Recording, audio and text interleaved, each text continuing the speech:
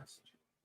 You can power a data center with natural gas by running natural gas through a turbine and creating electricity on site.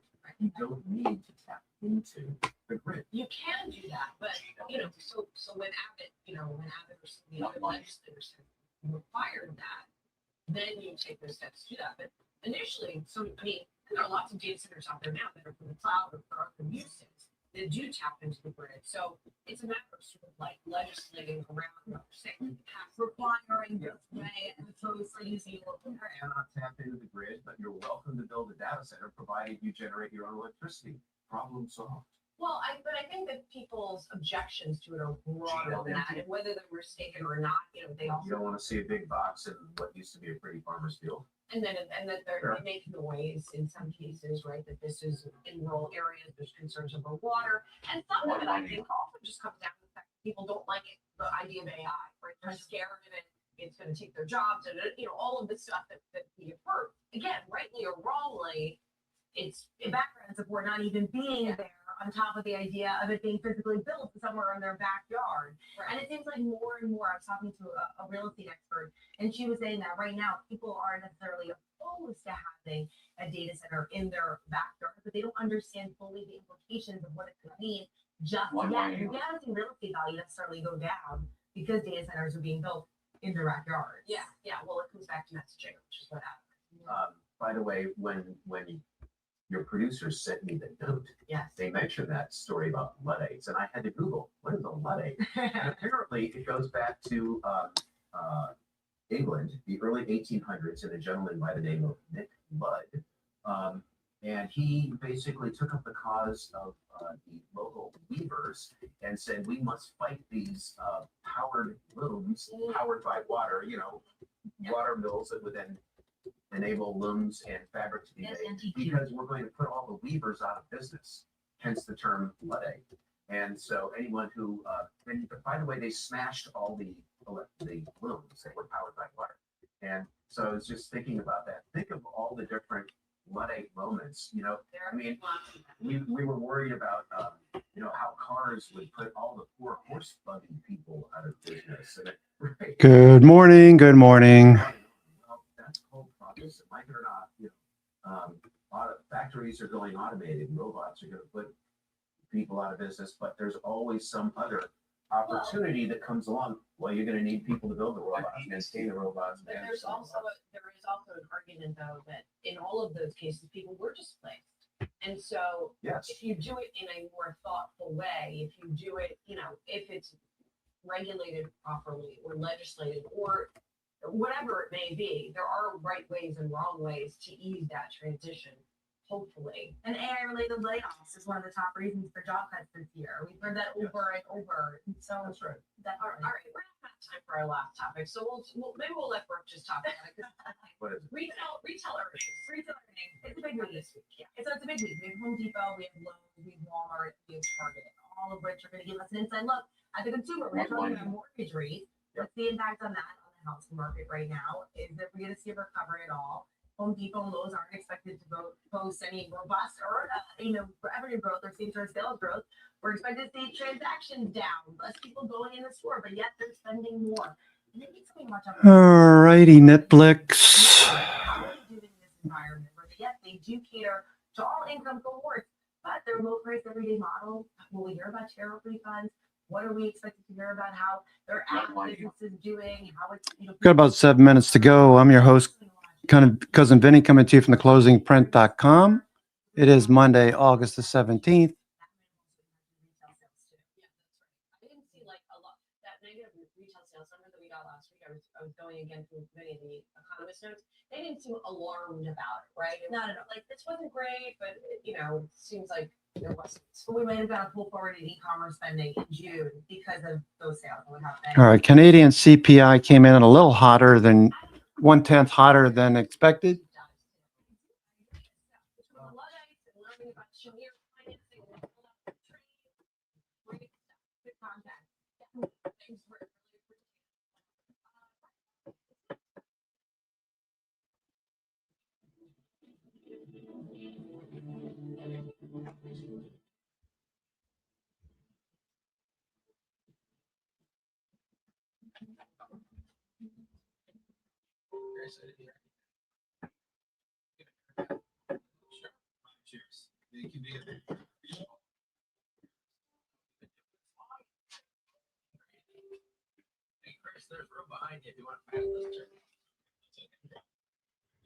All right, so Netflix has been accumulating, Pershing Square has been accumulating shares of Netflix.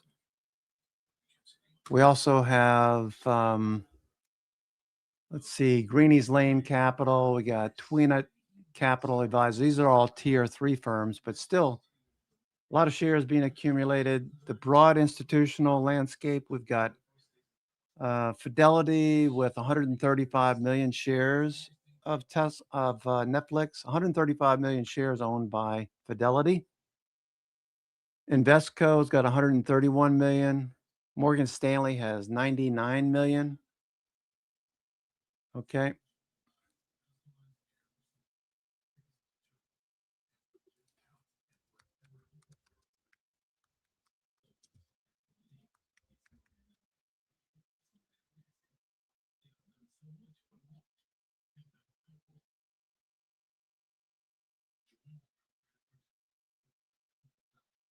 ARC also recently added to Netflix. Not that she has the best record, but seeing institutional activity when the stock is turning and obviously doing much better with Netflix turning up. So we'll be selling some some credit spreads, sorry, buying some debit spreads or adding to.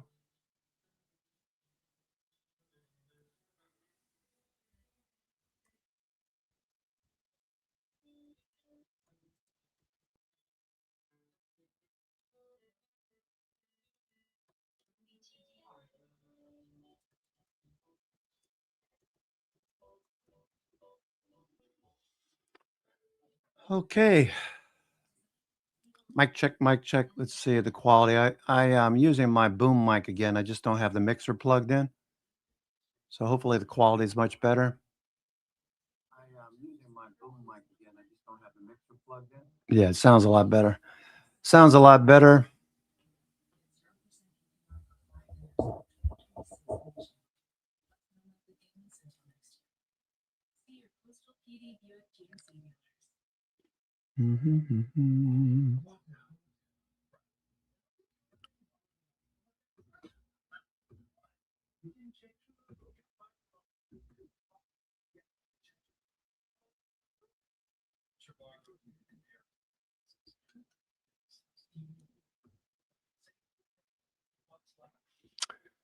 Okay, Netflix pushing a bit higher. It's above the 200-day moving average. We're headed for the 21-day right here. 21-day. Let me just make a note of that. The 21-day. Okay, so I'm not going to sell these credit spreads immediately. Okay, we would like to see this dip to sell credit spreads. We have debit spreads already. We have shares in NFXL, 2 times Netflix. We also have shares of Netflix. All looking good. All right, let me get, don't have my, got to get my Thinkorswim up and running, Vinny. What's going on here? I got to get up earlier. Got to get up earlier than 7 o'clock, 6:37. I know some of you probably chuckle out on the West Coast. They get up really early. I generally get up around 6:30, 7 o'clock. Today I got up at 8. So, all right. So we had a little move higher and a little gap down there. Okay. So somebody took some profits just before the opening bell. Hopefully I'll get, okay. I got a minute and 25 seconds to go. All right. Let's see what else is moving here. From the watch list. Let's see. How can I do this? All right. Let me focus on one thing at a time.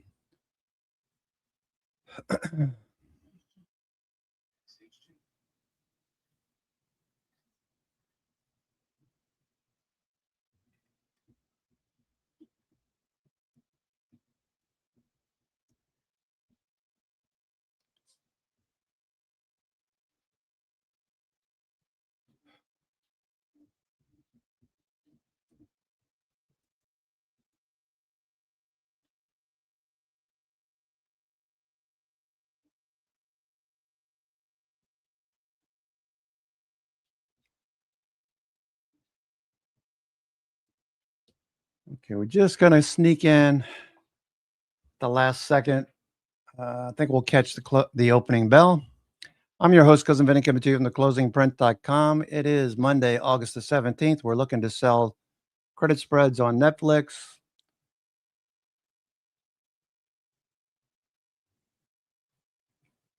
Those are bullish. All right, we're open. We are open. Give it a few minutes for pre-market. See what the pre-market's going to do here. Netflix. Pre-market high is up here overhead. Netflix pre-market high is 78.58 right there. That purple line is going to start to develop. We want to see prices above the pre-market high for a setup.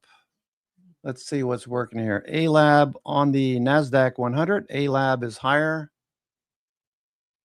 Okay, where's the pre-market high right there? Okay, Micron looking to get long more. Micron looking to buy some more Micron. Okay, the daily over there on the right. Okay, we drew this in a couple of weeks ago. All right, Micron's on the move. Micron is a buy.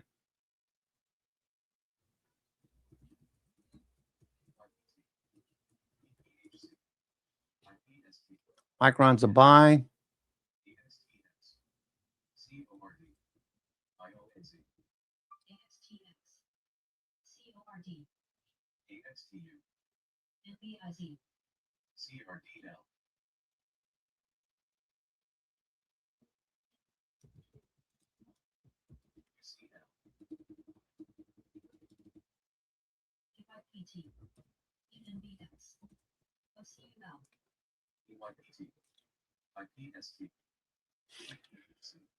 All right, let's look at Netflix. I'm watching Micron at the moment. Let me look at Netflix. Netflix. What's IWM doing?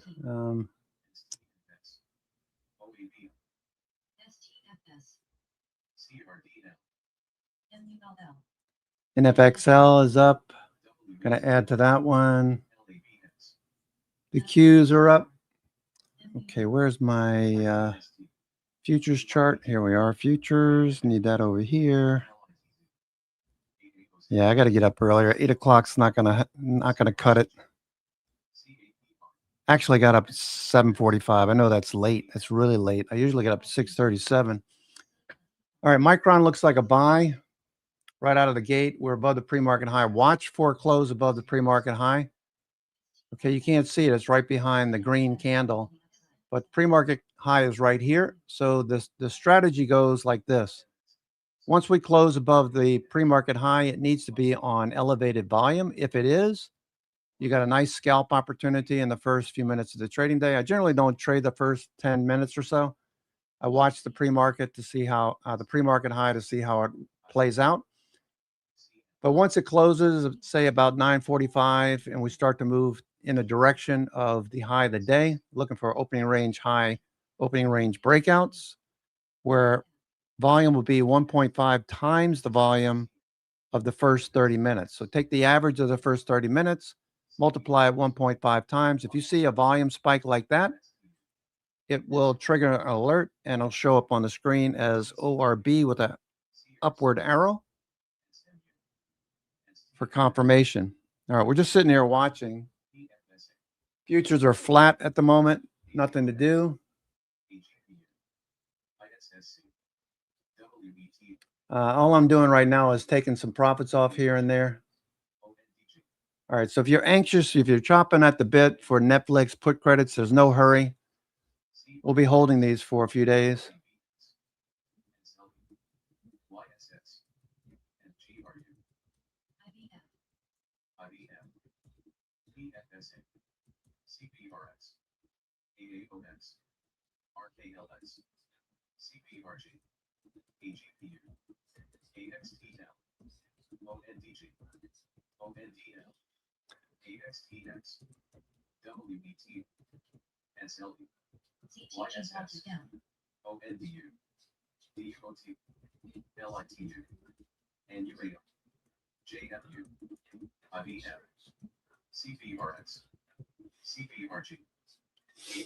Okay, Micron looks good. All right, what's going on here?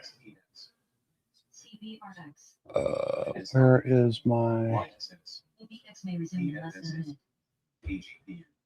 Huh.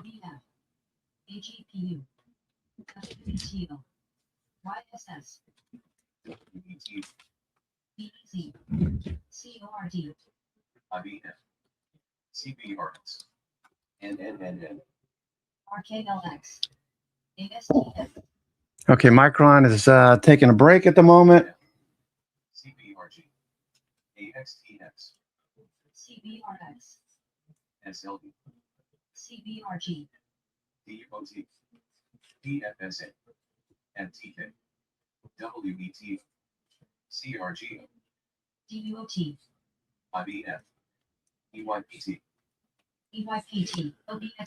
Okay, future's still fading a bit. Let's go look at hedge flows and see what's setting up. All right, 0 day. Too much clutter there. 0 day, you can see we're right on top of support right now.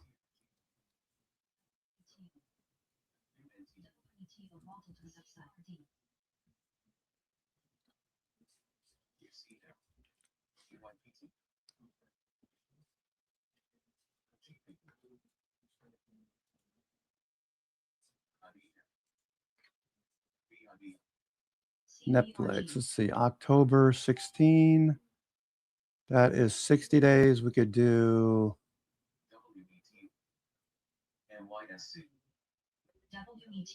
okay, let me just check Netflix. All right, there goes Snowflake. Snowflake is a buy. Snowflake is a buy.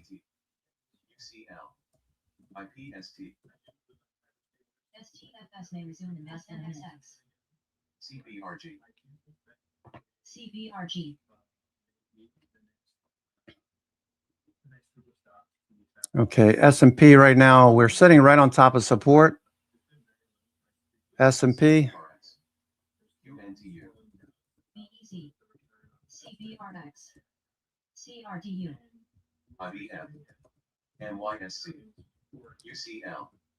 AGPU. 7775. RKLX. CAPR. CBRG. NUR may res in 10 seconds. WBT. Okay, we're sitting on top of support. S&P, you can see this. So we're looking for a bounce. This would be a third week higher for the record. We have every indication that we could see a follow through, maybe after an initial slow start. Again, pre-market high, very important. We want to see if you're going to be long a stock, you want to watch for the pre-market session and how it traded, what kind of volume, is it a big cap, small cap, whatever. Watch the pre-market high. Okay, so pre-market high is starting to plot out. I don't know if you can see this, but the purple line, oops, the purple line printing right here, that's the pre-market high. So a close above the pre-market high on elevated volume is a trigger or a long setup in this case. We want to see this follow through. We want more volume, and we want to go up. The opening range high so far is right here at 1020. So that's already exceeded the watch list targets, resistance levels. Okay. So Micron, let me just get Micron here. Okay, Micron, I had resistance levels of 985, 990. We're already through that. We already tagged 1,000. We are building a cup pattern, so Micron looks really strong. Just need to see some follow through right now. Pre-market high, there's no hurry. Let's see what else is trading. Let's see, SanDisk, SNDK. Okay, you can see the pre-market high is overhead. So there's no trade here yet. We're above the 50-day. You'd be chasing at this point. If we start to move through the pre-market high on volume and a close above, then we'd be looking for an opening range breakout. Right now, the opening range high is right synonymous with the pre-market high. Let's see, Rocket Lab, RKLB. We have a long on Rocket Lab. Okay, the long on Rocket Lab is working. We've got 84 and 88 as 84 and 86. Sorry, 84, 86, 90, and 94 based on Rocket Lab's ATR.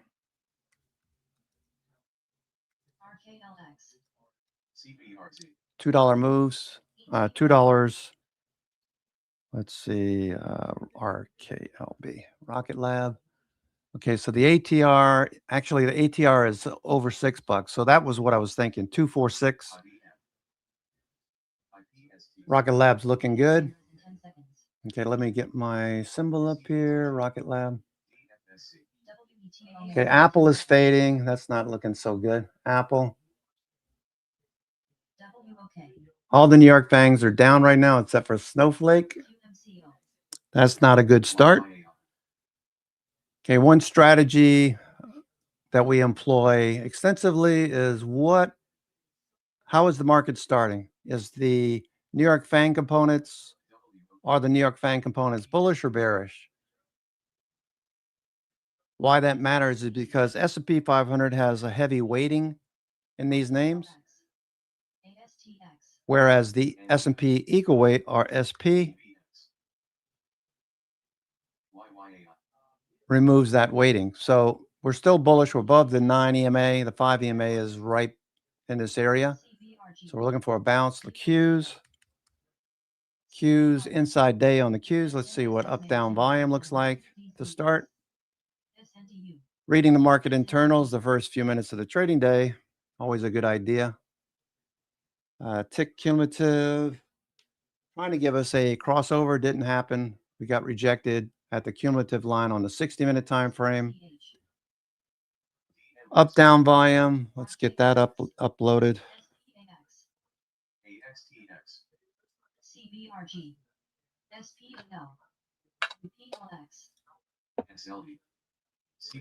Okay, so up down volume is mixed. Okay, 1-to-1 down on the New York Stock Exchange, 1-to-1 up on the NASDAQ Composite, 1-to-1 down on the SPY, 1-to-1 up on the Qs, 1-to-1 up on the Diamonds, and 1-to-1 down on IWM. Okay, so Netflix, we're pulling back on Netflix. We're looking to sell some put credits. Okay, Rocket Labs looks good.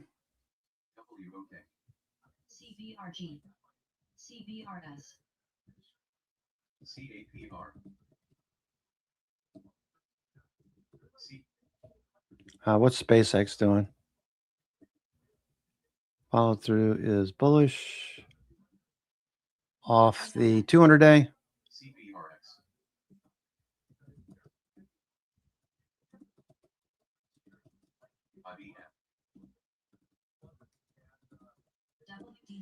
Okay, we're at the 50-day, just overhead. Looks like we tagged the 50-day already this morning, Rocket Lab. Okay, there's a pretty decent move here. I've got the, what do I have, 95 100s? Let me see what I have, Rocket Lab. Rocket Lab.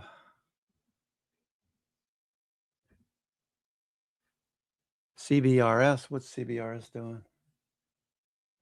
Okay, SpaceX on the move, Rocket Lab's on the move. Looking good. SpaceX. All right, those calls are up another $30 per contract this morning. I have October 160, 165s for SpaceX. Here's Rocket Lab. Rocket Lab. Okay, we're at the highs here, Rocket Lab. Let's see. I have December 80, 85 calls. So I'm just shy of maximum profit. The 85 strike, I could roll these out. I could roll them in to say November and maybe take the 85.90 call spread. Consider the October or November 85.90 call spread once this dips.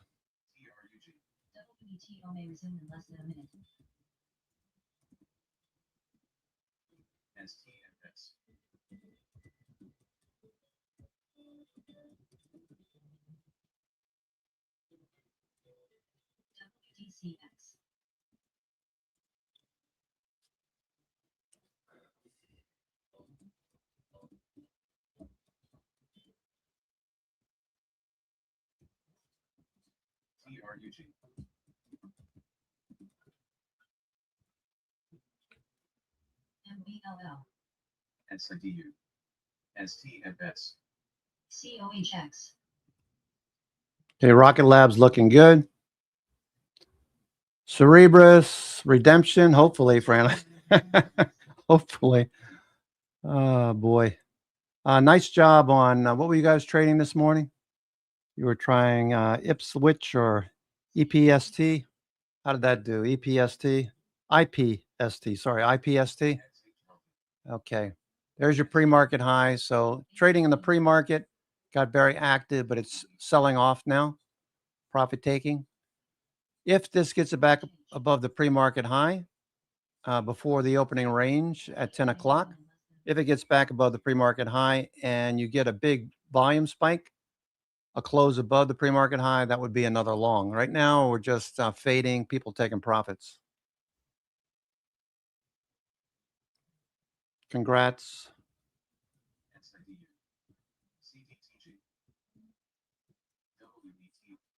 Okay, SpaceX looking good. All right, SpaceX, Rocket Lab, SPCX. Okay, SpaceX. Okay, we got this resistance that we've had previously encountered. SpaceX. If you're just joining us, I'm your host, Cousin Vinny, coming to you from theclosingprint.com. It is Monday, August the 17th. We're scarcely 17 minutes into the trading day. SpaceX is above the pre-market high. This is a good example of a scalp. Once we closed above the pre-market high, volume was pretty significant, but we're pulling back in. So I want to see a higher low. This could come back to VWAP. That was a little bit of a extended move very quickly. SpaceX. Okay, what's okay, Micron. What is Micron doing? Micron. We're interested in Micron too. Okay, that's consolidating. That's fine. Okay, just sit there and consolidate. Netflix selling off here a little bit. Okay, back into the range. So this is good, actually. You want to sell put credit spreads on a pullback once it bounces. Okay, so if we start to get a bounce here and turn back up, that's what we're looking for. Ideally, you don't want to sell put credit spreads at the high of the day because you have the disadvantage if the stock pulls back on you. These put credit spreads will increase in value and you will lose money that you could have received, right? So puts gain value as you pull back. So we want to sell put credit spreads on this pullback, just watching.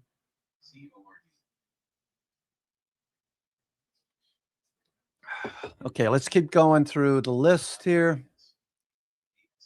Let me just check hedge flows. Okay, so far we hit this support level. That was, I don't know if that was it 99%? Let me see real quick. 99%. Okay, this is 97% at the open. It was 98% at the open. Okay, this is what?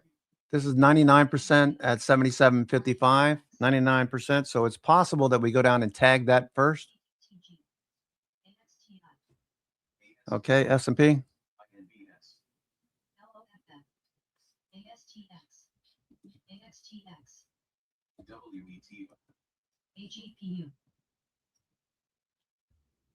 Yeah, Jeff, I'm on Schwab via TOS. Go to the main site. ASTG may res in 10 seconds. RKLAT are vaulted down. SNXX. CDTG. INBS. WBT. Okay, so there goes SpaceX looking good. SOXL is higher. SOXL higher. CDTG.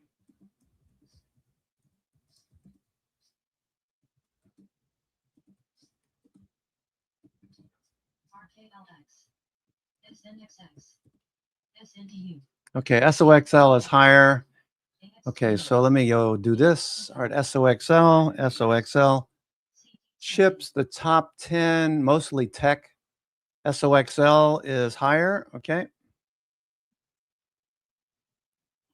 CDTG.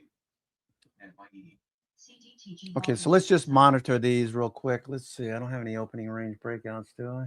SpaceX is probably going to. Nothing yet. Okay. GXC. AXTU. AXTL. CDTG. SNXX. Okay, MU fired a squeeze alert. Micron's firing a squeeze alert. Squeeze on the daily is triggering. Micron looks good. Okay, Micron is hanging out up here. I hesitate in buying it up here on a gap up only because there's a threat that it could pull back. I doubt it though because SOXL is pushing higher. And SNDK, Western Digital, STX, these are all moving higher. Rocket Lab looks good. Rocket Lab, I have the 80-85 call spread. So I'm at max profit. I need to take these off here. Rocket Lab. Rocket Lab. AXTU. IPST. SA may resume in less than a minute. AXTL. AXTI. NNNN. OCUL. SNXX. WOK. WOK. All right, limit. CBRG. STFS may resume in less than a minute. GXA. FGI may rise in 10 seconds. AXTX. AXTU. Okay, Rocket Lab looks good. SpaceX on the move. Cerebras, CBRS, Cerebras. TI. Nice move here on Cerebras. Okay, we're building the right side of a cup pattern, Cerebras. TFSA may rise in 10 seconds.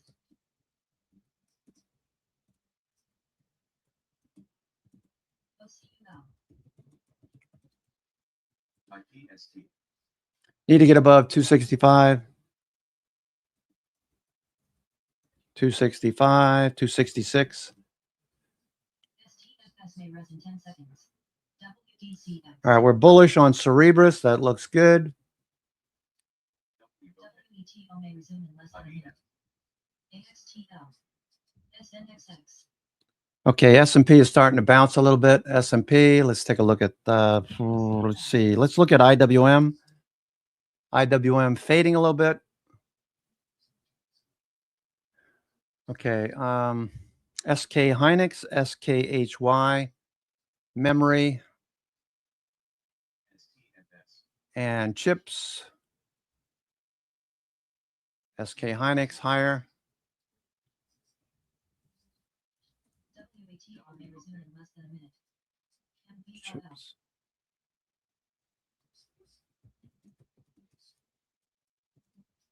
Chips and memory stocks are in play. CTG may resume. Okay, so that means that we should be able to see these.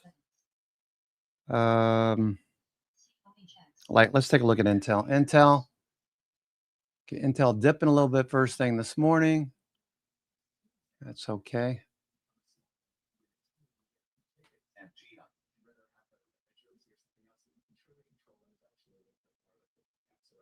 21-day, 50-day. All right, Intel. Okay, a Micron. Micron's above the pre-market high. We have closed above the pre-market high, so this is a confirmation. Now we just need to see a break above these pivots right here and then break out in the opening range. So I'm looking for a volume like this bar right here. CTG may resume in less than a minute. CTG may rise in 10 seconds. Micron, SNDK. XA. Okay, above the pre-market high, closed above the pre-market high on volume. So that's a valid scalp at this point.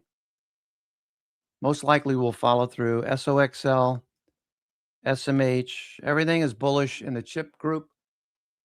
Okay, applied materials in the top 10.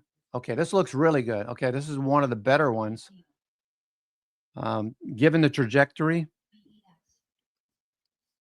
it's not pulling back. It's not consolidating quickly. It's just continuing. It's probably going to take out, it's going to probably plot an opening range high. Just watching the volume. It's going to take a lot to exceed 1.5 times the average volume for the first 30 minutes. Take the average of the first 30 minutes, multiply it times 1.5. If you get a volume spike, we'll get an alert that pops up on the screen. At 10 o'clock, we got 5 minutes, less than 5 minutes to go. All right, SpaceX looking really good. If you're trading SpaceX. Okay, so let me just check real quick here. Institutions.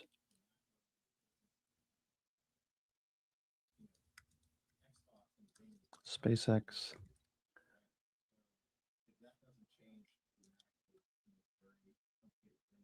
Harvard University endowment revealed a newly disclosed $2.5 billion stake, making SpaceX the university's single largest individual public equity holding. Holy shit. Okay, I think Harvard needs some money. Okay. SpaceX.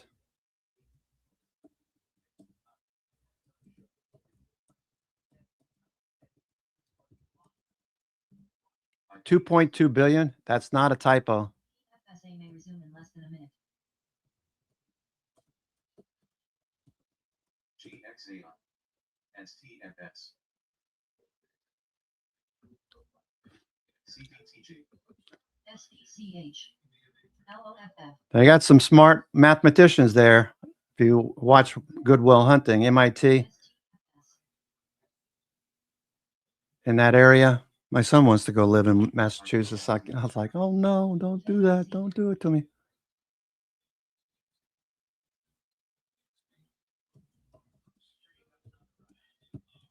STFS.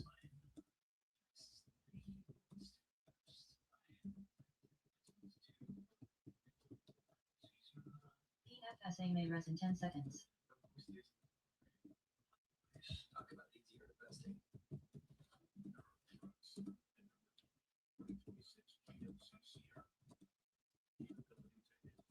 IPST. CDTG.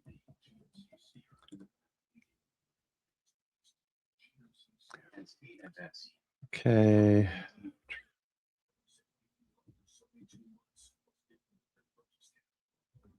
SNXX. Okay, so SNTG. Harvard kicking buttocks there with a huge position in SpaceX. XTNT. KLC. PFSA. PFSA. Yep, CDTG. 100%.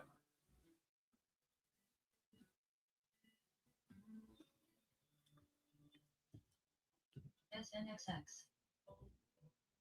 WATR may resume in less than a minute. BEX. XTNT. Okay, let's see. SNXX. SpaceX looking really good. Shorts. WET.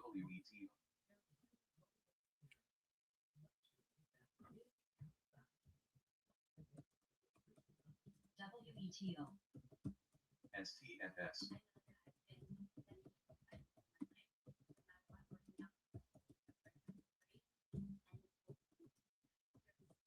NNN.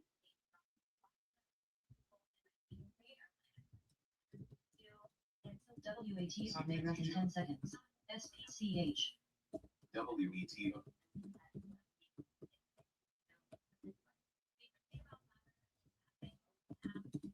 CTG may rise in 10 seconds.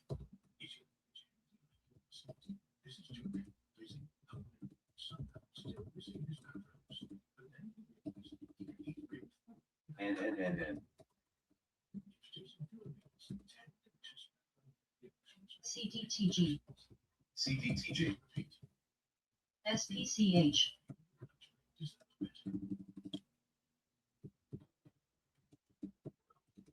LFC Baltic, Okay, wow, that's fun. That I almost said the F word. Almost said the F word. WDCX, Okay, SpaceX looks good. We're about to break out here. All right, so SpaceX, while I wouldn't want to do it right now, I'm sure the options are pretty juicy. So you could sell some premium.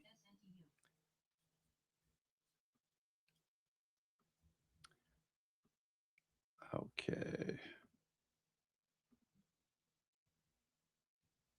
WOK. STFS. WDCX, SPCH, SPCF, Oh man, SPC. Did I sell on my SPCs? I think I did. UCL. I think I did. I think that's okay. I can get back in. SPCH. All right, looks good. They're looking good. Nice way to start off the week. SpaceX is up a lot. STNT. Okay. STFS, XHLD, STFS. BEX, That's a seriously large position. Wow. That's just wow. UCL. WOK.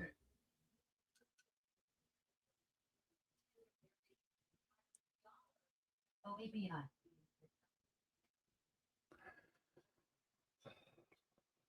XTNT. STFS. BEX,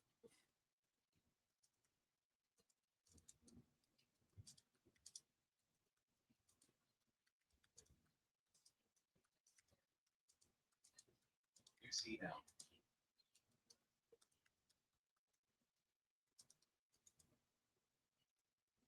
STFS,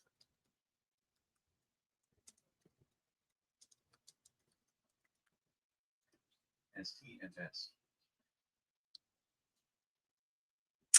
Okay, so SpaceX looking really good here. We're probably going to break out. Look at the trajectory of this. I like to call this the slope of the EMAs. Okay. The slope of the EMAs are up and to the right. I mean, that's like an 80-degree angle from horizontal, right? This acute angle is about 80, 75, 80 degrees. All right, we're starting to pull back a little bit. You're going to have day traders. They're going to take some profits. It's 10 o'clock, so the opening range high will be right here. The strategy with the opening range high follows the pre-market high. Once we close above the pre-market high on volume, that's a valid entry. Trail your stop. If you start to see 3 bearish candles and then a fourth start, take your profits. Okay, if you're day trading it. We're looking for the secondary entry, which is a move through the opening range high on volume that exceeds 1.5 times the average of this first 30 minutes. So that has yet to happen, and something that we're watching for at present. All right, so that's only one stock. Let's go take a look at some of the other things that are working. You got SK Hynix up. You got the chips all doing well. Okay, SK Hynix. That looks good. Let's look at the 60-minute. This is another strategy. Okay. Once you see a trend change, once the trend changes, you're looking for a break of the trend and for prices to move above a bullish sloping 10 and 20 EMA on the 60-minute time frame. This is a 60-minute. Okay. You can see right here, 60-minute time frame, 10 and 20 EMA. The 70 is just a signal. I like to watch. The overall trend is beginning to be more bullish. Okay, so up here, we're a little extended. If it pulls back like it did on Friday, this would be an ideal entry on the pullback. So I wouldn't be buying at the high. I'd be waiting for the dip. I already have a position, so no worries here. SK Hynix looks good. The 60-minute strategy is a valid setup for swing trades. RSI is a little overbought right now. Looking for a little fade. If SK Hynix follows through, it's going to be because institutions are buying chips. Okay, looking for a follow through. What's up, dude? What are we eating? Oh, you already drank all that water? You know how to make the bacon if you're hungry? Huh? Yeah, food? Okay, don't drop those. That's good. I like it. The Perrier's taste the same. Have you tried Perrier? You don't like it? Oh, but no, because it's not Italian? All right, he likes Italian sparkling water. Okay, so this looks really good for SK Hynix. Let's continue on here. It's after 10 o'clock, so a lot of these opening range breakouts should continue. Okay, so here's SpaceX, all right? So SpaceX right now is telling you don't chase. You got 3 bearish candles. This is the exact same thing happened at Tesla last week. Sean, remember with Tesla on Friday? This is what you should have been looking for, okay? You see that right there? Okay, so you had the nice run up. You had the pre-market high, a nice scalp into strength. Opening range breakout failed. You had 3 bearish candles. On the 4th, you just say, that's it, sayonara. Watch the VWAP. VWAP didn't hold, and price action just dropped off like a rock. This looks like a sell program, actually. So that's what you're looking for, 3 bullish candles on SK Hynix, all right? Not SK Hynix, SPCX. SPCX. SPCX.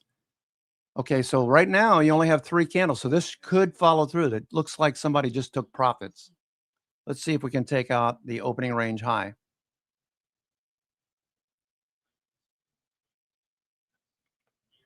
You don't have to wait for me to talk about it. There's a lot of chip-related names that are up this morning. Marvell.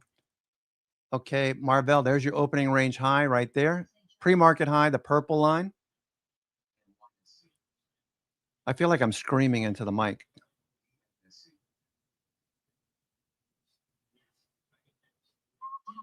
Okay, opening range high. We need to move through the opening range high. It's not anything other than a scalp at this point. If you were swinging, I don't think there's a reason to take your profits now because we're at the 50-day. I don't know. Keep an eye on Marvell. The chips look good though. Marvell, Western Digital, memory, storage. This is starting to fade. Western Digital. So you can see we hit the opening range high and faded. Opening range breakout is not synonymous with bullish. Okay, I mean, it is synonymous with bullish, but you want to see price action move higher. It's got to break out above the opening range high. Right now, we just took out the pre-market high and are fading. We're at the 50-day over here on the right. Applied Materials. We just talked about Applied Materials. This looks super bullish. You had a straight shot up to the opening range high. We had a little dip. People took profits. Looking for a break above the opening range high at 1.5 times the volume of the first 30 minutes. Okay. You don't have to wait for me. There's a lot of chip stocks that are on the move. If your chip related name is rocking and rolling, or maybe you're in some of these space related names, Rocket Lab's pulling back. So it's a good example of you get the run up, you get the pre-market breakout scalp, you take profits. Three candles down. We continue to fade. So it looks like we're going to see a little bit more profit taking at the moment. SpaceX looks like it wants to keep going. Let's keep an eye on SpaceX. This is looking really strong. Okay, opening range high. Let's look for the breakout. Okay. Okay, opening range breakout. We're waiting for a SpaceX opening range breakout. TFS may resume in less than a minute. TFSA may resume in less than a minute. CBRX. Okay, so that's what we're looking for, the opening range breakout. SpaceX.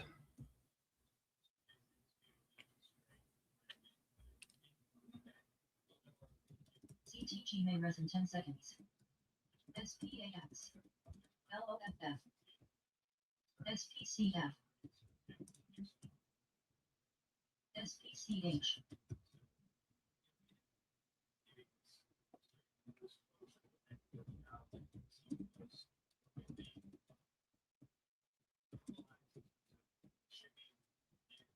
STFS may res in 10 seconds. TFSA may res in 10 seconds. BUUU halted down. SPAX. SPCF. LOFF. DYPT. SPCH.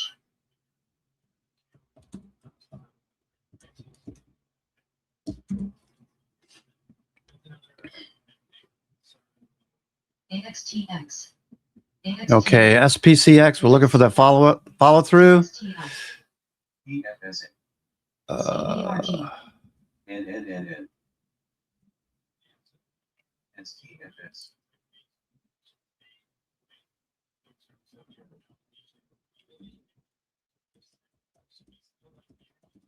CDTG. SPCH.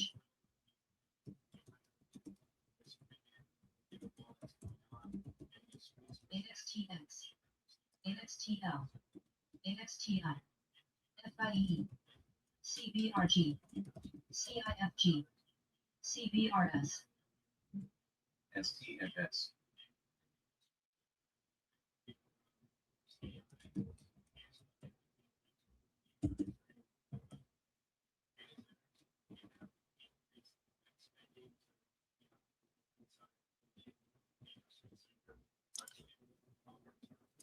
Okay, opening range. We need now,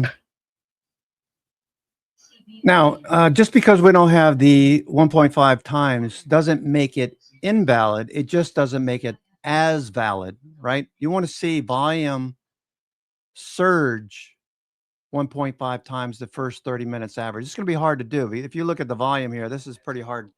Going to be hard to achieve. Okay, average volume, just eyeballing, it's about right like this, right? So we need to see something 1.5 times. That'll trigger an alert on the screen right there. You'll see an orb alert. More subject to a little bit of profit taking if we don't get that 1.5 times. It'll tell us that it's not exactly in play yet. All right. So watching SpaceX, the fact that Harvard has disclosed a $2.2 billion position, that's just insane. I mean, they're right next to MIT, right? They're right across what river is that? The Boston River? What river is that running between MIT and Harvard? Or they're both on the same side?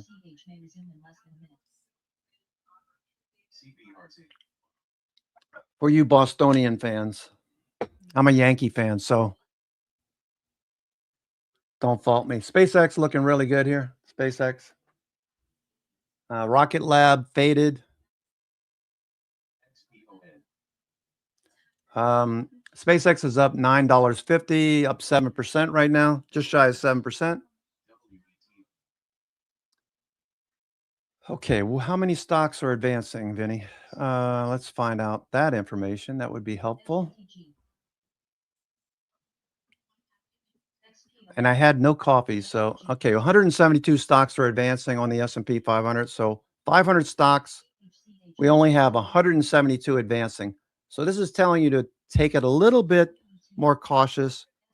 If we had, say, 350 or 370 or 400 stocks advancing like we did a couple of weeks ago into last week, that's a different story. Right now, we got 171 stocks advancing on the S&P 500.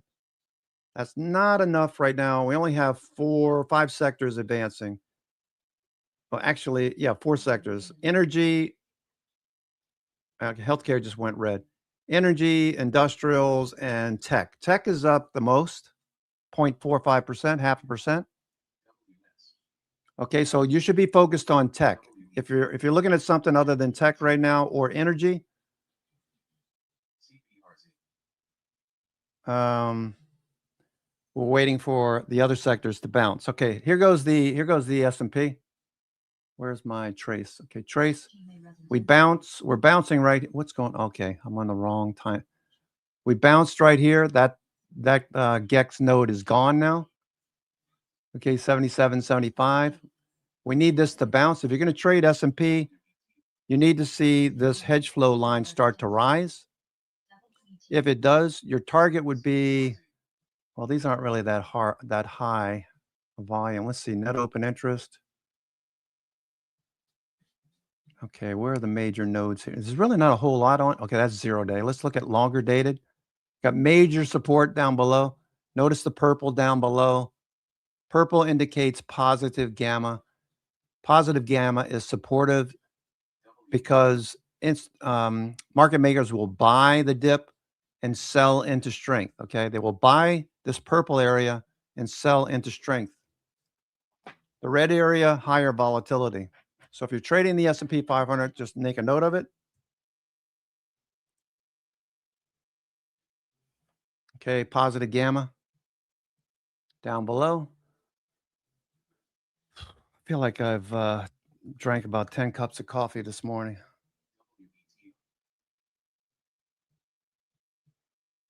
I'm actually kind of stoked on wanting to do something with Netflix. We'll take a look at Netflix in a sec. All right, Netflix. Let me do this. WETO.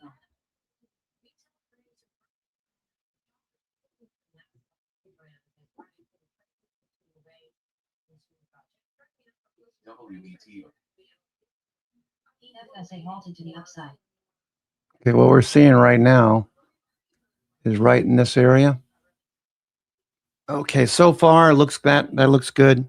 We don't have a nice follow through with breadth not being really strong. That could cause some issues as far as no momentum. Okay, let's take a look at S&P spiders. Let's look at the 60-minute. Okay, we're right on top of it. See what's happening here? We're testing the 20 EMA. This could roll over very quickly.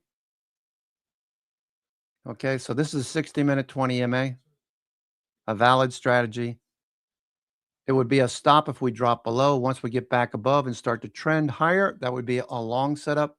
You can see where back in late July, we had a trend change. Okay, on the spiders, we don't have that right now. We had a change from a downtrend. 20 EMA turns up, you get long, you put a stop underneath the 20 EMA and just ride this until you get stopped out, or take some off after you see 2 or 3 red candles on a 60-minute. Take the rest off if it drops below the 20 EMA, ride half of it, or some strategy similar to that idea. 60-minute, 20 EMA is up and to the right. So that looks pretty good. Okay, so remember, we only have 170 stocks advancing. Let's go look at the advanced decline. Okay, everything is pointing down. All right, you see that? So big caps on the top panel, mid caps, small caps, NASDAQ, all pointing down right now. With the S&P just kind of gyrating. No reason to put a lot of money to work. It's only Monday, August the 17th. If you're just joining us, I'm your host, Cousin Vinny, coming to you from theclosingprint.com. Very talkative this morning. Sorry about that. 10:18 a.m. Okay, S&P looks okay. Let me look at the XII. If you're worried about the markets rolling over or anything like that, always check the XII, the Arca Institutional Index. This is the 75 stocks most commonly held by core in their core positions, core portfolios, institutions in their core portfolios. That's a tongue twister.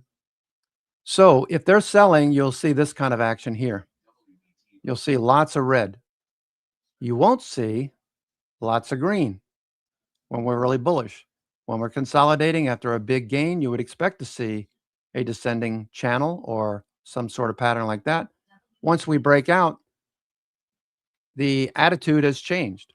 So now we're watching these blue sticks telling you pause on the Elder Impulse system. Do we follow through with green or do we consolidate? Is it going to be a double top? It looks like a double top on the New York FANG. So there are some similarities and things that we're seeing. Okay, we're at a double top on the New York FANG components, only 10 stocks. We need these 10 stocks to start to turn. Watch SpaceX here. Okay, Netflix is starting to turn. Okay, Netflix is starting to turn. A good time to start thinking about a Netflix credit spread. Okay, I hope this makes sense. Okay. So here's Netflix. We just faded. Where would you buy puts? You'd probably buy puts at the high of the day, right? Looking for it to pull back. Where would you sell puts? You'd probably sell them down here. You'd probably go out like a 30, maybe a 20 delta down below. You'd sell a 20 or 30 delta down below and maybe buy a 10 or a 15 delta to make it a credit spread. You receive the credit, go about 30 days to 45 days out in time, like September, October, and wait for the credit spread to work. Okay. Because you'd be selling a 20 delta is probably going to be down here near, I don't know, near 70 or so. Let me take a look real quick. I realize I've been gabbing a lot this morning because a lot of stocks ripped higher, like SpaceX. Profit taking on SpaceX at the moment. So while I'm checking Netflix, let me go look at SpaceX. Okay, so you got 2 red sticks, right? 2 red candles. You had 3 preceding, you had 1 green. Looks like somebody was still taking some profits. Now, you have to think to yourself, okay, am I day trading this or am I swing trading, right? Because Harvard bought $2.2 billion worth of SpaceX shares. Now, that's for somebody that's thinking long term. So you're thinking swing, and you're looking for this to break out. So you're not thinking about these little undulations at the moment. Okay, we could pull back. Now, what we don't want to see is a shooting star. We don't want to see sellers into that strength. I mean, Harvard's not going to day trade the $2.2 billion worth of SpaceX. I mean, these things seem so obvious to me. Should be obvious to you as well. Watching Intel, the chips look good. Okay, Micron, we said Micron looked like a buy. It hasn't followed through yet. SNDK, trying to make higher highs and higher lows, but not really jumping off the screen yet. SpaceX, for example, starting to fade back below the opening range high. We got 3 red sticks. Now, a second entry would be a bounce at VWAP. So right now we're watching for our bounce at VWAP. You'll have an A pivot up here. Okay, you'll have an A pivot. Another strategy we use a lot, ABCD pattern, okay? I often get questions about ABCD patterns. What is the relationship between A, B, and C? Okay, A is the high of the day, obviously. When you think about the West Coast traders, a lot of traders and investors want to get involved out on the West Coast. So they have to get up at 6 o'clock at least to trade the 6:30 equivalent to the 9:30 open here on the New York exchange, right? So they get up at 6:30, they trade the opening. They have to go to work. So at 7:30, 8 o'clock, whatever, they jump in the shower. Maybe they have a trailing stop. By about 8 o'clock or an hour and a half or so into the trading day, they start to take profits. So you'll start to see that around 10:30, 11 o'clock a lot of times, maybe a little later. That'll form your A pivot. Then we're looking for a B pivot, and it looks like this, okay? That A segment from the pre-market into the A pivot, that's being assisted by the West Coast, the Mountain Time, the Central Time, anybody that gets up early to trade the opening range or the first 30, 45 minutes, hour of the trading day. Okay, we're already starting to see more profits. So these are day traders. So now we're looking for a B pivot. Now we're looking for a B pivot. Okay, so B pivot's probably going to occur, hopefully, at VWAP. Okay, so that's what we're looking for right now.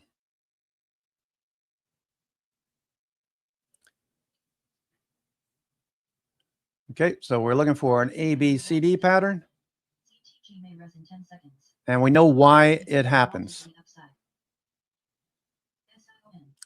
So far you've had one good trade, which was the pre-market high breakout, the purple line on volume, up to the opening range established. So the opening range breakout did not occur. And now we're looking for a third setup, which is an ABCD pattern. We're looking for a bounce near VWAP, hopefully. In the meantime, let's go look at what the S&P is doing. S&P is just sitting here. We have 1-to-1 up-down volume, so there's nothing really critical about jumping into the markets. Mostly 1-to-1 down right now. The Qs are the only thing that's 1-to-1 up, 1.5 up on the Qs. So if we look at the Qs, that's an inside day. The Qs inside day for now. But we have a lot of tech stocks holding up. Okay, here is SNDK is what I'm looking for. SNDK, looking for an opening range breakout. Not there yet. Western Digital. If you're frustrated that you don't have a trade yet, it's because it's Monday and we don't have the momentum. S&P is testing the low right now. S&P is testing the low. Okay, we could come down and test this 7750 zone.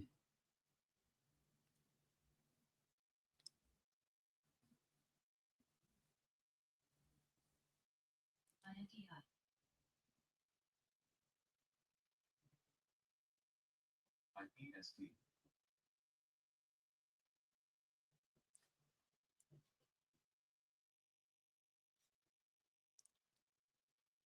AAOI. AAOX. AAOG.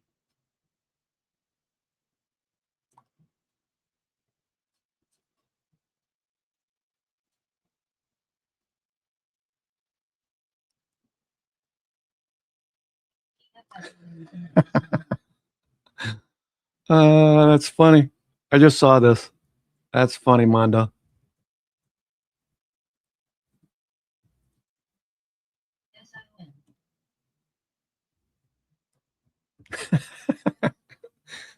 You're hilarious, man. You make my day a lot of times. The levity, we need levity.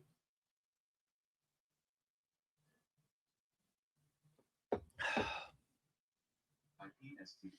Okay, so far we don't have what we need to break out to the upside just yet. So opening range breakouts are probably going to fail, just judging by the lack of momentum. We need a weighted signal.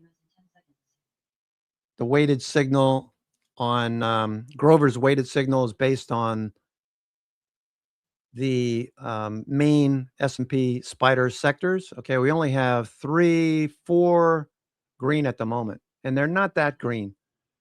Energy is the hottest right now. So let's look at energy, right? Energy. And still, energy is up the most, and it's not triggering any opening range breakouts that I can tell at the moment. Okay, so look at this. This looks completely different. If you looked at the weekend video, this was entirely green except for this top growth, large cap growth. This was red. Everything else was green. So we knew that money was moving from growth to value. So we're sitting here waiting. You can see which sectors are starting to do something: energy, technology, industrials, and healthcare. And I'm really not that fond of doing anything at the moment. Let's see. I did have on the watch list.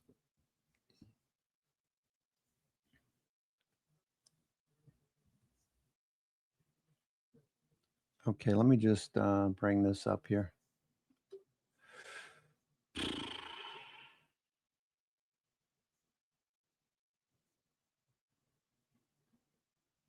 BUU may res in 10 seconds. WETO may res in 10 seconds.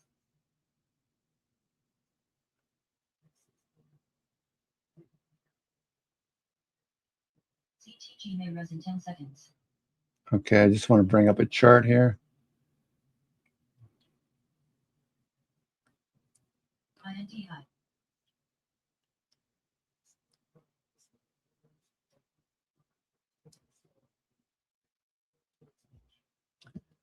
Okay, S&P is starting to bounce. Watch the S&P. Let me just shift to S&P right now. Okay, S&P.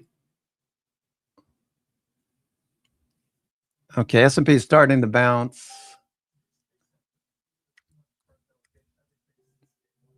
S&P is starting to bounce. Okay, Netflix. What's Netflix doing?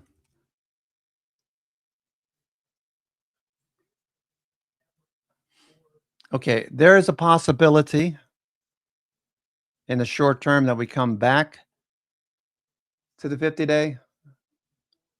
Okay, this is the 50-day. IPST. Okay, the 50-day is right there. 21-day is right below.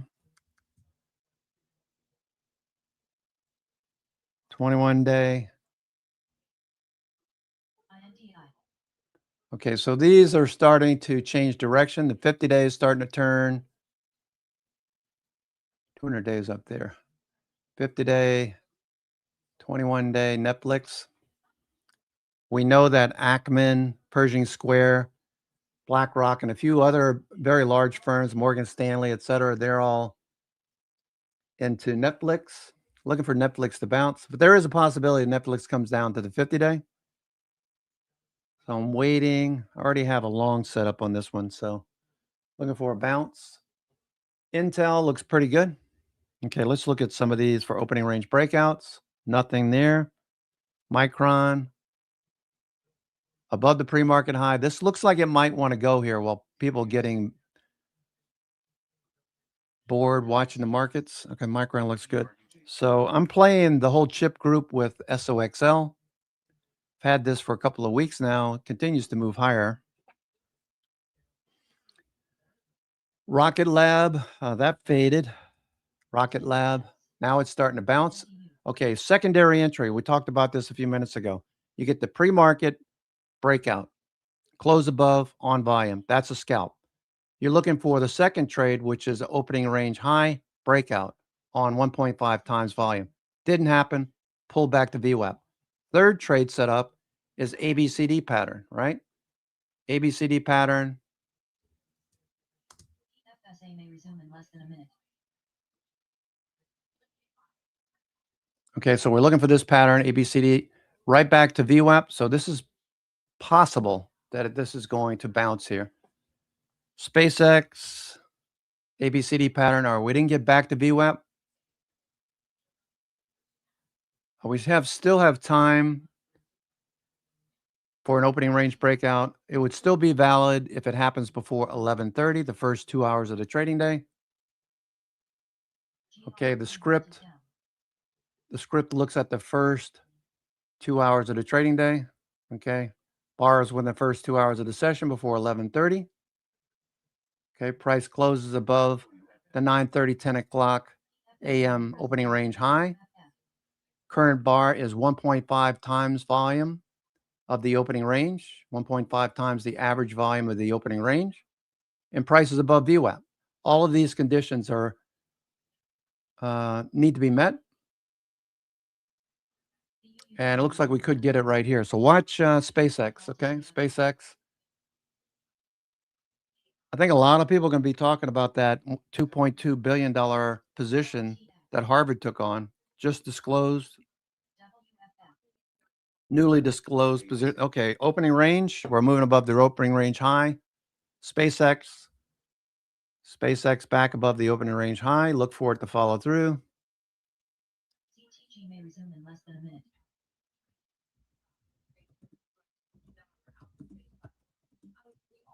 PFSA vaulted down. WETO may resume in less than a minute. WFF. PUU may rest in 10 seconds.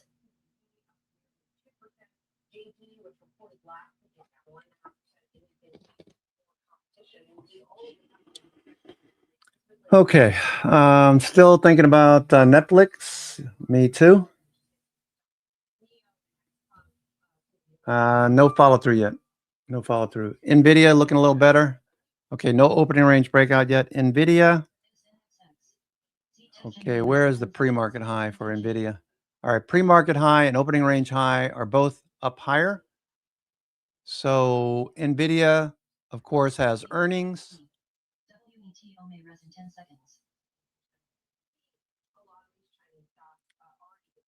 LITX. COHX. IPST.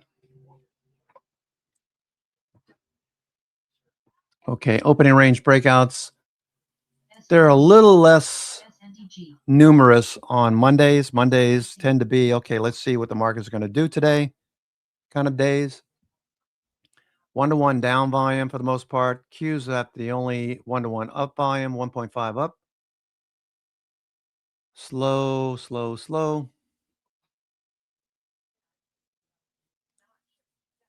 SK Hynix might break out. All right, so SK Hynix might give us an opening range breakout. Let me see how big a position do I have in SK Hynix? Opening range being tested right now. What? You halted to the upside. I sold SK Hynix? When did I do that? Huh.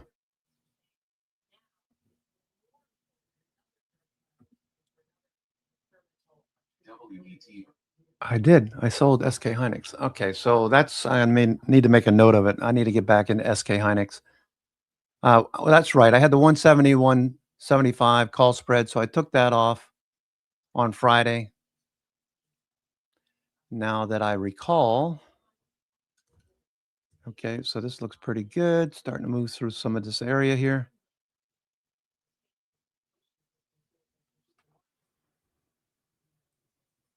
SpaceX still looking good. SOXL, oops, SOXL. You know what? Let me put an alert here.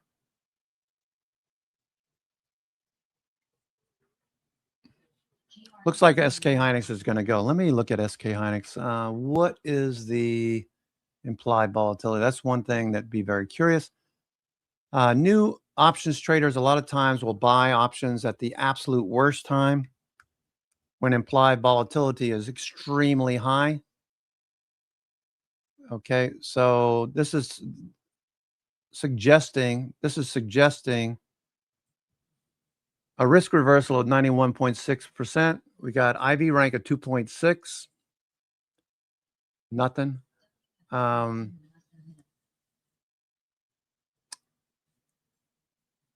So options are going to be expensive. Puts are cheap. GRNQ may res in 10 seconds.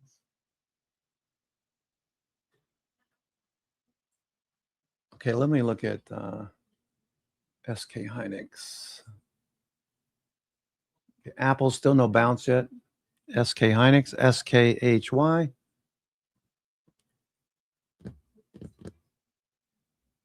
SA may resume in less than a minute. Okay, S&P still pulling back. Okay.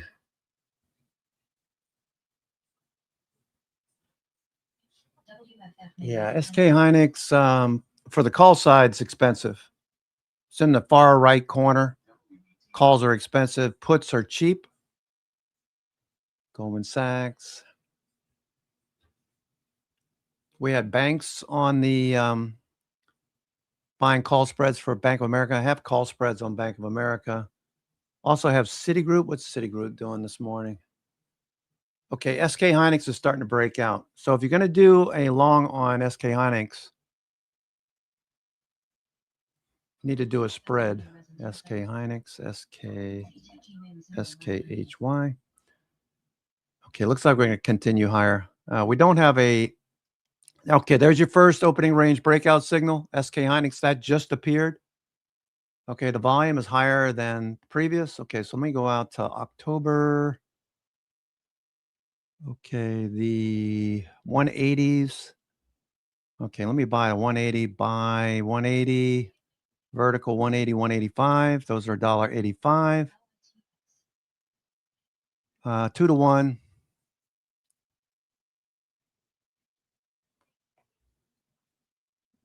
$180, $185.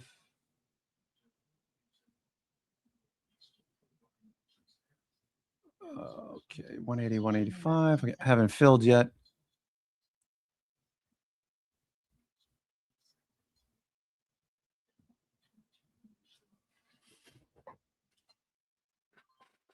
Okay, I got the 180, 185 call spread for SK Hynix for October. OSRH.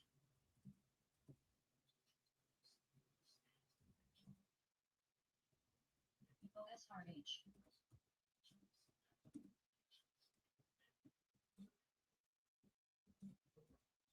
SION.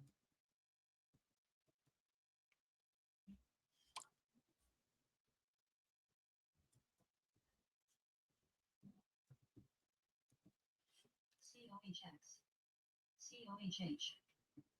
Okay, so I bought the 180, October 185. So I bought the 180 call, sold the 185 call for a debit, 2-to-1 potential reward. SION. Okay, OSRH. so for every dollar, I'm looking at 2 in profit. Okay, no follow through yet. This could very well pull back in, so I'll give it about a $1 stop. I'll take it half of that, 90-cent stop.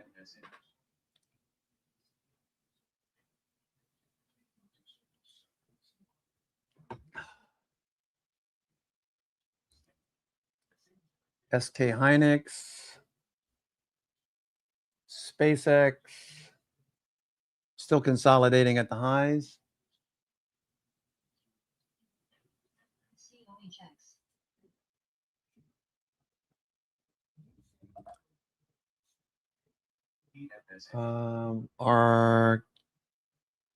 RKLB, K Rocket Lab, RKLB. FIGR.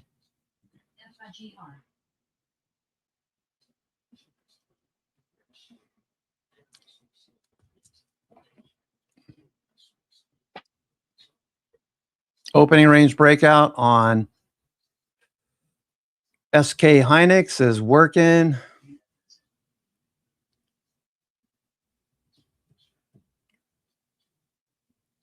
What does EWY? EWY look like? That's breaking higher. What is Samsung? Samsung stocks, Samsung. SNN, SSNFLF. Isn't there another symbol for Samsung?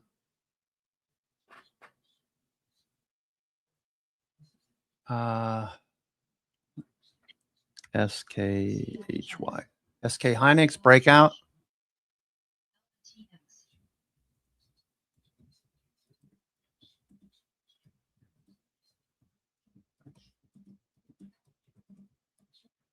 WFF may res in 10 seconds. OSRH. EFSN.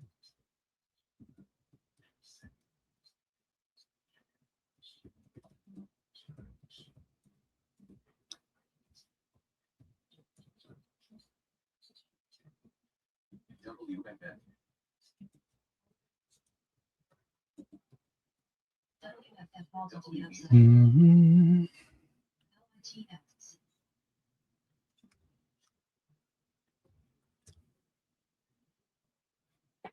NXEZTG may resume in less than a minute. Okay, SK Hynix looks good. Got to participate, SK Hynix. I'll move my stop up to flat.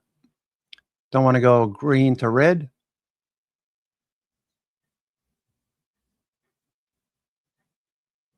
WBT.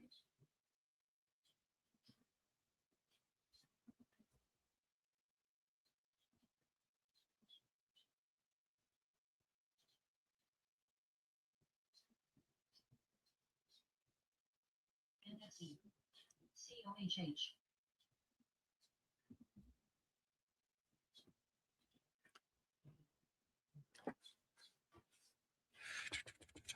ZTG may res in 10 seconds. WBT.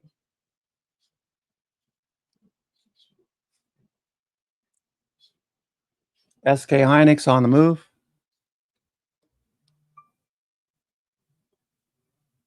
IGR. Starter position. Okay. I usually start out with about 5 options, spreads in this case, debit spreads. DAIC. WBT.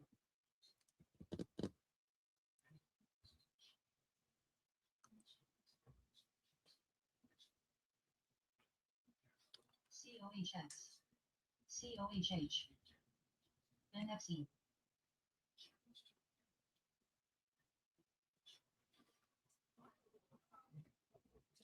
Okay, Apple continues to fade, Microsoft fading. So those are out of favor. Chips are doing okay. Snowflake, software as a service companies looking fine. What's Palantir doing?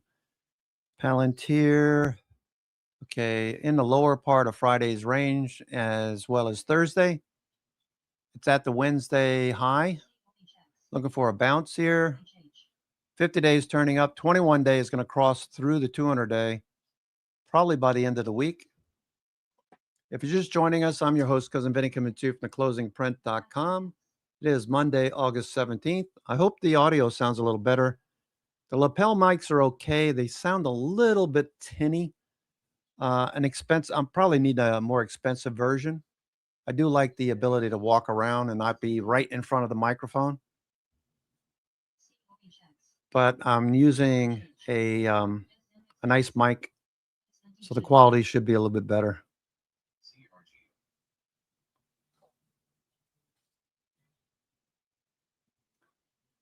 Intel pushing a bit higher. Okay, Palantir starting to turn up right now. Okay, it's got a lot of work to do to get above the opening range high.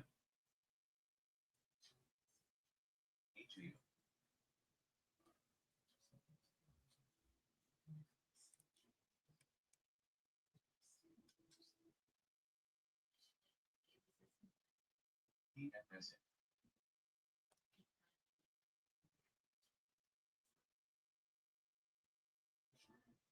Thanks, Corey. SRH.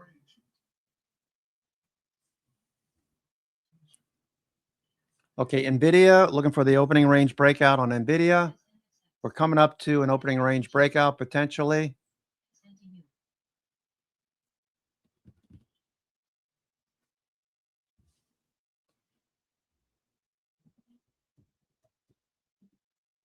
WFF may resume in less than a minute. OSRH. OSRH. SNXX. CRGO. HA. SNTU. SNTG.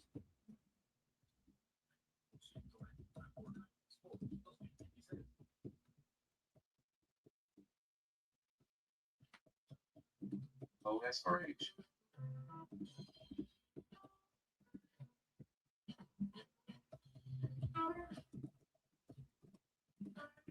WFF may rise in 10 seconds.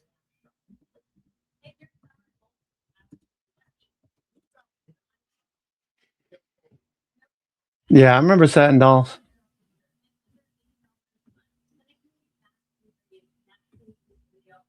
COHX. LITX. COHH.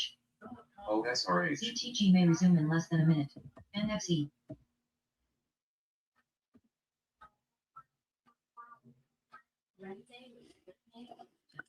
Okay, NVIDIA pulling back in. See how they trick people?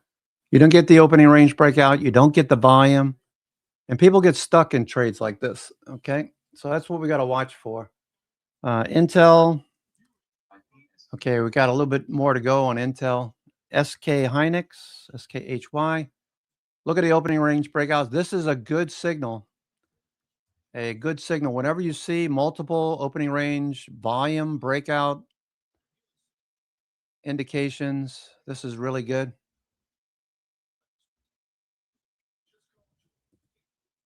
CTG may rise in 10 seconds.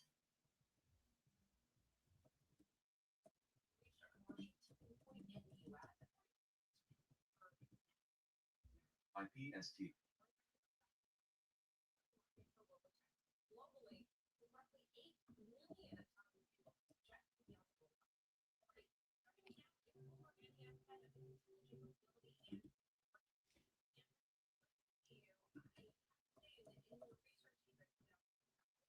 HA.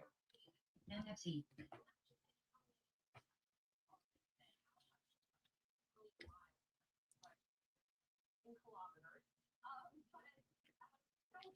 I'm listening to the lapel mics they have on these JL. talking heads on Schwab. It sounds pretty good. So it's a quality. Need like a Sennheiser or something real high quality mic, lapel mic. NFC.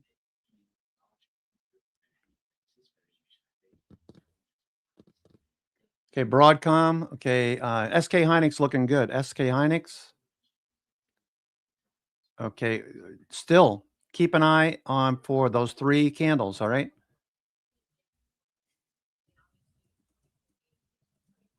WBT.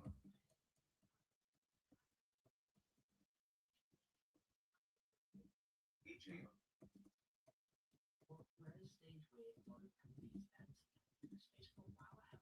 GLWG. LITX. Okay, we're continuing here. SK Hynix looks good.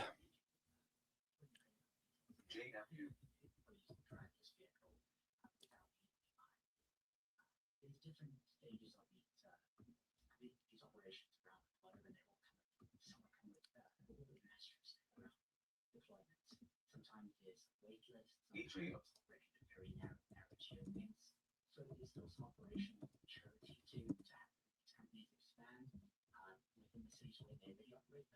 FNG. NFC.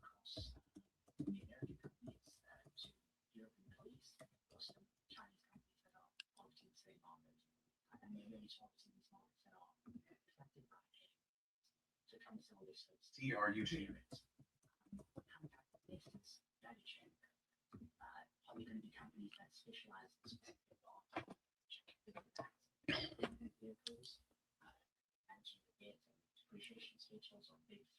All right. All right. So we're starting to see a little profit taking here. I could scalp this. Those are up quite a bit, actually. They're October. If I was going to scalp this, I should have taken something a little bit shorter term. SK Hynix. Would be lovely to see this take out the recent highs. It appears what we're seeing on SK Hynix is the right side of the cup, much like what we drew on Micron many weeks ago when we were starting to turn Micron, SNDK. All of these pulled back. Oops. Oopsie. Okay, all of these pulled back and are building the right side of the pattern. Do you think these stocks, these companies are going to stop making money?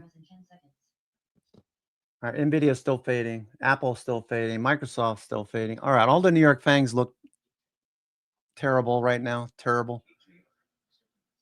Okay, so we need to see the New York FANG group higher. Okay, so this is telling you be cautious in what you're doing. Make sure that you're looking at stocks that are in play, that are at highs. You got an opening range breakout signal on SNDK. SNXX, maybe take the rest off.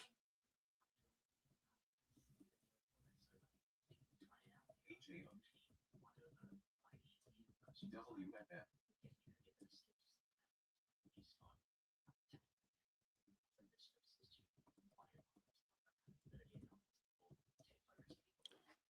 COHX.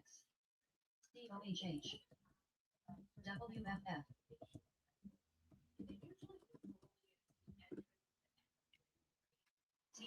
Yeah, Sean, we don't have 3 red candles yet, so this could keep going. WFF.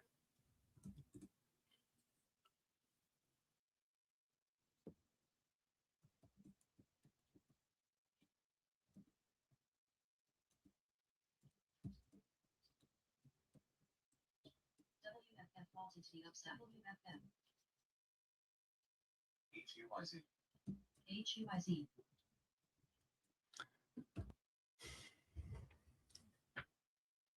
SNDK, SNXX. Okay, Tesla trying to turn. Tesla. Where's the pre-market high on Tesla? Pre-market high is way overhead, so Tesla's not in play right now. S&P 500. Okay, continues the fade. Whoops, continues to fade. S&P. Okay, this reminds me of what? Wednesday, Thursday, a couple of those days where we just faded right out of the open. Moved below VWAP over here. Okay, so that was what? That was Wednesday. Tuesday and Wednesday, we dropped below VWAP and we just trended lower all day. Dropped below VWAP, went sideways to slightly higher on Wednesday, Tuesday, Wednesday. Thursday was a little bit of a chop session. Friday, we just stayed below VWAP all day. It looks like that's what we're doing again. So this is kind of playing out into a descending wedge on S&P.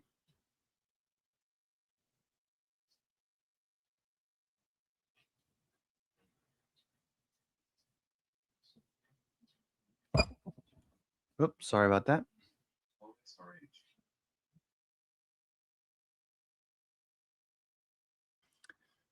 Okay.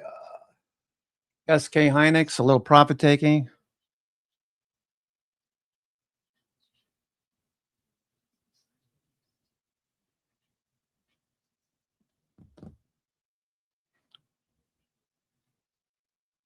What's that? Netflix is still fading.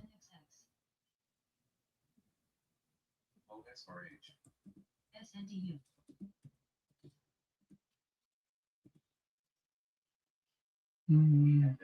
All right, Netflix is still fading. So we know that Pershing Square started the position here. So there's no need for us to chase this. We need to wait until we see bullish activity. Right now, Netflix, I'm looking to sell put credits, but I'm not going to do it until I can see potential for a reversal. There's a higher probability that we're going to come back to the 50-day first, it looks like. Maybe test the trend line. Maybe test this trend line, something like that. But pretty high confidence. Pershing Square is in this one long. Pretty decent sized position. 13 million shares, I think it is. Or no, is it $13 million? I forget. Okay, so we got SpaceX, we got A, we got B, potentially C.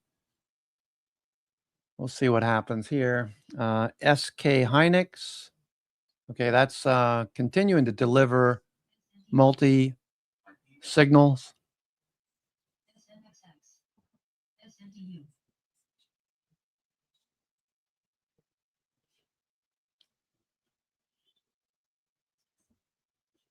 Okay, let's look at some of the watch lists. That's a good idea. Let me do this real quick. MBLL.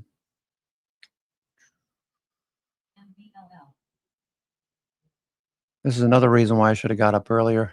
CTG may resume in Went to less bed than late. August 9. Edit. WFF No. may resume in less than a minute. 1.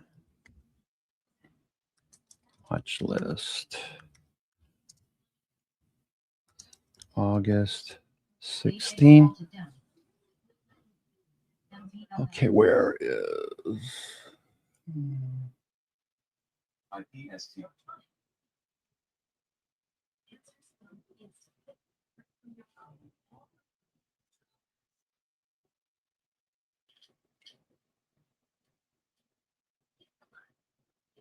CTG may rest in 10 seconds.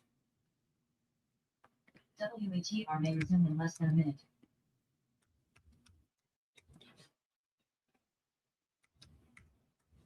VCX WFF may rest in 10 seconds. IPST. MBLL.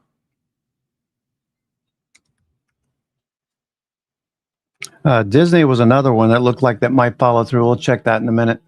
FTI from the energy space, that probably follows through. Had a good Looking chart FTI, Foxtrot Tango India, JP Morgan.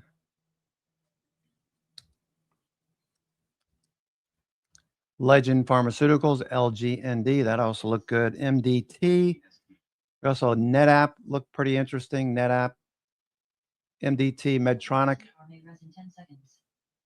That one is above the 200-day, Medtronica.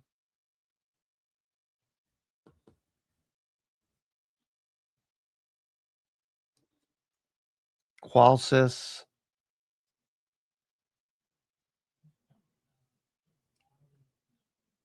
Netflix. NTAP. Just adding to my list here. Qualsys, Micron. SNDK. RKLB. Shack. SPVV. AT&T. Team Atlassian. VZ. XMTR. And Zeta. Okay.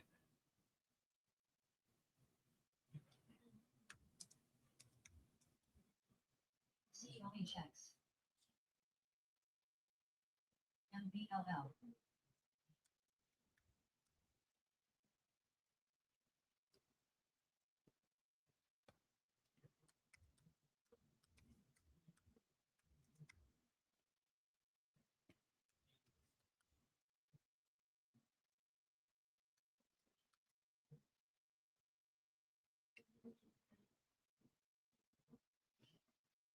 Okay, let's look at this list. Oops. Let me go back here.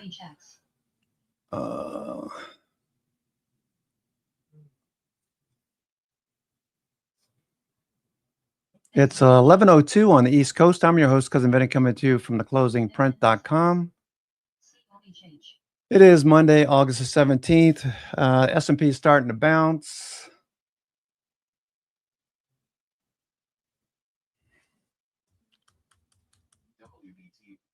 Okay, AAOI continuation.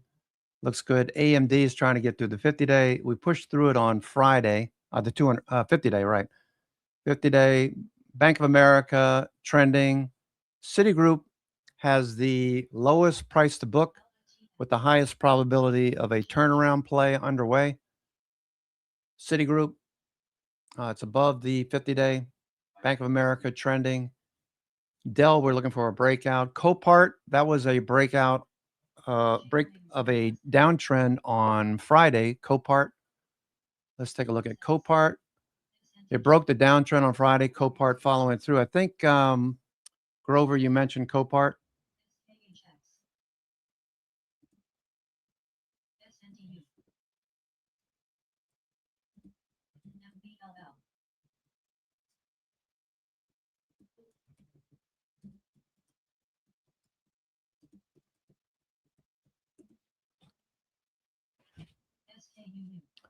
Micron. Okay, Micron looks good. Let's take a look at, okay, there goes SK Hynix. SK Hynix extending. Micron above the opening range high. Micron.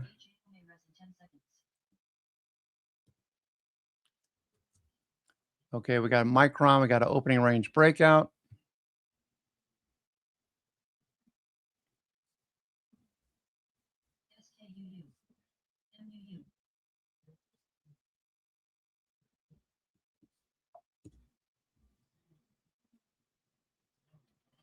Okay, so there's your opening range breakout on Micron.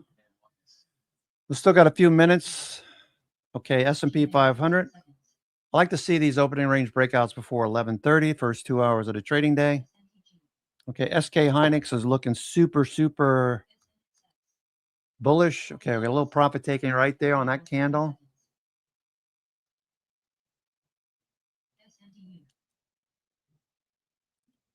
SK Hynix.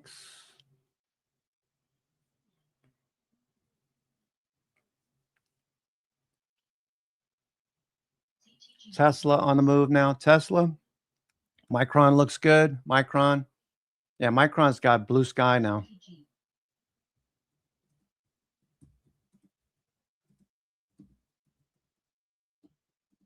WFF.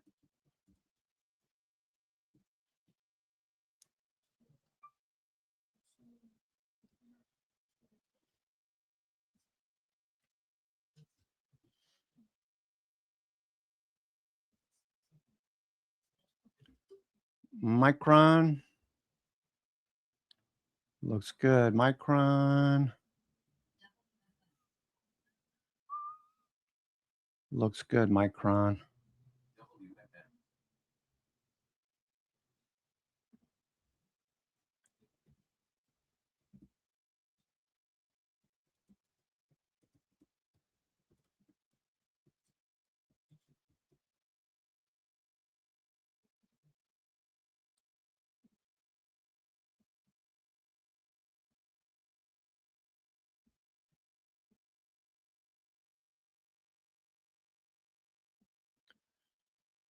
Oh boy, looks good, eh?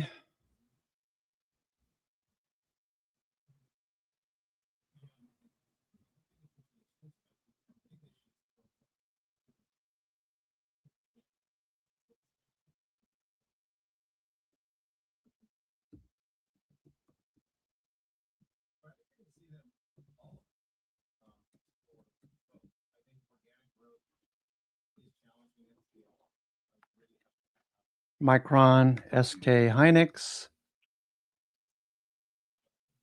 Nice look to it.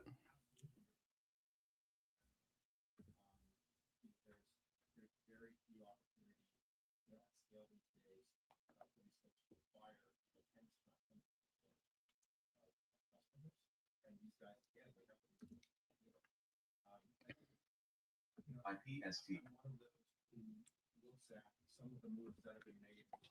IRD. WFF.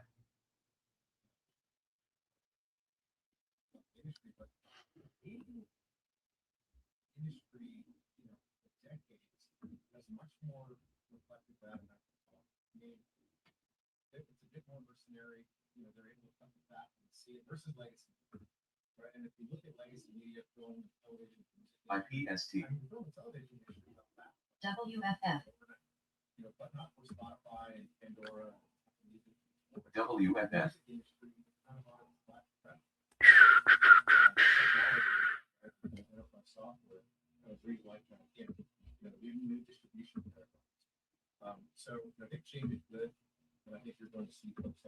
HAO may resume in less than a minute. IPST. WFF. WFF. NYSC.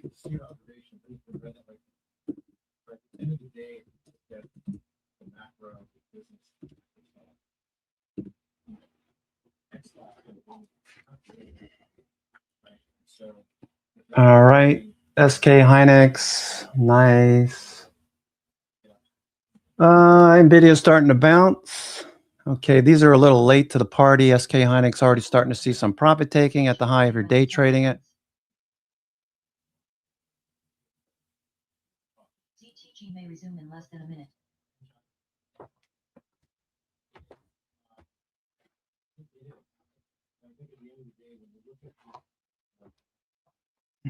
Okay, we got 3 red sticks. So this would be potentially a signal to take some profits if you're day trading. SK Hynix.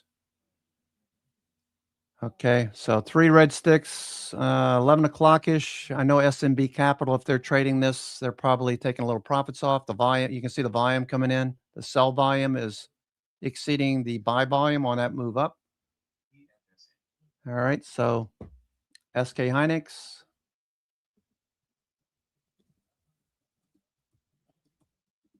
CELH.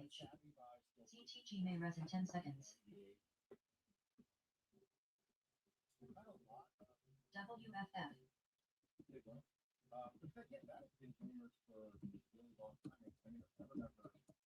LSC halted to the upside. WFF.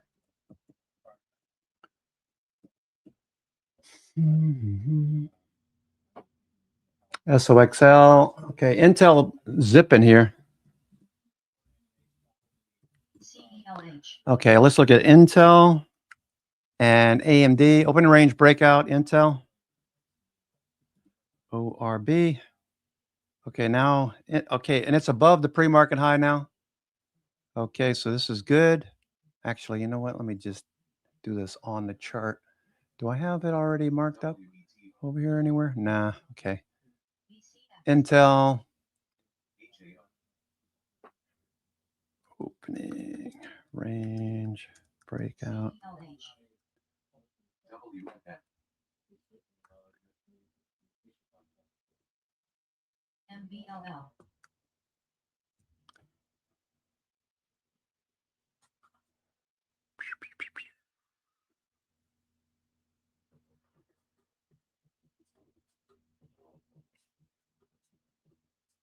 WFF. BCX. HAO.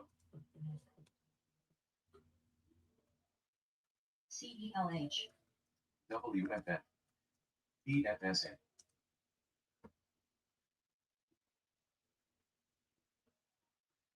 All right, that looks good.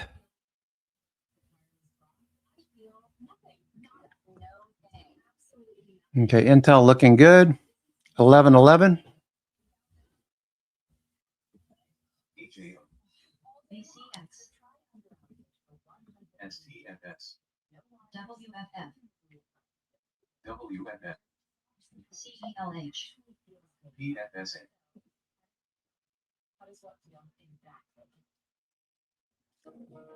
WFF halted to the upside. AAOX. DAIC. Okay, New York Fangs. We're starting to see Microsoft a little short covering, Apple a little short covering. Okay, I need to take about a 5-minute break here. I'll be right back.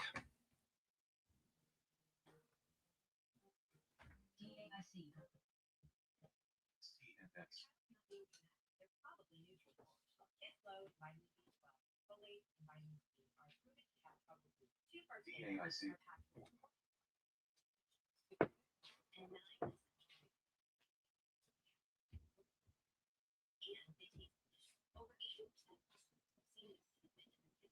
IPST.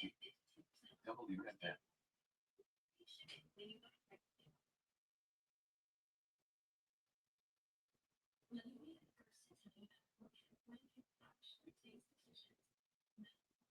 IBF.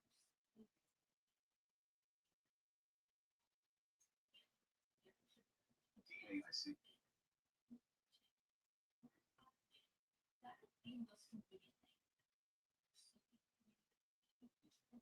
IPST.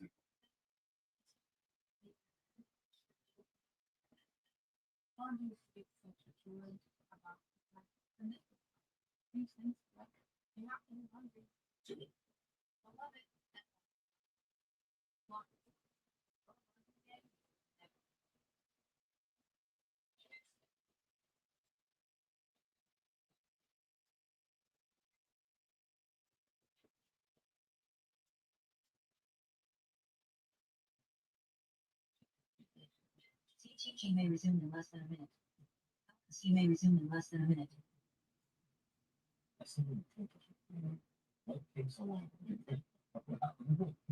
All these years before this company could get this data. Triple A particular, and that's the other part. Certainly not that. We're talking but it doesn't really matter. The most successful individual piece of history. Right, so if you just think about that, GTA 6 is one of the most just recent. It's no good. But it's not. It's not for the CTG may res in 10 seconds. LC may res in 10 seconds. community. Make them such a great job. But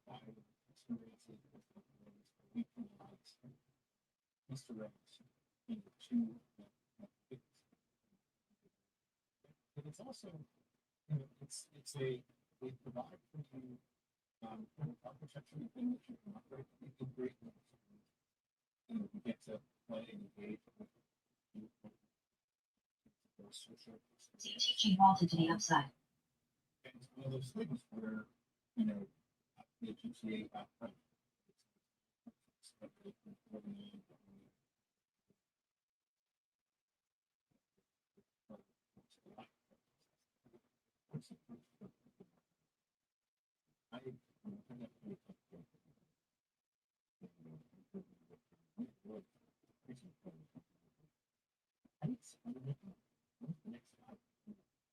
DXYZ.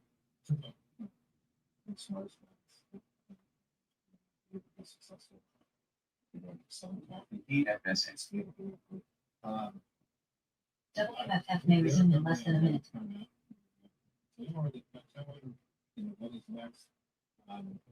There are so many great as they continue to figure out how best to monetize them, since somebody AAOX. incentivize monetize. But they also put the focus EFSN. on making sure it's secure for younger. Some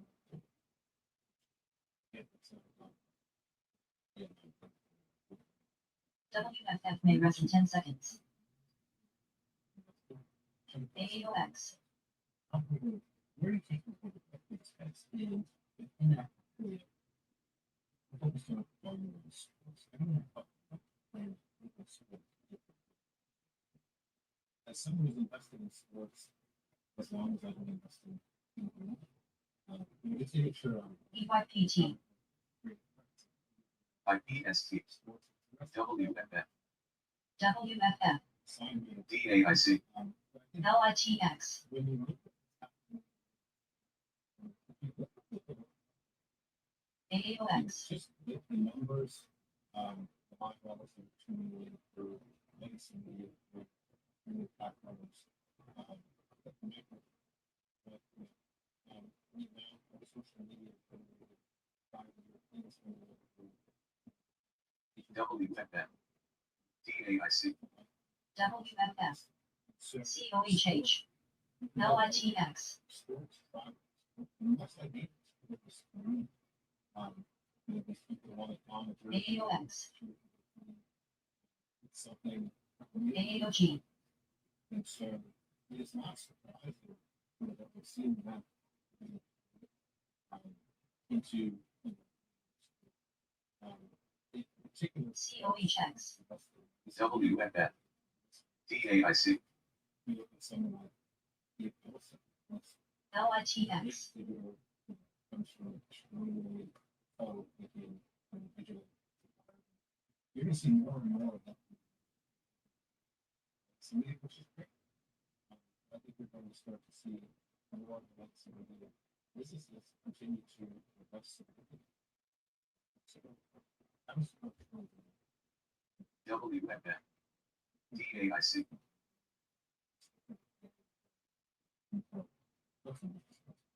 yeah, with the ANC, we can keep it up.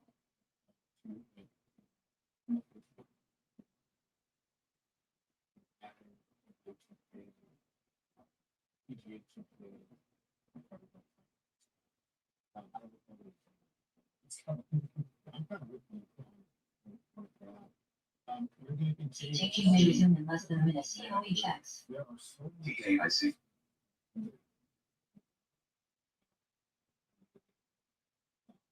these are sports BCX. AAOX. the ability to be really stable bank. Yeah, it's so, yeah, I think so. When we look at there's a lot of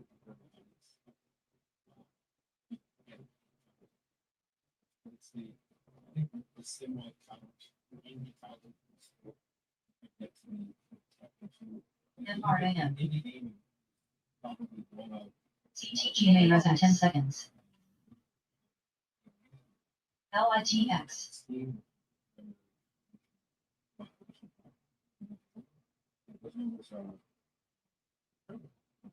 WBT, DAIC,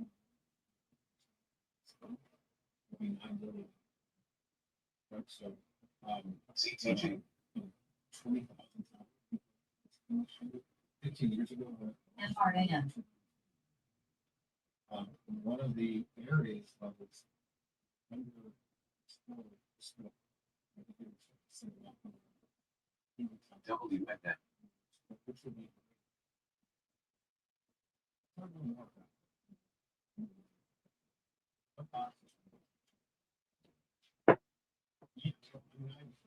WBT, CTG,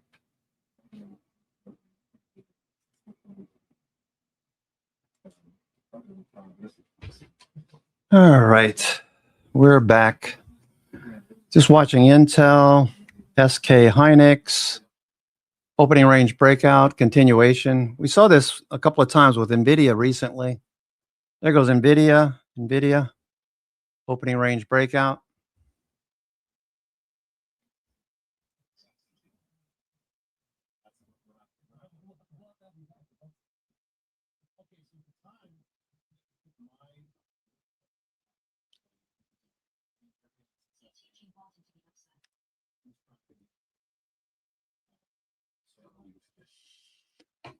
Okay, NVIDIA's on the move.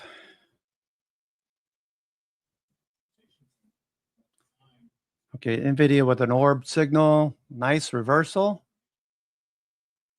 Not unusual for NVIDIA to do this. It looks like it's going to break higher on the daily. Daily looks good. Let me just, daily.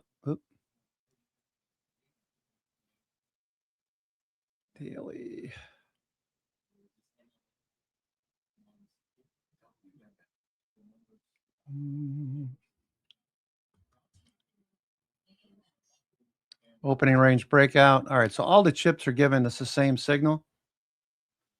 Chips and memory stocks giving us the same signal. Micron, some of you are in Micron. Intel, AMD. Let's see what AMD looks like. AMD probably following through, right? Not yet, but it is above the 50-day.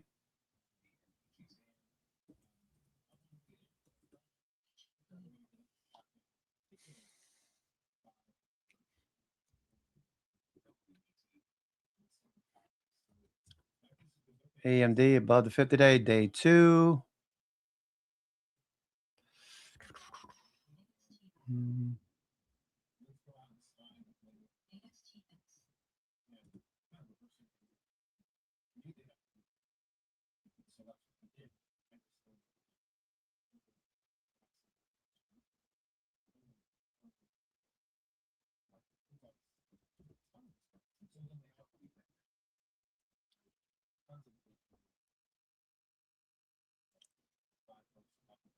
SNXX looks good.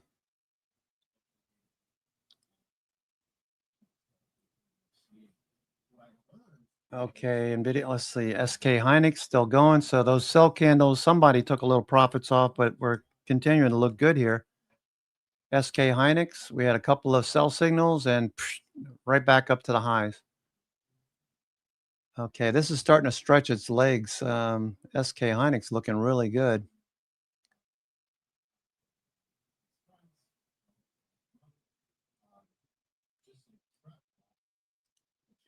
Okay, you can definitely see the stocks that are in play. All of these chip stocks, for the most part, no matter what you're looking at, whether it's SK Hynix or Micron or SNDK or Intel or AMD, they're all doing the same thing basically to more or less extent. Okay, some look better than others like SK Hynix and Micron, SNXX, Applied Materials, take your pick, Marvell, WDC fading from the opening range. Astera Labs, ALB, ALAB,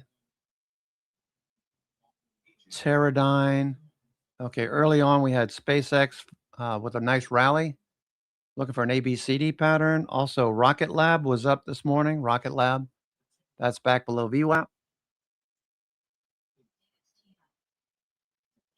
Okay, Netflix, we're looking to sell some put premium on Netflix.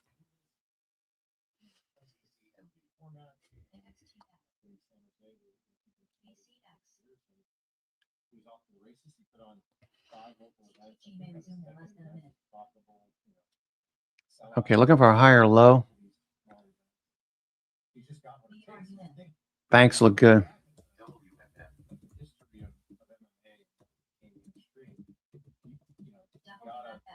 Gotta thank people like Dana White and computers. Stockbroker. The guy who gets overlooked is Fred Felicio. JP Morgan, Morgan Stanley, Goldman Sachs. Okay, let's look at JP Morgan. Okay, back up, Morgan Stanley. Back up, Goldman Sachs, being mentioned by Corey. All right. Citigroup, Doji.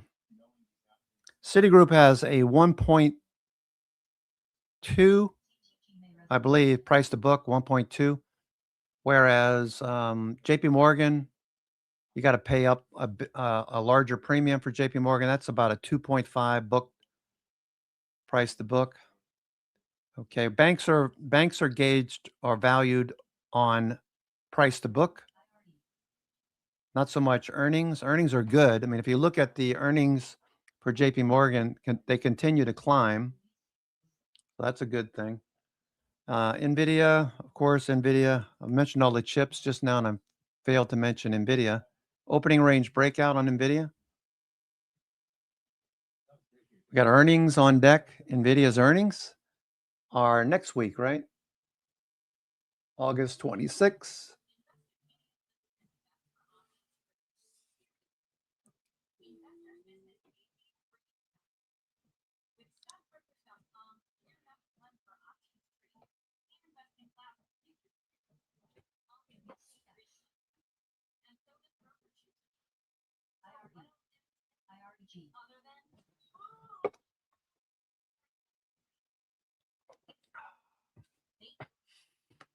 Okay, Netflix. I'm itching to take some put credits on Netflix. Let's see. Netflix. NFXL. NFLX, Netflix. I want to go out to October and I want to do like a 30 delta Netflix. Maybe I'll do September. They're closer.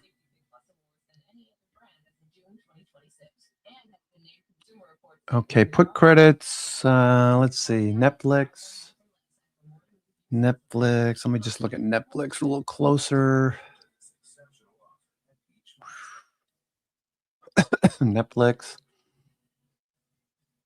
All right, I'm interested in doing credit spreads on Netflix, as you know. Netflix, let me see if I already have a chart marked up that I can reutilize. Netflix.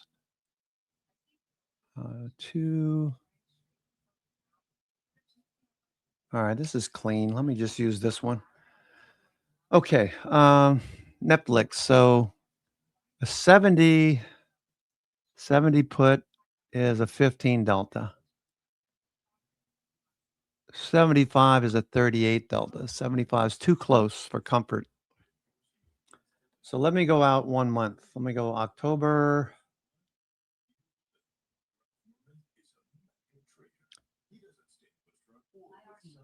$65. There's not enough premium in these. A 23 delta. You can make $1.58 on a 23 delta. You need to sell a 60. So 10 wide to make $1 per contract, $100 per contract. So I'll let this drop a little bit more. If this drops a little bit more, yeah, 70 is okay. It's below the 50 day. The 50 day is turning up. 20 day, sorry, 20, 50 day.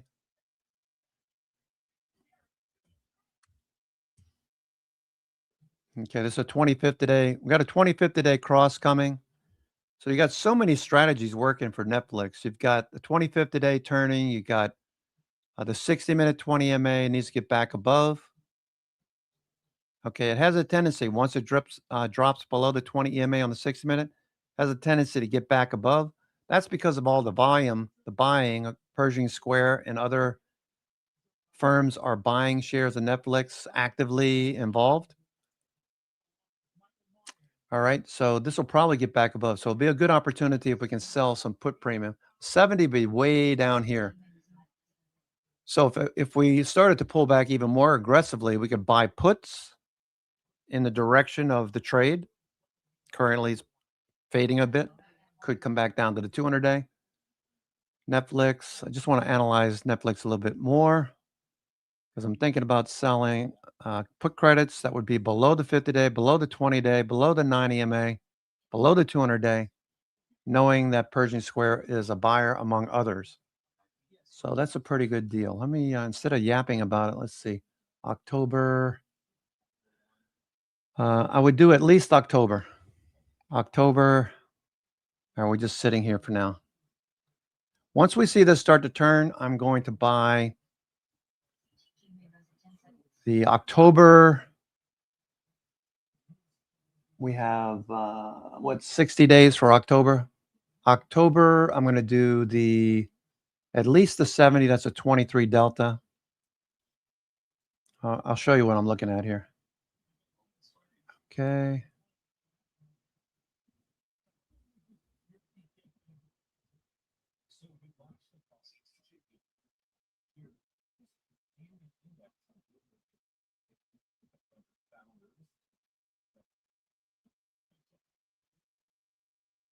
So we went through this apocalypse and we did a lot of we should talk about it. But ever since the war started,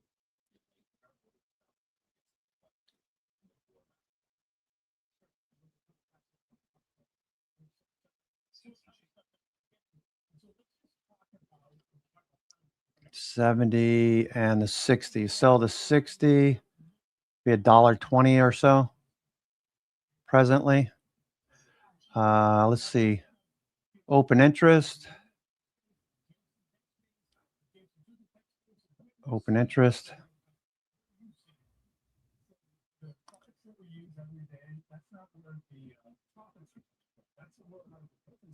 Okay, we got 13,000 contracts of the 70 strike call for October. We got 7,351 strikes, open interest for the 60 strike. If we sell 10 wide, it's going to cost us a little bit. All right, we're still moving a bit lower here. Snowflake breaking higher. Watch Snowflake. Come back to this in a minute. NVIDIA starting to pull back. Snowflake opening range. Because it's after 11:30, we probably won't get a signal, but we're above the opening range high. Trying to get back into this Friday candle.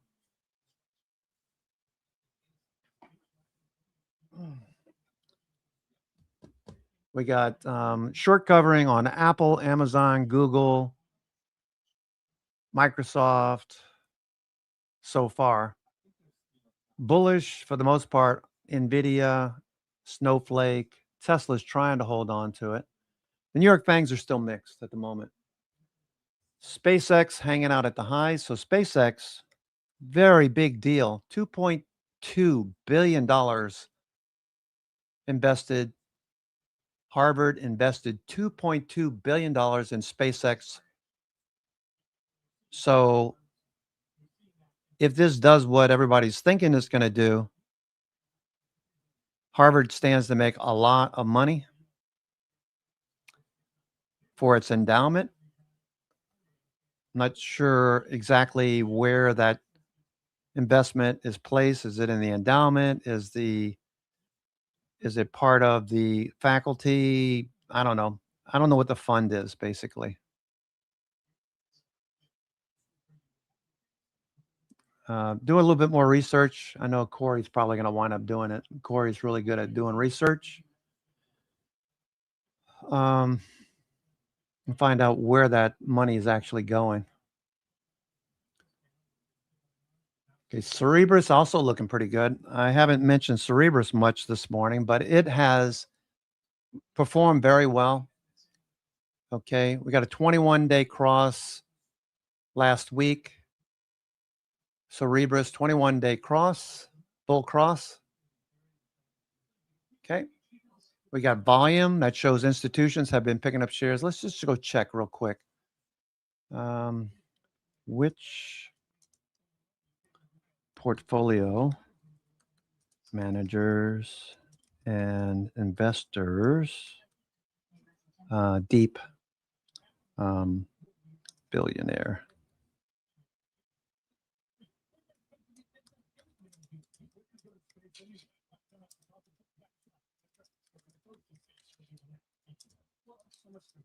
CBRS. Check unusual whales. Unusual whales for 13Fs. All right, let's see what they say here. All right. Brad Gerstner, Altimeter Capital. Big into Cerberus. David Tepper, one of my favorites from Appaloosa. Wow, this is awesome. This is awesome company.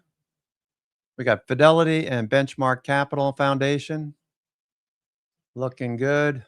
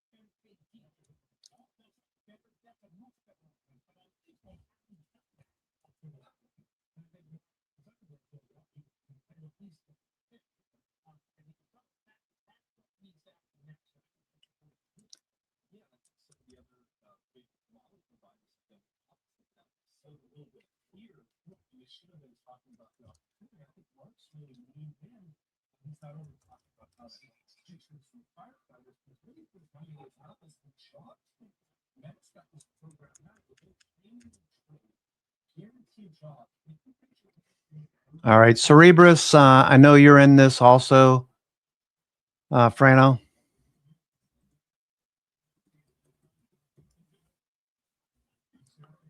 Looks good on the daily. Okay, Cerberus looks good.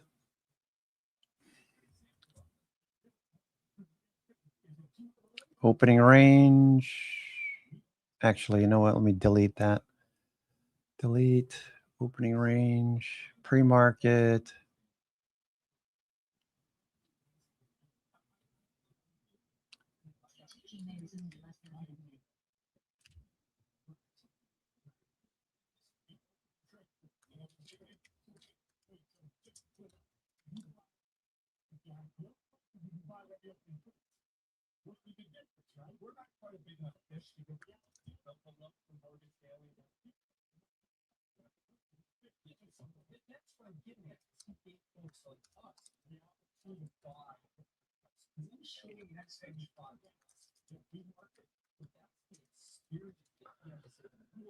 Oh boy.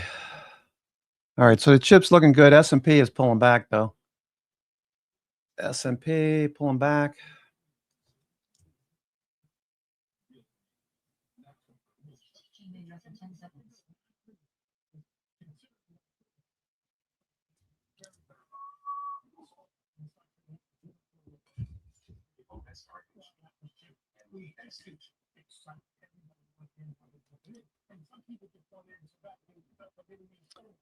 Okay, we're stacking the probabilities in our favor.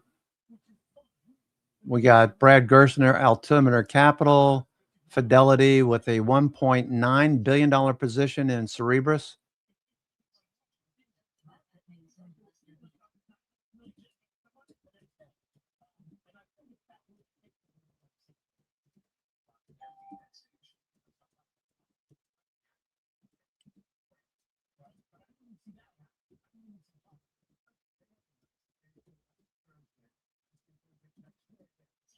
vaulted to the upside.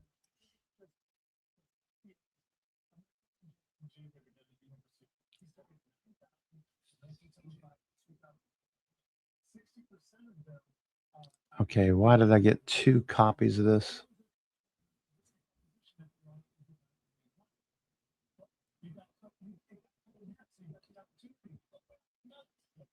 Okay, all right, good. So this is what we're looking at.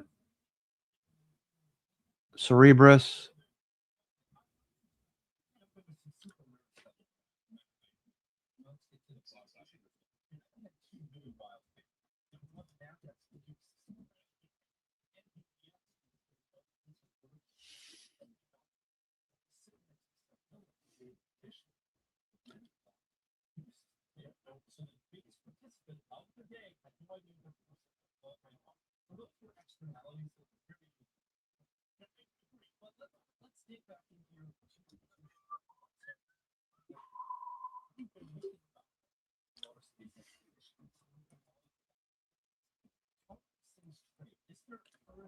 Mm-hmm.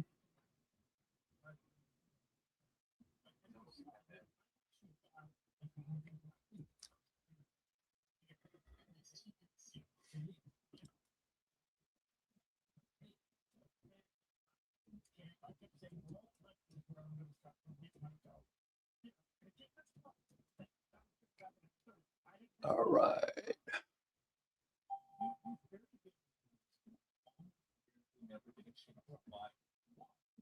And I think that's let's talk about discipline and long-termness. So the people that do invest, if that's the best one, I have decided that 2.8 absolutely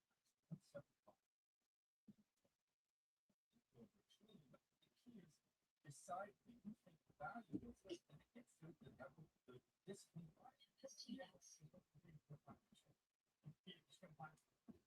So that's how it works.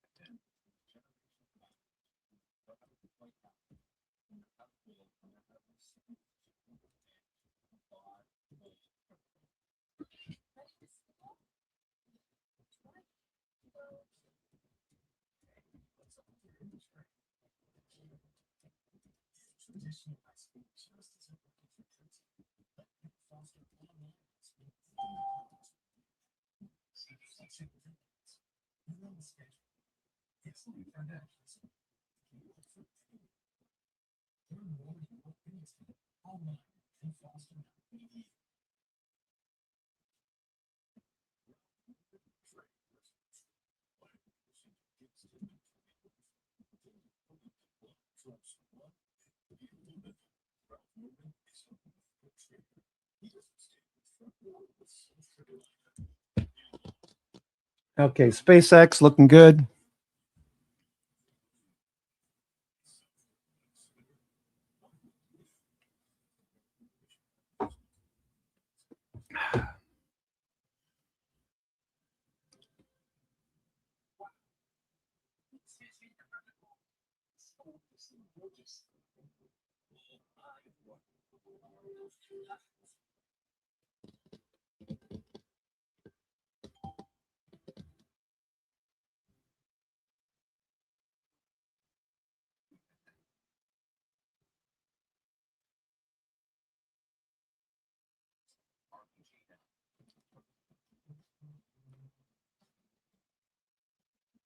CTG may resume in less than a minute.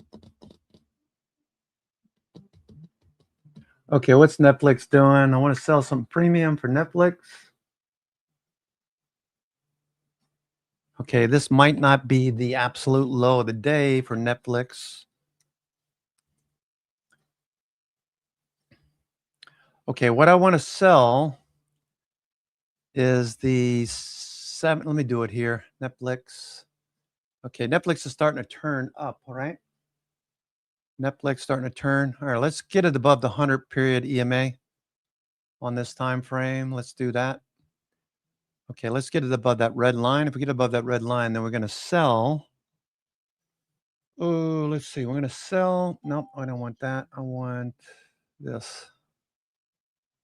Oh, I got some notes here.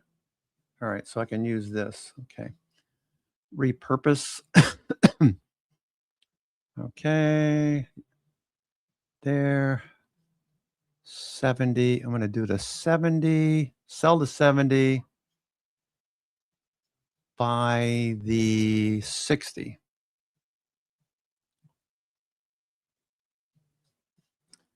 Okay. 70, 60, put, credit, DTE, October. Okay, that's what I'm going to wind up selling. And presently, what is it going for? For $100 or better. Let's see. The 70 is 160 offer, 160. So $130. So at least $125 credit. $120, $125 credit minimum. Okay, so that's what we're looking at. Okay, let me get rid of the volume. I don't need the volume. Delete that, delete this, delete that. Okay.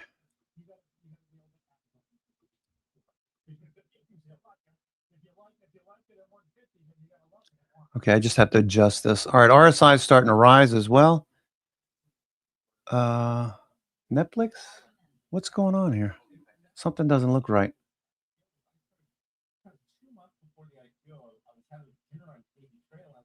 Is that right? 5 minute? Let me look at Netflix. Something's wrong. Something's not jiving what I'm seeing. All right. All right, go to the 1 minute chart. Yeah, I guess it's okay. I guess what I'm seeing is right. 1 minute. All right, so down here, we're going to sell the 70 and buy the 60. All right, so we'll scale in. 70 is a 23 delta. Sell a 70.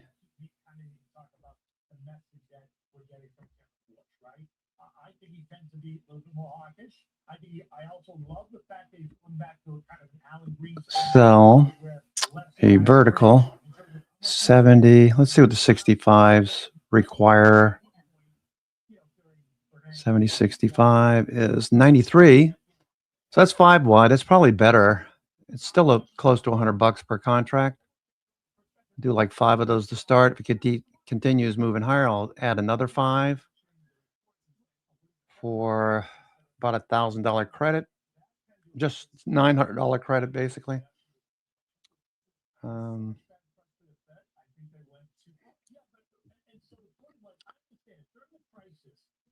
Okay, let's see what's required of me. All right, Schwab wants $800, $400 for every contract. That's 25%. 25%, okay. Okay, I'm going to do that. Okay, I sold the 70.65. Okay, I did 70.65 instead. 70.65 to start. Okay, 70.65. I did it for $93 per contract. Okay, the idea is this is a bullish setup. I want prices to move away. And I got 93. You could do a little bit wider. That's about $125, but that requires more capital that your broker is going to hold on to until the trade is over with.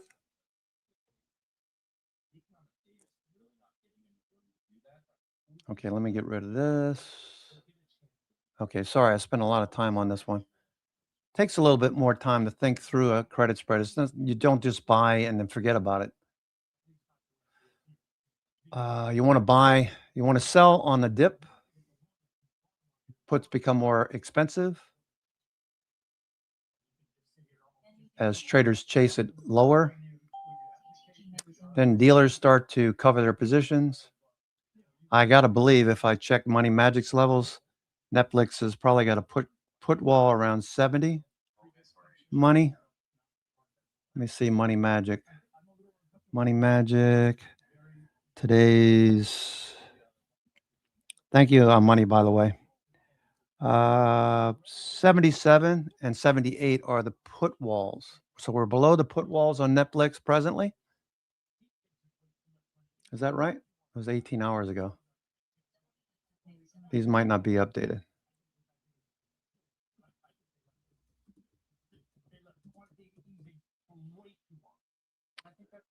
Okay. Okay, let me turn the volume off. I don't need the volume.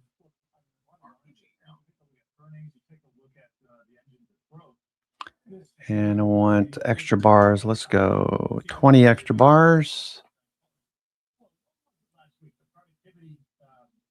Okay, this works a lot better. All right.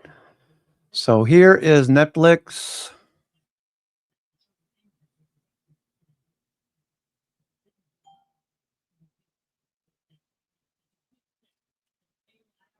Okay, RSI is rising. We sold puts on the dip. 70, 65. 70, 65. All right, so that's good. 70, 65.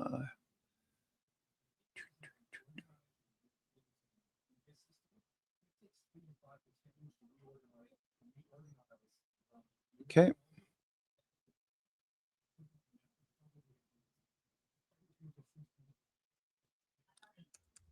Since I already took it, I'm not going to put minimum here. So I already took the credit spread. Okay, I'll add another 5 at some point.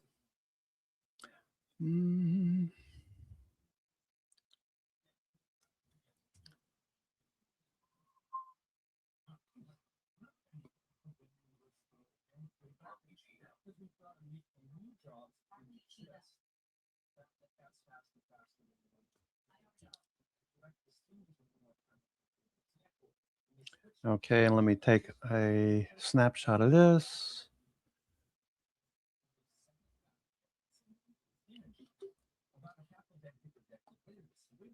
Monitor. I haven't been posting many spreads lately. I'll start to do that again. Now that the markets are out of that chop zone. S&P starting to bounce. Let's see what the S&P is doing. And meanwhile, for those of you who aren't trading, okay, we're holding up fairly well. Let's go to GEX. Okay, support down below. Purple, positive gamma. S&P looks good. Okay, so you've got this level down below at 77.50. Earlier we had a level here this morning. Let's see, 9:30. Here's 9:30. We had this level right here. And I'll just hit play and I'll show you what happened during the morning session. Okay, this went away over here at 77.75. Hedge flows are rising now, trying to rise into the red zone, which is higher volatility, looking for prices to accelerate. Okay.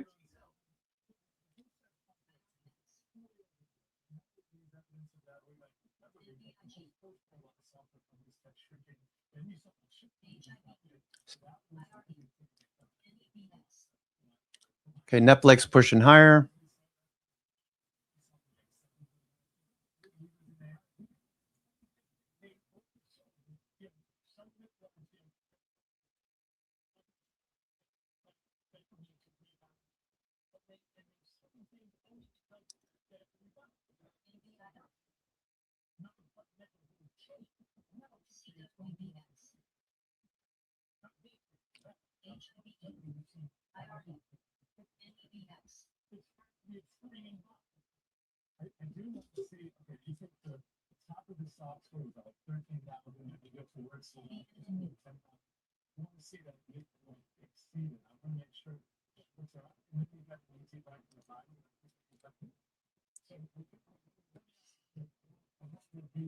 Okay. Snowflake. All right, what else is going on here? SK Hynix. We're coming into the 12 o'clock hour. SK Hynix off the highs of the session. NVIDIA climbing. NVIDIA's going here. NVIDIA, I would be hard pressed to believe that dollar's not already in this. IRE, one sec. IRE.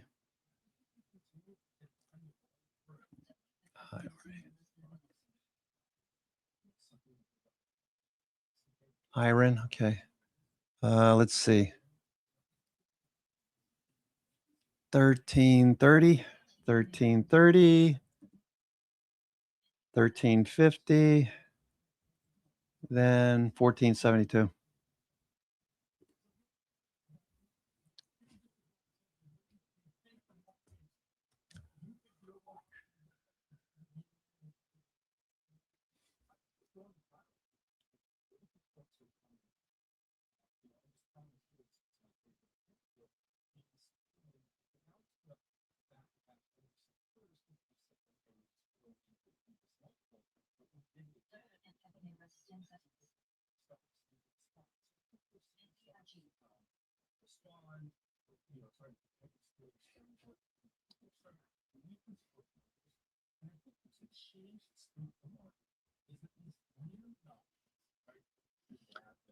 Okay.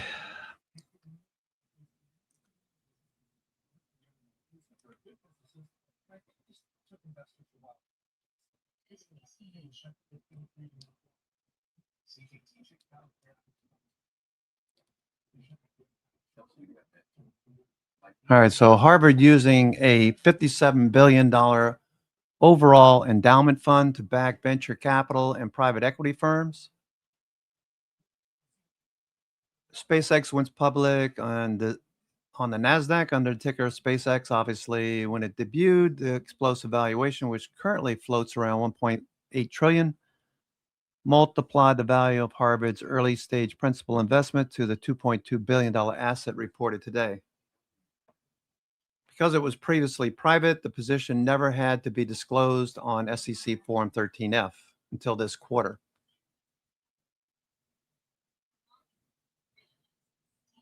Intel, okay. This is IREN, IRE, the 2 times IREN ETF. Looks good.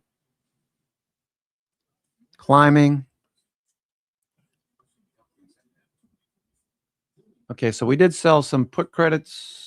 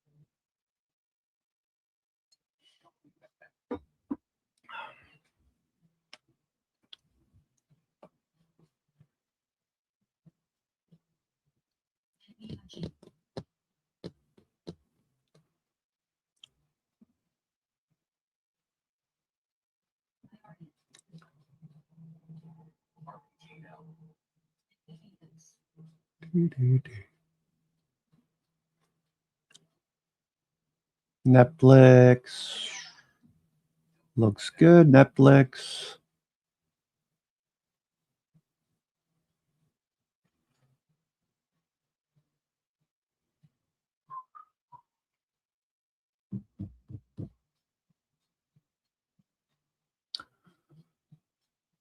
Another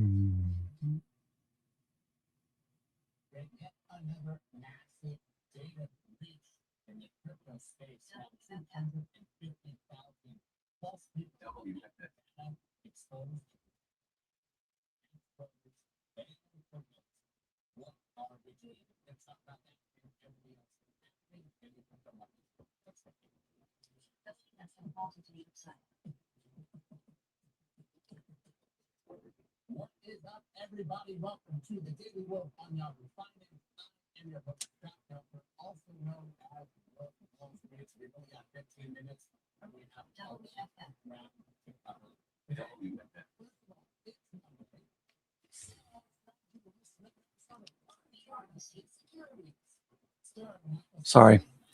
Sorry, stuck on the wrong screen. NVIDIA looking good. NVIDIA. Okay.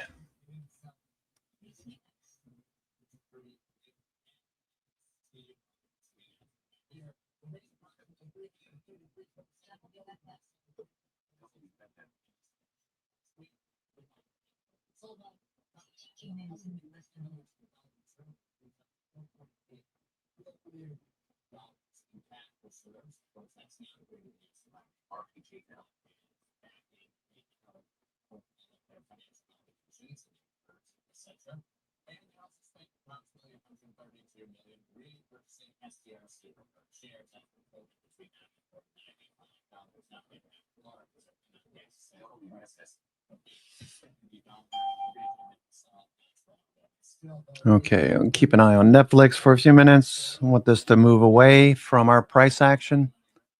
Yep, from our put credits and towards our call positions and shares. Looking for a bounce.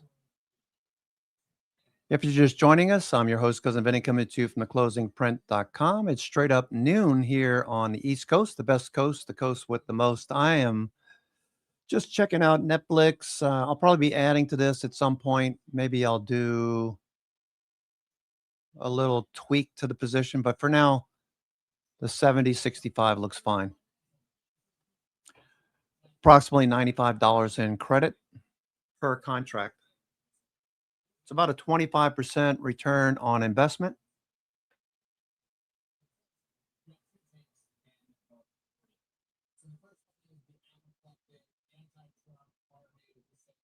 For 10,000 from Terra Nova. People are pretty bullish. I asked a question, too bullish or just right? You know, I'm bullish as well, and I try to think of what can derail the bullishness.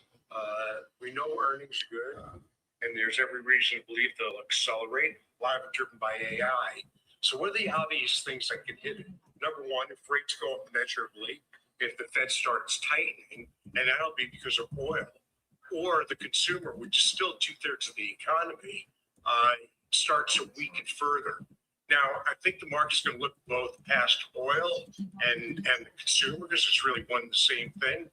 So I am bullish, and of course, there's always the AI trade, which right now shows no sign of easing up. So yeah, I'm in agreement the market will move higher, but I do think there's some risks out there, which I just named, which could derail it a little bit, but I don't really see any disaster. Okay. Shan, what do you think about this market? You think people are getting a little too bullish or not really? Because there are a couple of other notes. Ned Davis research today, it's hard to be a bear in this business. History's favored the bulls. I think everybody knows that. But the long-term trend in valuations look extended. The tape's holding up, but we're watching for deterioration. Deutsche Bank asks, does something have to give? Right? Everybody is so glowing about this, what they call a near immaculate scenario where basically everything goes right.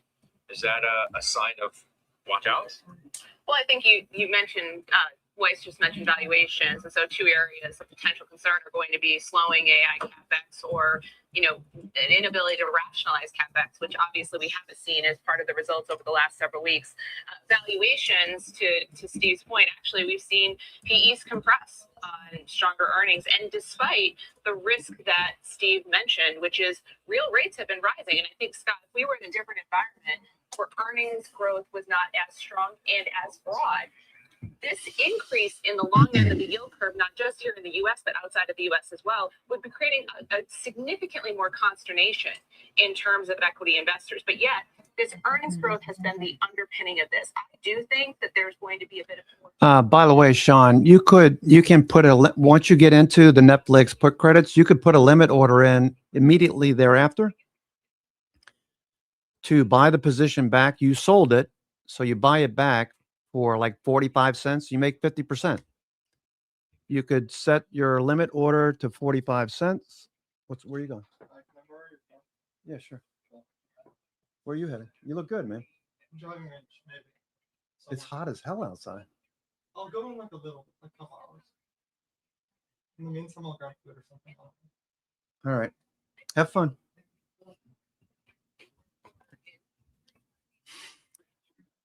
So you could put a limit order good till canceled to buy back the position at, say, I would put in like 40 cents. If for some reason we get filled at 40 cents, you make 60%, 55, 56%, and we move on to the next trade.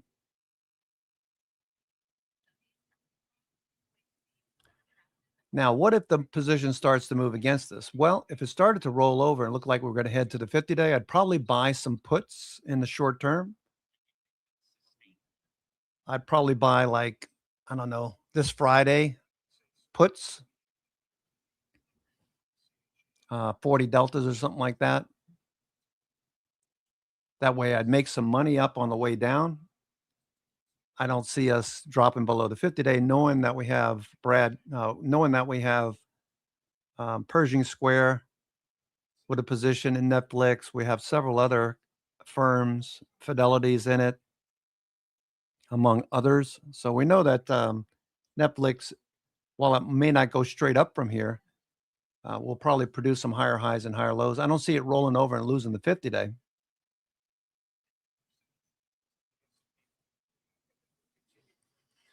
Okay, so let's do some midday market internals. All right, tick cumulative is still moving lower. We have up-down volume is still mixed. The Qs are definitely getting most of the attention at 1.9 to 1 up volume. So 1.9 to 1 up volume, nearly 2 to 1 up volume. Minimum of what you need for momentum trades. All right, so we need to see at least 2 to 1 is close enough, 2 to 1 on the Qs to know that the Qs are doing well. Okay, so the Qs, Doji, the volume is 2 to 1 up. Everything else is 1 to 1 down except for the NASDAQ composite. NASDAQ composite, COMPQ, NASDAQ composite, also inside day.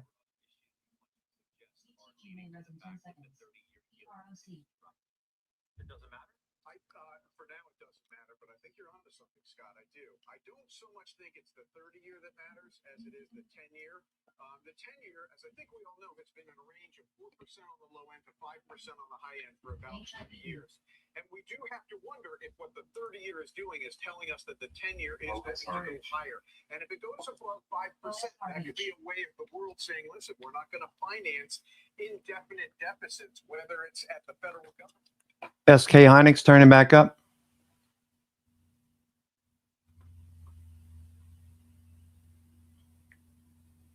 SK Hynix turning back up.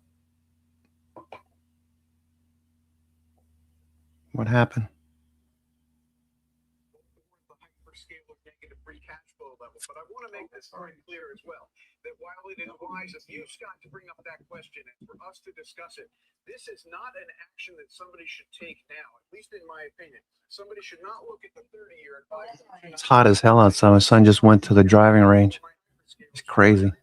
It's too hot. What the interest rate environment is reflecting is that there is greater uncertainty with Kevin Warsh, who is speaking much less to the media. It does, Shan, raise a question of, whether this is an opportunity to increase your exposure in bonds, or if it's too early because you still think that yields are going to back up even further. I mean, I hear some people suggest that this is a generational opportunity potentially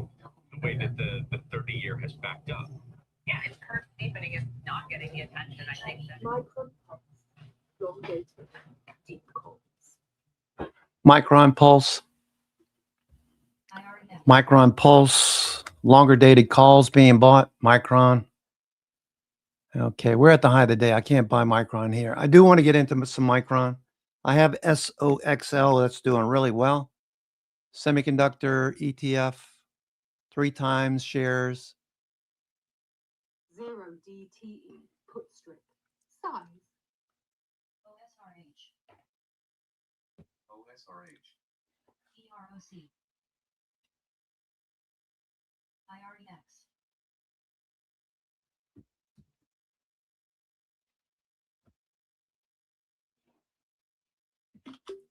Okay, calls leading.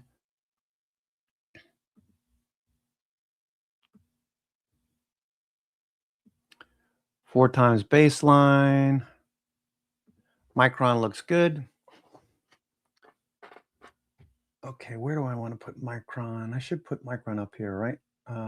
Trade desk, not doing anything. Let me use this chart for Micron. SOXL looks good. SpaceX looks good.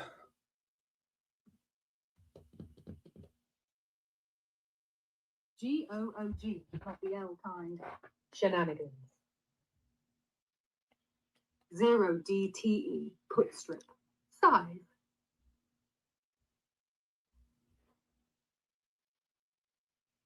Micron. Micron. Hot to trot, Micron. SPX pulse. Long dated.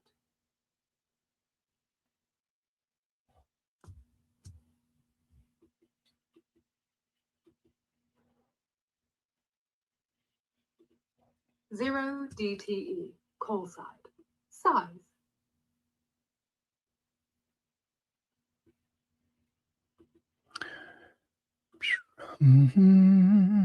NVIDIA pulse. Long dated. Deep calls. NVIDIA calls? Okay, cool. Let's hear some Netflix. It'd be nice to hear some Netflix. Micron.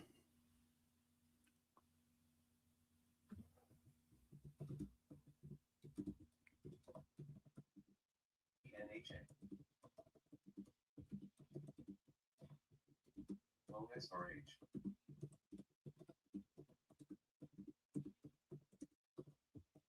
OSRH. 0 DTE puts. Size.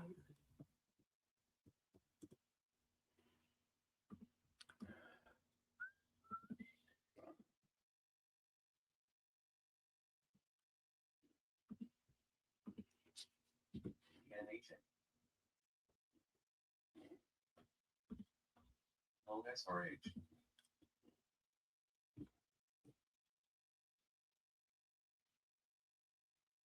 OSRH. Marble pulse. Shenanigans. 0 DTE puts. Size. 0 DTE put strip. Size. CTG.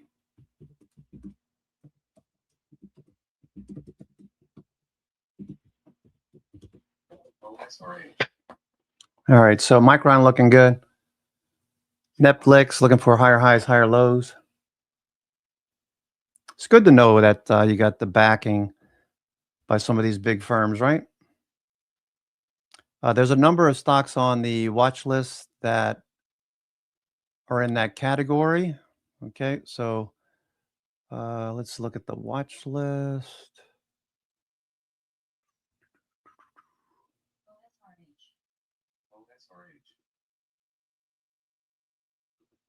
Okay, here's the watch list. Ranking these by stock charts technical rank. We got Dell trending. Let's see, AAOI is up today, right? AAOI following through. Optical, the optical shares, AAOI, LITE, I believe was up too. I saw out of the corner of my eye. LITE, GLW, also up on the day.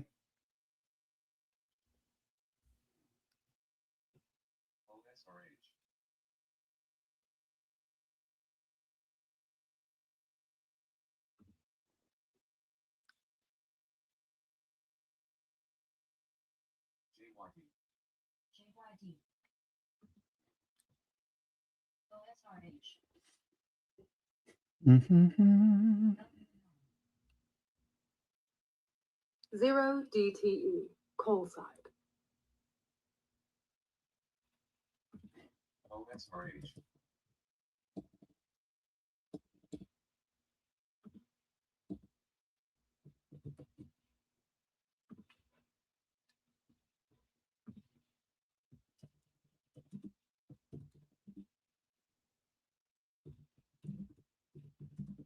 JYD.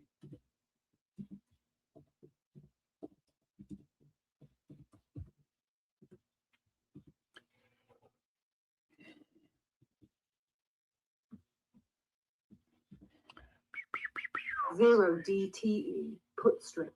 Size.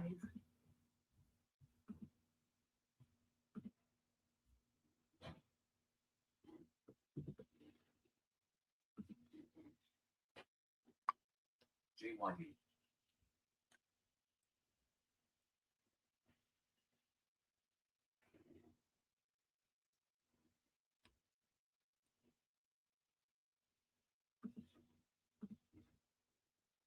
CTG. OSRH.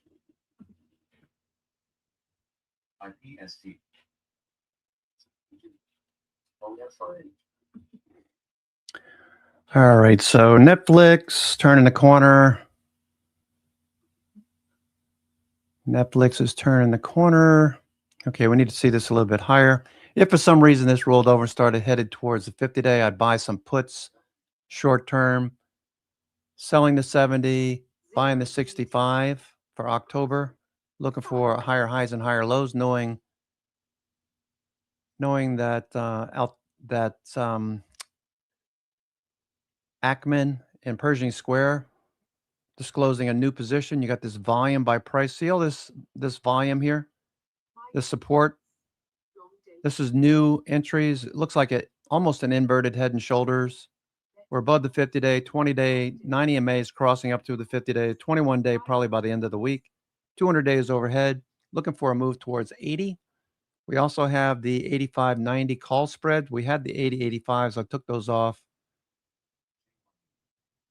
That wasn't on this one. No. Triple semi plus. Netflix. Deep calls. Zero Opening range high is up here. Netflix. Micron Turning the corner. long dated. Micron pulse. Long dated. You can hear Micron Pulse in the background. Micron is getting a lot of activity. We're building the right side of the cup on Micron. Okay, so cup and handle, a daily swing pattern for new positions. If you're an investor time frame, you want to look for patterns. In this case, we've been anticipating a cup pattern. After the sell-off, we were looking for the right side of the cup to build, the bullish side. We're looking for the moving averages all to confirm. We'd like to see a little bit more volume. So far, it looks pretty good. SanDisk is also up, so that's confirming. SanDisk doing something similar. And we have a position in SOXL, so that confirms what we're seeing. And most of the top 10 on the NASDAQ 100 are chip or tech related. We got SpaceX up today. SpaceX, already have a position in SpaceX. Looking for an ABCD pattern. All right, so we didn't get down to VWAP. There's a possibility we could. We'd like to see a C pivot here. Zero DTE. Call side. Size. Okay, we'd like to see a higher low, Zero a C pivot. Why? Because in the morning, the West Coast, the Pacific, and Mountain time frames, people get up early to trade the open, then they go to work. When they go to work, they start to sell, take profits off. It builds that A pivot early sometimes. The B pivot, we pull back as they are selling. We're looking for an opportunity to buy the dip. Okay, we want to see a higher low, put a stop underneath B or VWAP in this case, and looking for higher prices. SpaceX noted that there was some juggling of existing positions during the IPO that Harvard had. it equates to a $2.2 billion position. So that was disclosed over the weekend, recently. So we're looking for SpaceX to break out. Same thing with SK Hynix. SK Hynix, opening range breakout early. Okay, another chip name that we established a new position in SK Hynix. I sold on Friday over here. When it approached the 170 strike, I had the 170 call, 175 spread. So I took some profits off on Friday. I could have held on to this. These were October.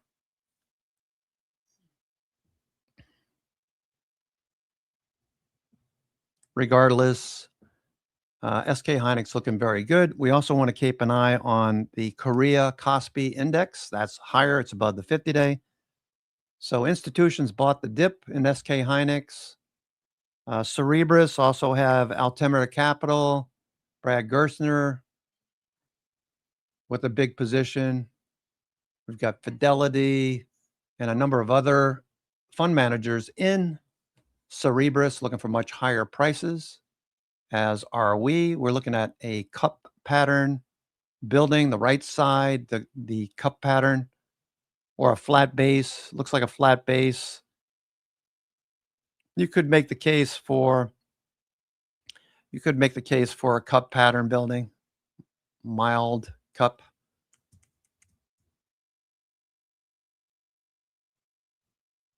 Okay, so you get the idea. 21-day crossing up to the 50-day. So we got a 21-day full cross, 50-day. Looking for prices to continue to do this, occasionally come back. It's not going to go straight up. Okay, but eventually on a longer time frame, we're looking for Cerebras to be back up here near the 400s. Okay, so the choice is yours.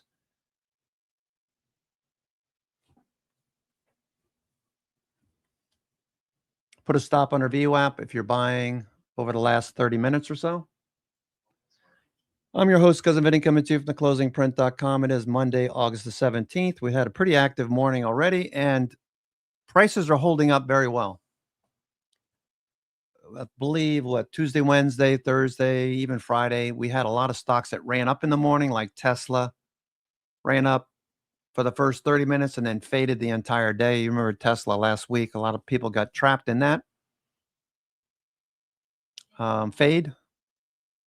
So we're looking for this positive momentum to continue. We know we have positive gamma. So if we look at our S&P 500, we can see purple down below. This is all positive gamma. Supportive. We know that dealers will buy dips and sell rips. We do have another level of support down below. It's a 99 percentile at 7750. It's possible that we go down and test that. We're up against this level right now, 99 percentile at 7775. Okay. 299 percentile levels. Oops. Let me get rid of that.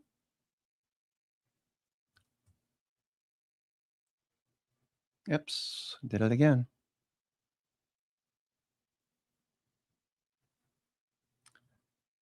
%, level.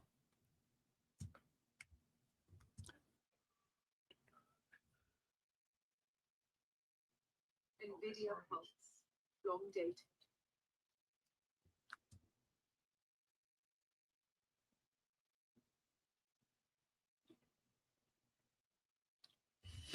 Okay, for those of you trading the S&P, Long dated.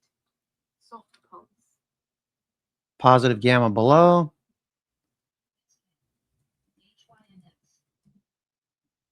Q's pulse, long dated. Q's pulse, long dated. Q's pulse, long dated. WFM.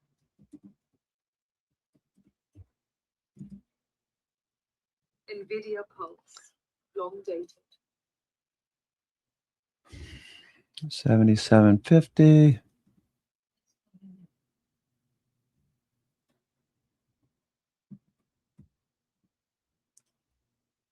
Meta Better pulse. Long dated.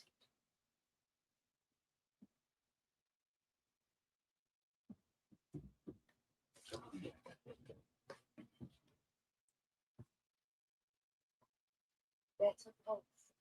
Long dated. Deep calls.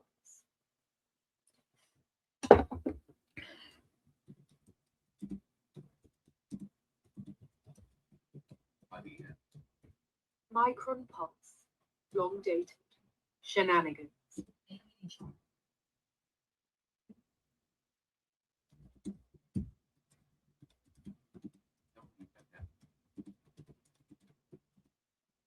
Micron pulse. Long dated. Shenanigans. Micron pulse. Long dated. Okay, SK Hynix at the high of the day, breaking out. SK Hynix, SKHY breaking out.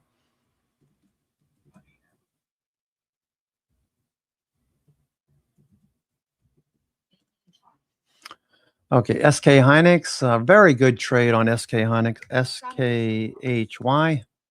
Okay, breaking out again, SK Hynix. Triple semi pulse. Long dated. SK Hynix, very nice trade from the open Long dated. through the pre-market high, through the opening range high, breakout signals, a little dip, ABCD pattern. We got so many different strategies firing at the moment. Okay. You can learn from all of these strategies depending on what you intend to accomplish. Okay, so we got A. Okay. Let me go B right here. B. Okay, we didn't even get a C. ABCD pattern. Okay, so what we're looking at right here is what potentially turns out during the day. We usually see this ABCD pattern. Okay, SK Hynix is exhibiting A and B, a higher low and a higher high. I guess you could call this C right here. Kind of forcing the idea, but this is a C right here, higher low. Okay, we did dip a little bit. Okay, let me go to the 1 minute. It's a little bit more obvious. Okay, here's your A pivot up here, B pivot, C pivot, and D. We're at D now. Okay, this happens very often. Happens very often during the trading sessions. Check any of your stocks that you've traded in the past. Most of the time you're going to see an ABCD pattern, especially if it's a stock that's in play, like SK Hynix, noting all of the opening range breakout signals. That's telling us the stock is in play. Took out the pre-market high and the opening range high. So we've got 3 hours and 30 minutes to go. 0 DTE put strip. Start. Micron, we've got longer dated calls.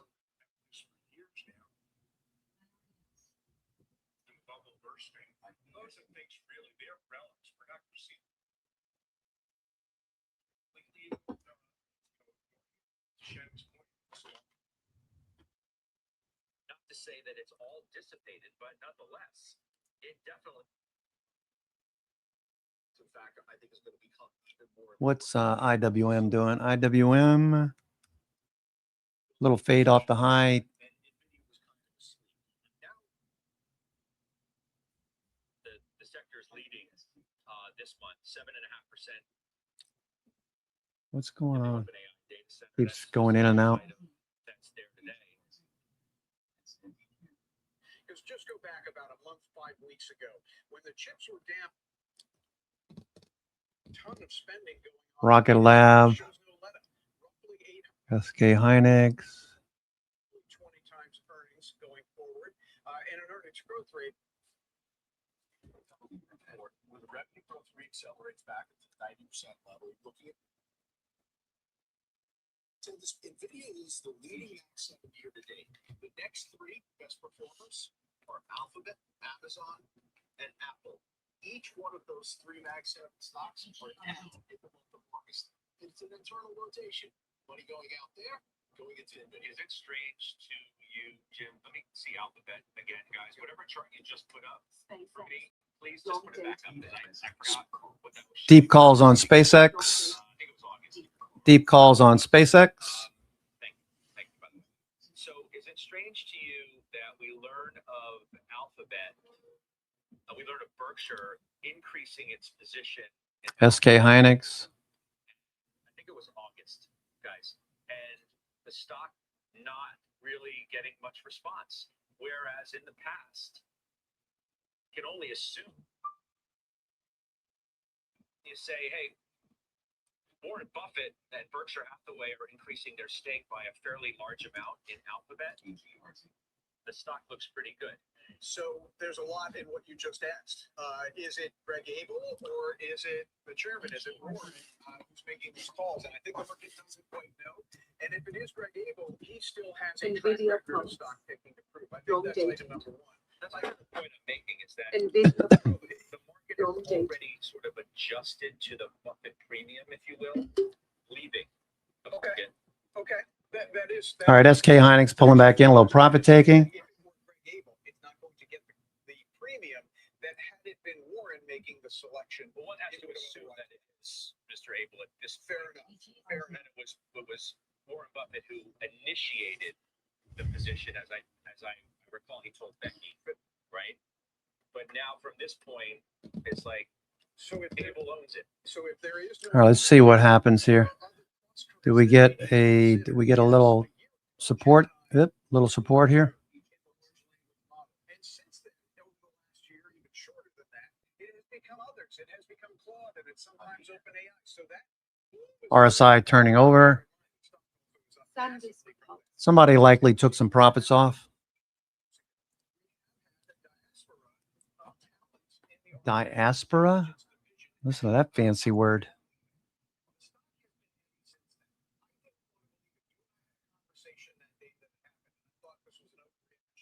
Well, it turns out maybe it's not an overreaction because the stock has languished since that announcement. Okay, let's take a look at Netflix for a second. I just want to check one thing. Should have checked already. Okay, Netflix. Notice the stochastics. Netflix. This is Netflix daily. Okay, here's the Netflix daily chart. Notice the stochastic is above 80. What is that telling me, Vinny? It's telling you that you should see, on average, a close in the upper half of the daily range over a 14-day rolling period. All right, so this is 14.3. Okay, so for 14 days, the average has been embedded above 80. So that's telling you any dips most likely get bought and we close in the upper half of the daily range. Not every day. It's just as this is rising or embedded, on average, you should see prices close in the upper half of the daily range. Since we turned, there's only a few candles where we didn't close in the upper half of the daily range. This red one here at 76.89. So far today, we need to see a little bounce. On Friday was a doji. For the most part, this has been rising. So as stochastics rise, so is the likelihood of a close in the upper half of the daily range. By design, that's what stochastics is telling you. Momentum obviously is bullish. MACD. We know that Pershing Square disclosed a new position. We got this volume by price support area right in here. Okay, so we'll get to another story in a second that seems to be going through the same issues, but I'm not sure that's a great. okay, so this volume by price band right here is support. Okay, it's possible that we could pull back to the 50-day. If we start to move towards the 50-day, I would buy some puts. I'm not going to do it, but you could buy some puts that would, increase in value as you start to move lower. We're not going to get past 70, I don't believe. This volume by price band is too great. And we know that we've got Pershing Square, among others, adding to and starting new positions. The frontier model perspective can tell you that because there have been a bunch of stories about the very thing happening with OpenAI. As that company prepares to go public in a race with Anthropic, I think everybody knows that narrative at this point. Mick Rooney's been following it from the money standpoint to the talent perspective. And what is the latest take that you have on that issue? Well, Scott, the talent story is a big one for OpenAI, but there's some new details.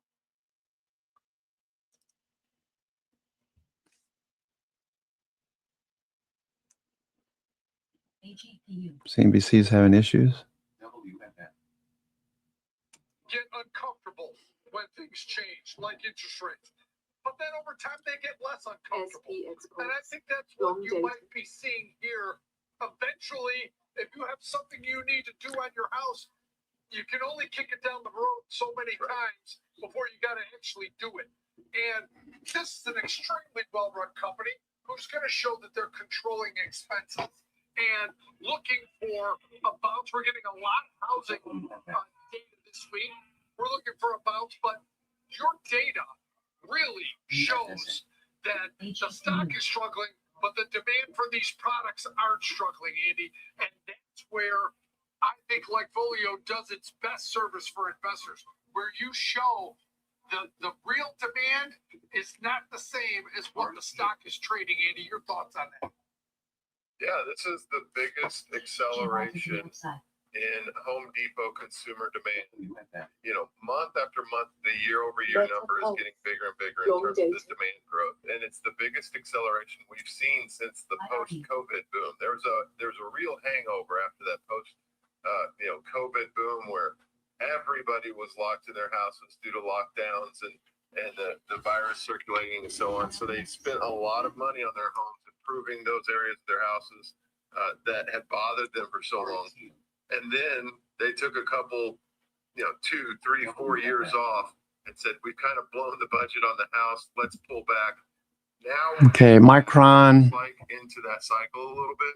Customers are getting a little bit more comfortable. Looks good. Micron, 60-minute 20 MA.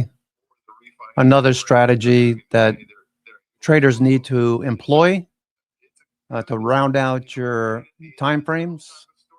Okay, so the idea is once a stock changes trend, okay, once it breaks that downtrend, watch the 20 MA. Price is above the 20 MA. Every time it comes back to the 20 MA, buy, put a stop underneath, okay, and ride it higher. Once it continues to move higher, you move your stop up underneath. In this case, we continue to move higher. I don't know if we're going to pull back or not, but it looks like we're headed towards higher prices on this Monday, August the 17th. Micron looks good on the 60-minute. Netflix still fading a bit. So if you're getting a little uncomfortable with Netflix for whatever reason, buy some puts.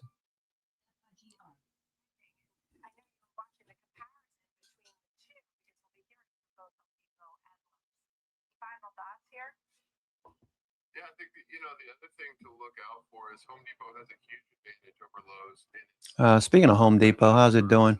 I did take Home Depot off. Okay, took Home Depot off. Couldn't seem to stay above the 200-day. I did get a smaller profit than I was hoping for. Home Depot generally rises during these months into October. But we haven't had any hurricanes. Blasphemy, don't say hurricanes.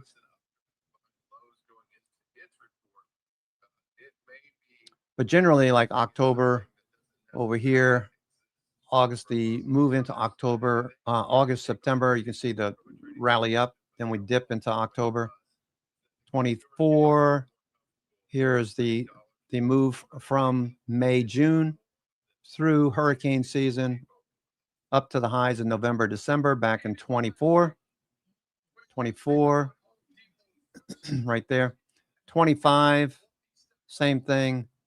The dip in April, May, June, and it peaked in September. Okay. This time, not so much. It's just kind of sitting here trying to figure out what it wants to do. So Home Depot, it was a valid setup for a swing, did make a little profits. If you're still in it, look for it to push a bit higher. Still got time. Depot's ability to focus on the professional contractor versus Lowe's. A lot of people like to do little odd jobs. I don't. I hire people, Andy. I need guys to come in and do that job. And that's where Home Depot will benefit. Okay, S&P, no follow through. So we're looking for dips to get bought. We know that there is a support level right below 99 percentile. It's possible that that's a level.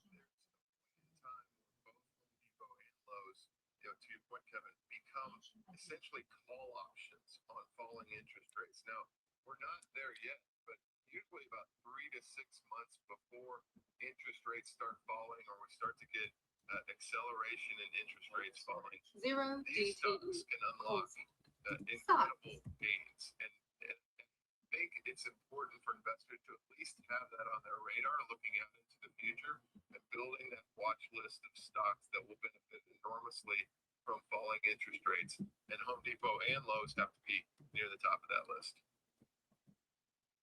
Andy Swan, thank you so much with your details, sentiment data, all the important data you bring to us from Likefolio. Andy Swan, founder of Likefolio. Okay, let's bring Tom White back in. Tom, some of your thoughts here before we get to the example trade.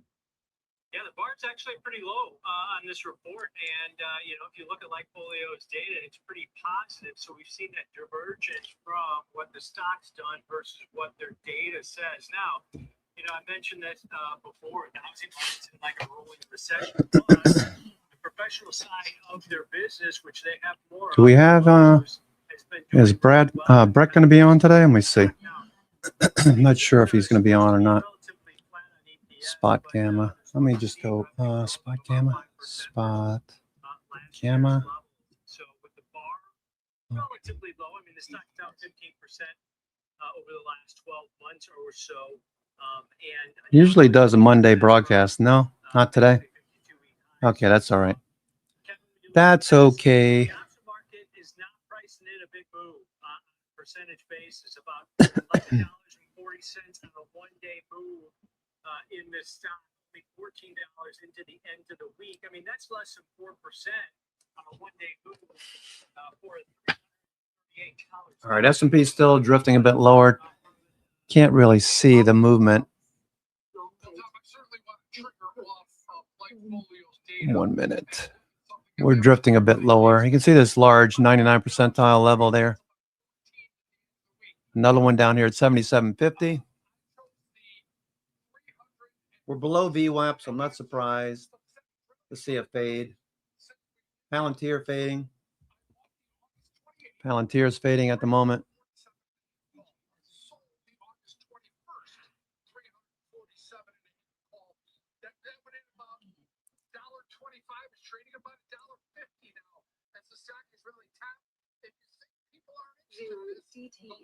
Was 332 and change. Amazon long days change off its lows. So people are starting to take interest in this name ahead of the earnings. Maybe do you want to switch the strikes and go a little higher? Maybe the 350 strike. Sure, that's possible. Price that out as well. But for me, I started with the 347 and a half, just a 1 week calendar strike. Trade on 125, trade on 150 now, Tom. Yep, let's break this one down. August 28th, so 11 days to expiration. Buy that 347 and a half strike call. Sell the same strike, 347 and a half call in the August 21st. Monthly options expire in 4 days. Paying roughly about $1.50, $1.25. That's going to be rich. $125, $150 per spread. You can see it from the risk profile. Zero DTE example trade. You want the stock to go up towards 347 and a half. That's about $10 above the current share price. As Kevin mentioned, you can go to the 350, 352 and a half strike.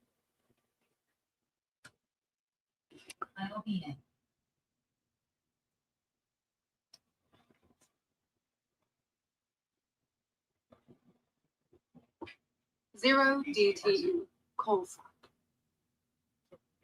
Maybe it gets a little trickier, that interplay. What do you make of the 30-year The yield, we talked about that earlier. I think it was 529 the last we saw. Yeah. And the market just doesn't seem to be making a whole lot of it.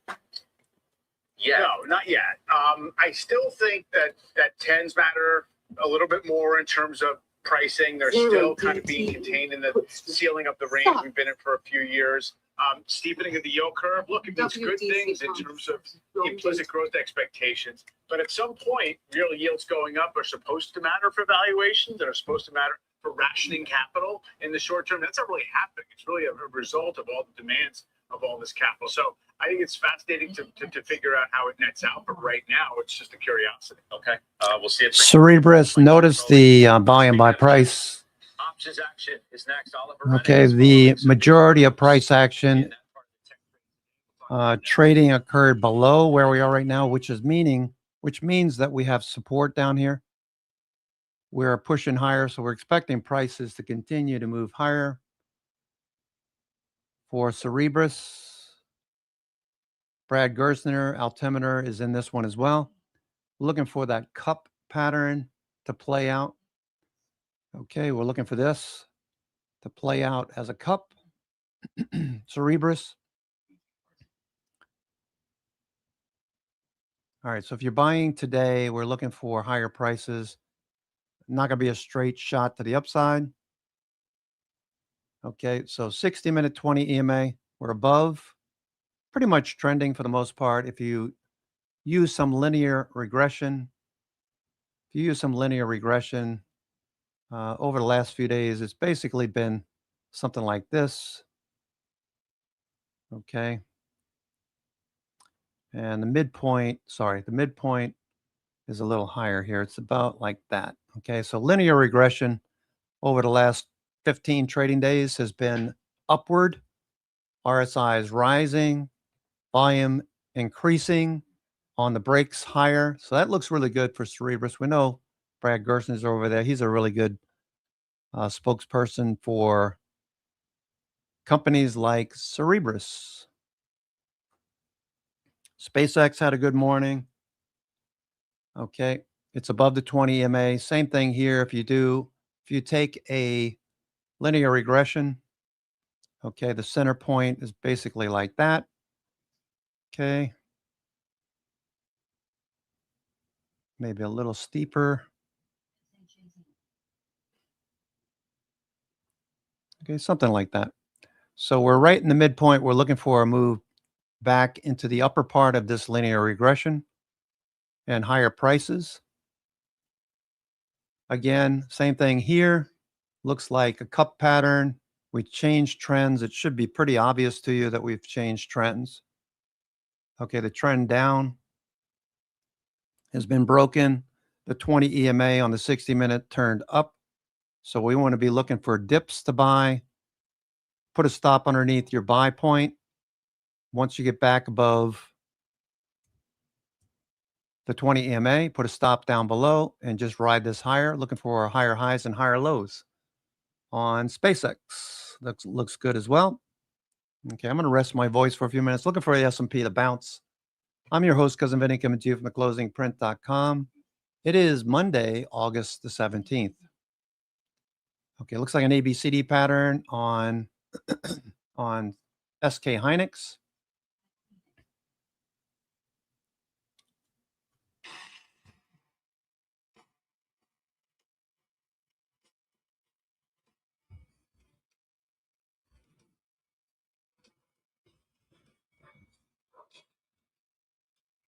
Some options action. Oliver Rennick is live from the SIBO Global Markets in Chicago, and I'm told you're looking at some ripping chips trade today.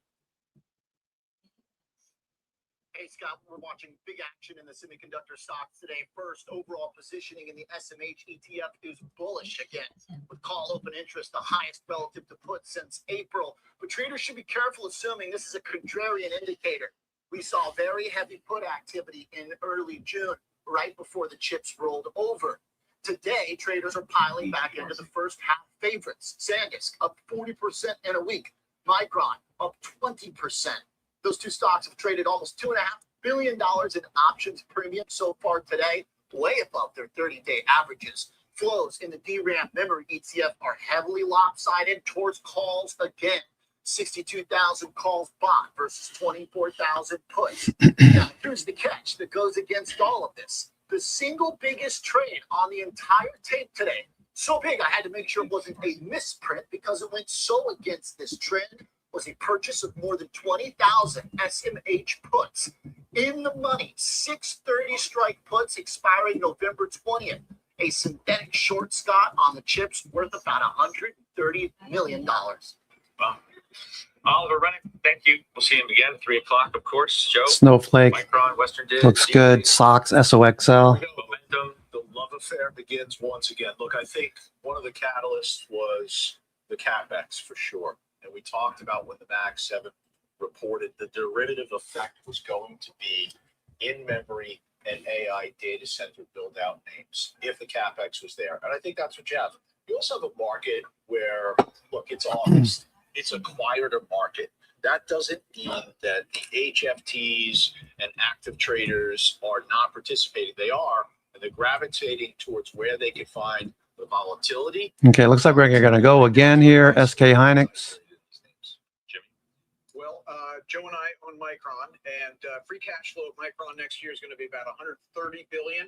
A couple of years ago, it was around 20 billion, and that's what's moving the stock. Once you get past the deleveraging that happened in July into early August, situational awareness, the Kospi, all of that stuff.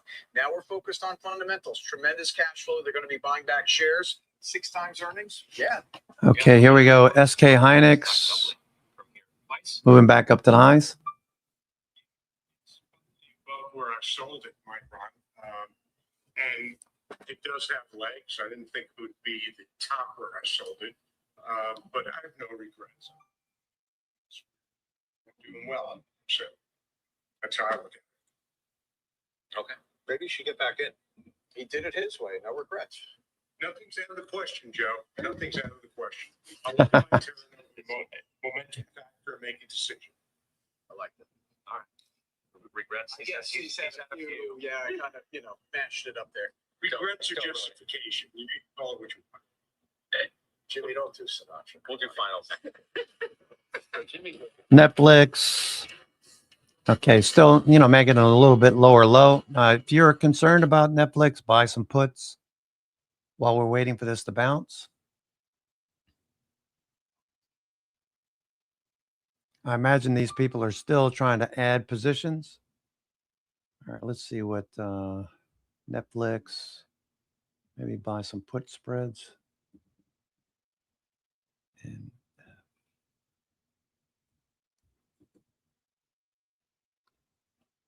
short term.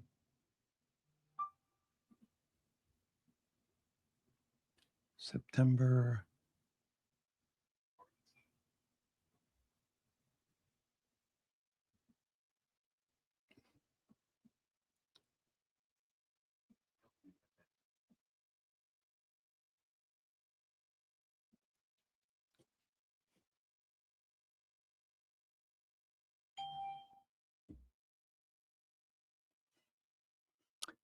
All right.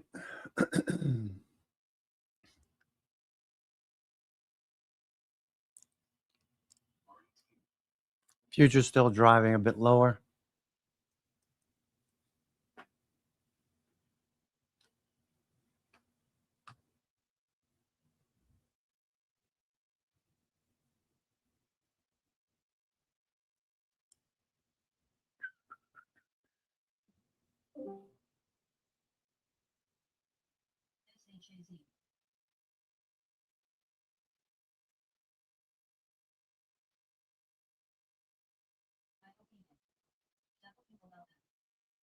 Pretty active today. Lots of pulse alerts.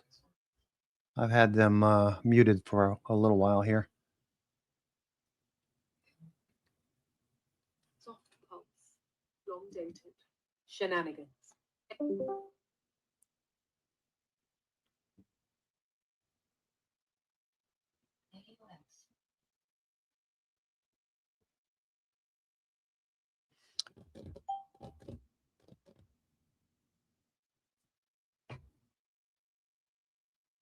SK Hynix. near the highs of the session. SK Hynix. Looking like it's going to go again.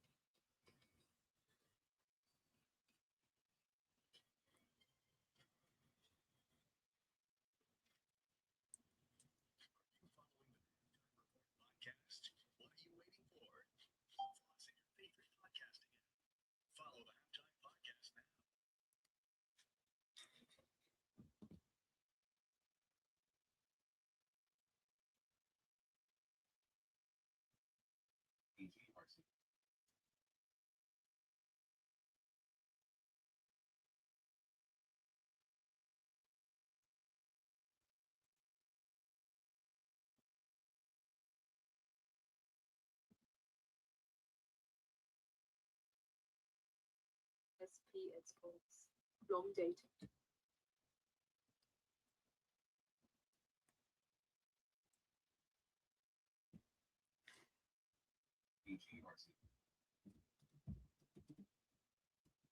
Amazon pumps, long dated. SP exports, long dated.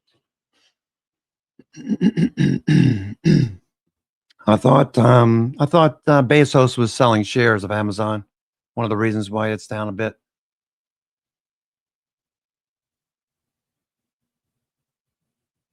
SK Hynix back to the highs of the day. SK Hynix.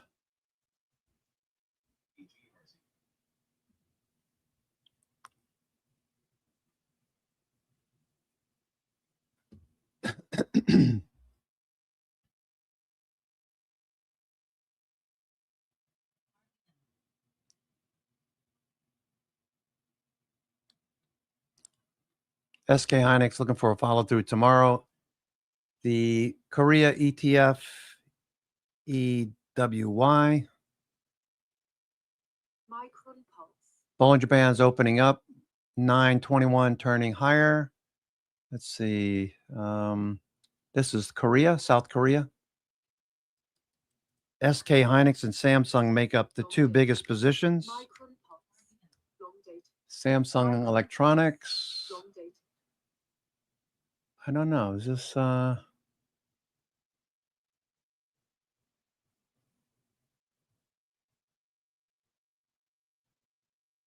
this looks kind of odd.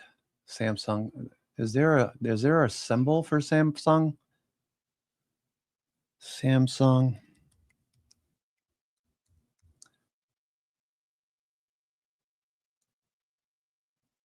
Okay, so this is a ETF.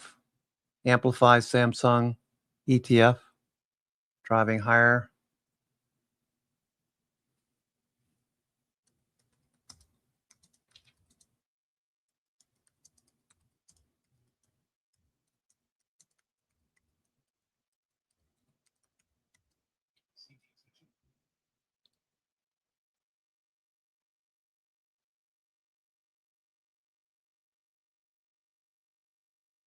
SMSN. SMSN.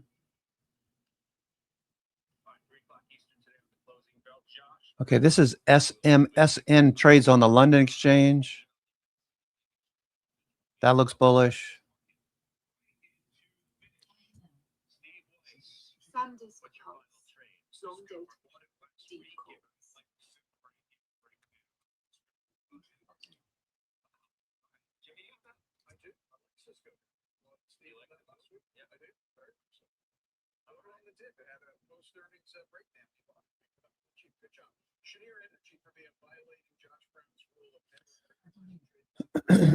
SKHY.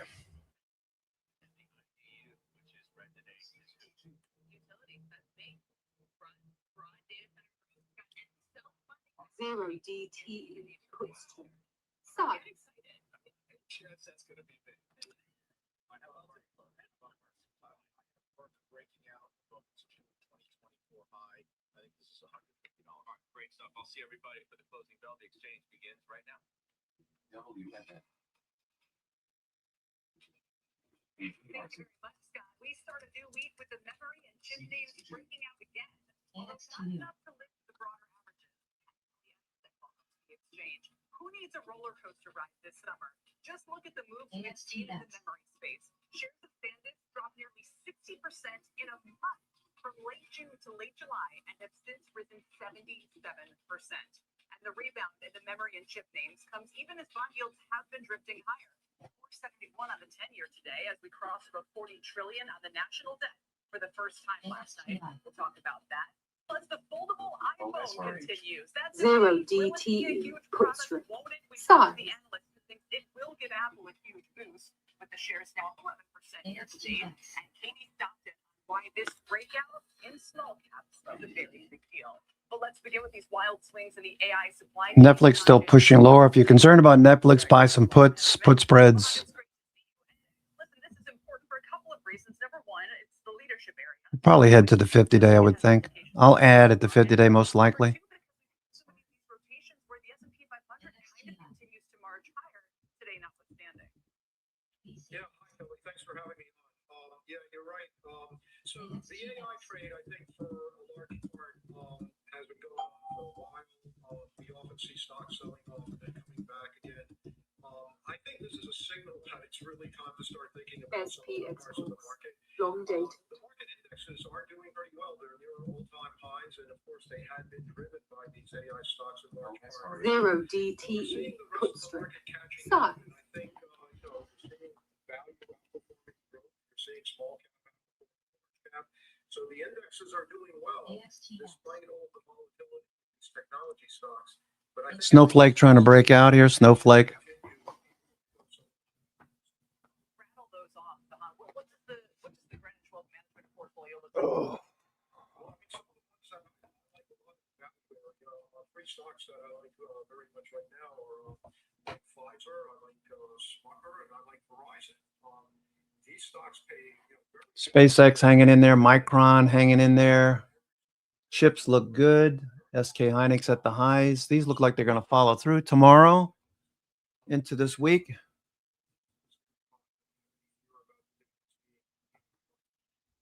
the stocks are making good money. They're selling at incredibly low forward Ps, and they're outperforming many of these technology stocks that are today. What about the Mag 7? This is an area where, the valuations, you could say, look fine. I mean, they're value stocks practically. Shouldn't they be in your portfolio? Yes, of course they should be in the portfolio. They should be a part of the portfolio. But remember, a portfolio needs to have just one sector or one kind of stock or something like that. It needs to be well diversified for long-term investors. I mean, I don't want to play the game where I'm constantly rotating from one sector to another, but I do occasionally rebalance. And because many of these tech Q's stocks pulse. have done very Long well, dated. I have trends. Q's Like, for pulse. example, Long dated. SMH is a pretty big holding in my Q's clients' pulse. portfolios. Long dated. It's an ETF in the semiconductor area, the largest holding in NVIDIA. It's done so well. Printing yet remains a full hold. Oh, wow. So we talked about kind of the Mag 7 broadly. You said like there should be a spot. Then we think of you always as kind of a Buffett acolyte, a Berkshire watcher. So the next question is in both of those veins. Berkshire's adding $17 billion to its Alphabet stake, or it did already. Alphabet, we also learned, has more than 7% of shares outstanding of SpaceX. So what do you think broadly about their moves? They've done a lot with the equities portfolio now, and this is an area, Alphabet, where they, see one of their biggest holdings at this point. SP exports. Do Long you dated. have a take on that? Yeah, a decade or two ago, Micron it would have been pulse. almost Long dated. unimaginable that something like Alphabet, of course, they are big holders of that stock. I think it makes sense. I don't think Alphabet is a value tech stock. I think it should be formal in the portfolio. I also like Microsoft. That's the tech stock that I've been adding most recently. When we had big sell-off of Microsoft. Micron pulse. Long dated. SpaceX is an interesting question. I avoided that stock when the IPO came out, but I have to admit, in some of my clients' portfolios, I have some clients who are willing to be a little bit more aggressive and take some risk. I started adding SpaceX when it got to SP exports. Long dated. I do believe traditional methodologies, it's a to see a value stock. But that's the kind of stock where valuation makes no difference. It's really driven by sentiment, and that stock could do quite well over the next year or two, despite the fact that it seems very overvalued by traditional investors. Yeah, your deep side captures Base your X, conflicted views. long dated, By the way, for those deep who can't see that, calls. street is at 148 today, up about 6%. What are your thoughts on Berkshire more broadly in its leadership transition? Spider Pulse, I long think dated, Berkshire's a great company. I'm concerned about Berkshire. I think the company will grow. I think Greg Gable will be a very good CEO. Of course, as everybody knows, they have a tremendous amount of cash that they're able to put to work, but they see great value. So yeah, I like Berkshire. It's not a major holding at this point, but it's even Berkshire.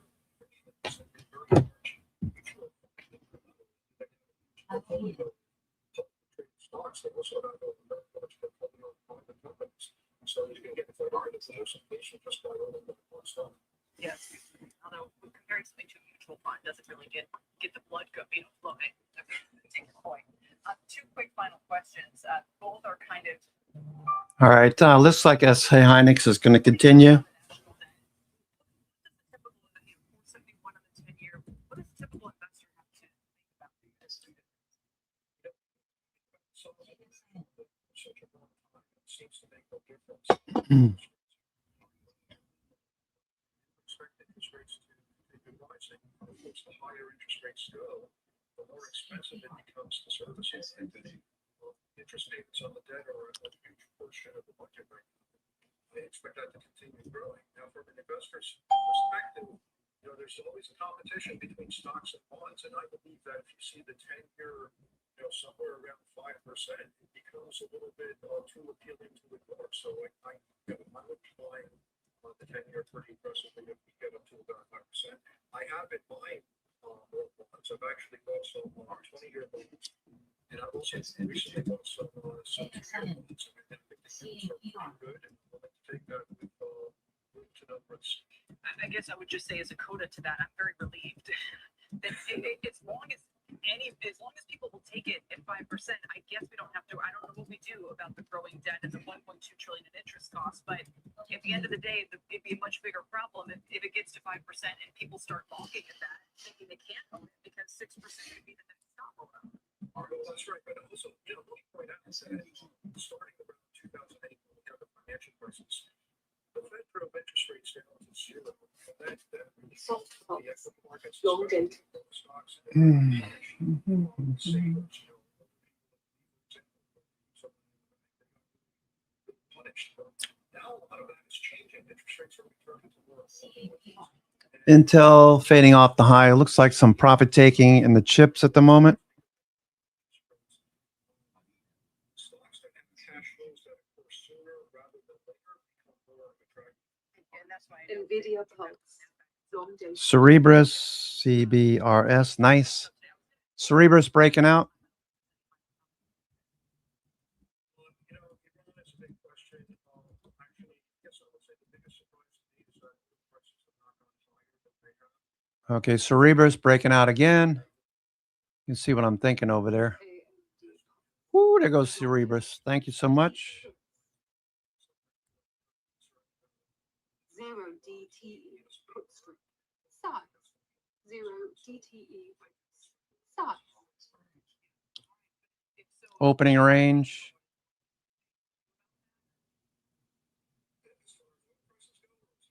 Cerebras, where's the pre-market? Well, way down there. Wow, the pre-market. Zero DTE size.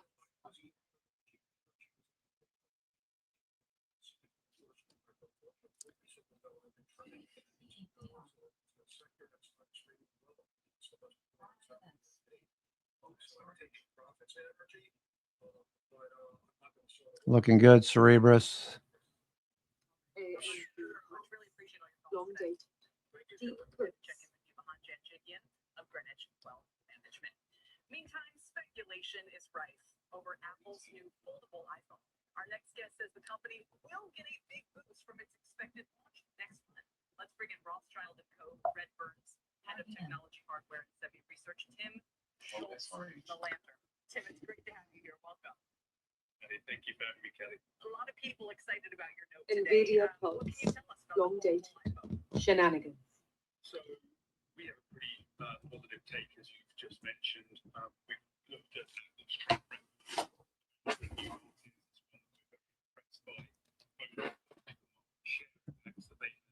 as well as the way in which Apple's entry frequently accelerates the growth and the size of such markets. It's a surprise to us that Apple hasn't been in the foldable segment before. It's an ultra premium segment. Prices tend to be somewhere in the region of 80% above even high-end handsets, and so for us, this is a really neat, basically kind of match made in every brand. The styling, design, and the consumer positioning all suggest to us that a foldable phone, the iPhone Ultra, which we expect to launch next month, is going to be a successful product for them. So, listen, I'm just going to say this as it's my gut reaction when I see photos of this foldable iPhone all over the internet. I don't know whether to trust them or not. I don't love it. I'm just going to be honest. I think it's a little the price. It seems clunky. It doesn't seem like the elegant, sophisticated consumer product that I've come. And I know other handset makers have them, but I don't like them either. So, will I look back at this and laugh a year from now and I'm holding one of these shiny new products? You know what, Kelly, it's SK Hynix, Cerebrus. Looking at Cerebrus at the moment. So China, for example, a very important market that we expect for the handset. There are consumer pockets in the US and in developed markets that are strong foldable product, foldable markets. Cerebrus still pushing higher.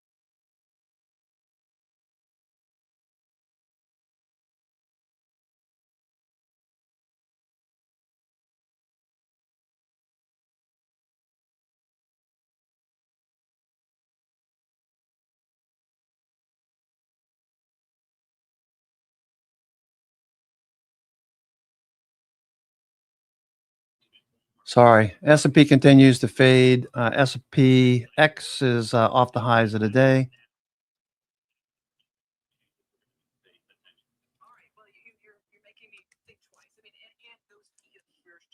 S&P is losing the 20 EMA, so we're probably looking at a minimum, we're looking at a range, slightly upward sloping. Okay, it's possible to come back down to this level.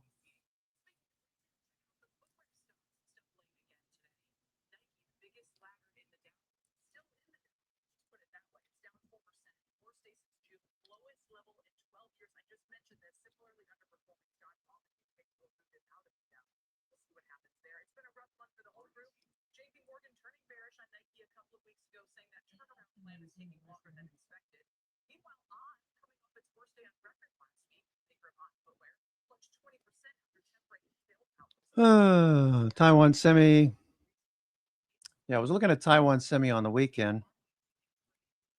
In the weekend video, touched on it briefly. It was above the 50-day Taiwan Semi.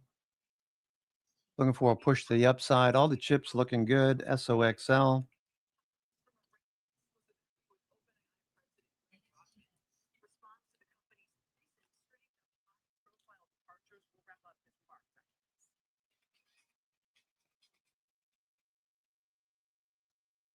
Okay.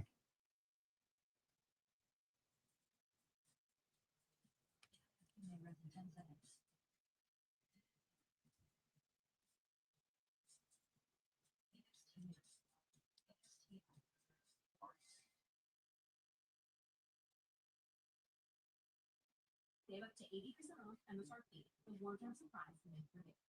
Choose your favorite brand or style, pick your size, and we'll curate the rest. Shop women's surprise boxes at manymoons.com. Trade smart. Post BDC roll elimination. Now, trade your small account size. More flexibility than ever. Rapid order entry. Traders manage entry, profit target, and stop loss. All in one thing. Taste Ralph Norman betrayed President Trump by endorsing against him in 2024. Then he voted to block Trump's one big beautiful bill. Ralph Norman is a traitor. He doesn't stand with Trump or with South Carolina.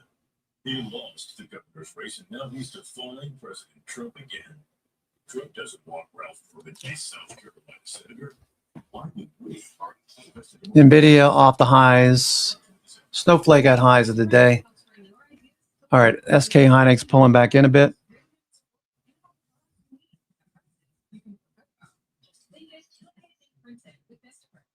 Possible 20% off your first order at vistaprint.com.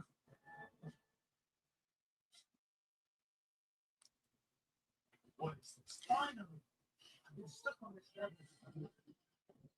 Onwards to the next level. So excited. Download now. Are you ready? This forge breaks people down.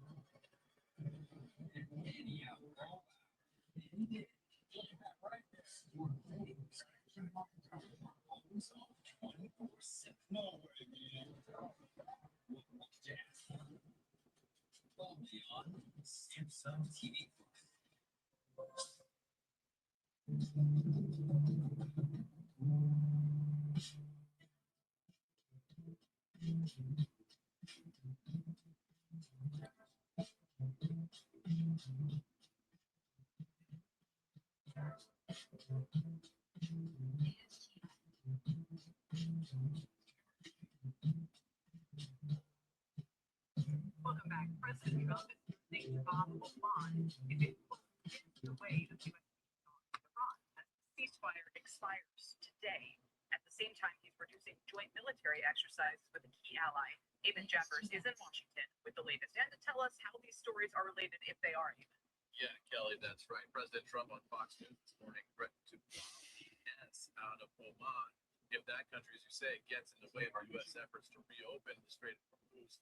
Omani negotiators have been in conversations with Iran about a new regulatory regime for the crucial strait, an agreement that reportedly could include fees or tolls for international shipping. In response to the president's comments, a senior Middle Eastern diplomat with direct knowledge of the talks told MS Now's Ian Sherwood this morning, Oman is focused on working toward a solution that leads to the reopening of the Strait of Hormuz. It's their primary objective. Of course, that comment doesn't really respond to the president's threat or indicate if the Omanis are likely to back off an emerging agreement with Iran. All of this coming as the United States and Iran officially hit the end of that 60-day period that was originally set up for peace negotiations. Those talks have long since broken down. Meanwhile, former Congresswoman Marjorie Taylor Greene taking to social media today with an incendiary claim, saying without evidence that the White House is, quote, discussing using nuclear weapons on Iran in strategy meetings. But a White House official pushed back on that claim, telling CNBC in a statement this afternoon, quote, Marjorie Quitter Greene has no idea what she's talking about. The former Congresswoman during the middle of her term and wants to pretend like she has insight into the president's thinking. She is completely out of the loop and should quit spreading fake news. And Kelly, that other story that you mentioned, the president pivoting away from South Korea, saying that he's frustrated with South Korea's lack of response to his request for help in Iran. He says he's now going to downsize U.S. military trainings with South Korea in response to that. So that's how you're seeing this Iran war sort of morph into concerns throughout Asia about U.S. strategic posture. Some questioned whether we were doing lessons with South Korea because we've run out of munitions. I would also add, by the way, these reports about how I believe in Romania, they were shooting down Russian drones out of the sky, increasing anxiety about the repeated incursions we're seeing from Russia to some extent Ukraine as that war continues over European airspace, and whether that would again be an area where NATO and the U.S. have to step up potentially and do something. Yeah, there have been repeated warnings that have shown up in the media from intelligence sources suggesting that there is some nations do want NATO's easternmost flank in Europe at some point in the next year or so. And you know, it's all about getting in Vladimir Putin's head. What does he want as an end game to Ukraine? S&P is starting to show some short covering. See if he can sit the battle line where it is, or does he want to escalate into NATO and try to achieve a victory somewhere else to make this whole operation more palatable for his domestic political climate, given the enormous losses that Russia has sustained so far in Ukraine? You could see where he would feel he needs to achieve something militarily to justify it. But an incursion into NATO, obviously the stakes are enormous with that, and the implications will be enormous as well. All right, Eamon, for now, thanks very much. Really appreciate it. Eamon. All right, so we're right back down to the same level we bounced at before. Chinese President Xi Jinping will skip next month's UN General Assembly in New York, opting instead for a shorter trip, a one-day trip to D.C. to meet with President Trump. That's according to Politico. Xi's U.S. visit comes after Trump's May trip to Beijing and some new strains in their relationship and the relationship between the two countries after Trump accused China of election interference in a July Oval Office speech. Newly approved Attorney General Todd Blanche today launched a new process allowing some people with felony convictions to apply to regain their gun rights. More than 300,000 people are expected. Apple starting to turn up. Apple off the low. Requests will be reviewed case by case. Still needs to get back above the 50-day. Apple looking a little better though. Pretty bearish day for Apple and most the chips look good. Again, looking at, we only have 3 sectors that are bullish. Energy's up nearly 1%. Financials 0.3%, 0.4%, and tech is up 0.25%. XLK.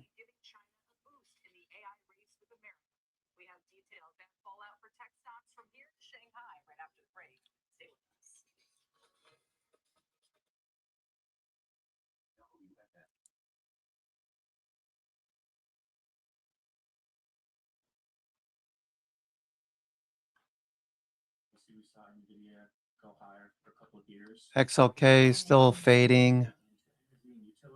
Semiconductors.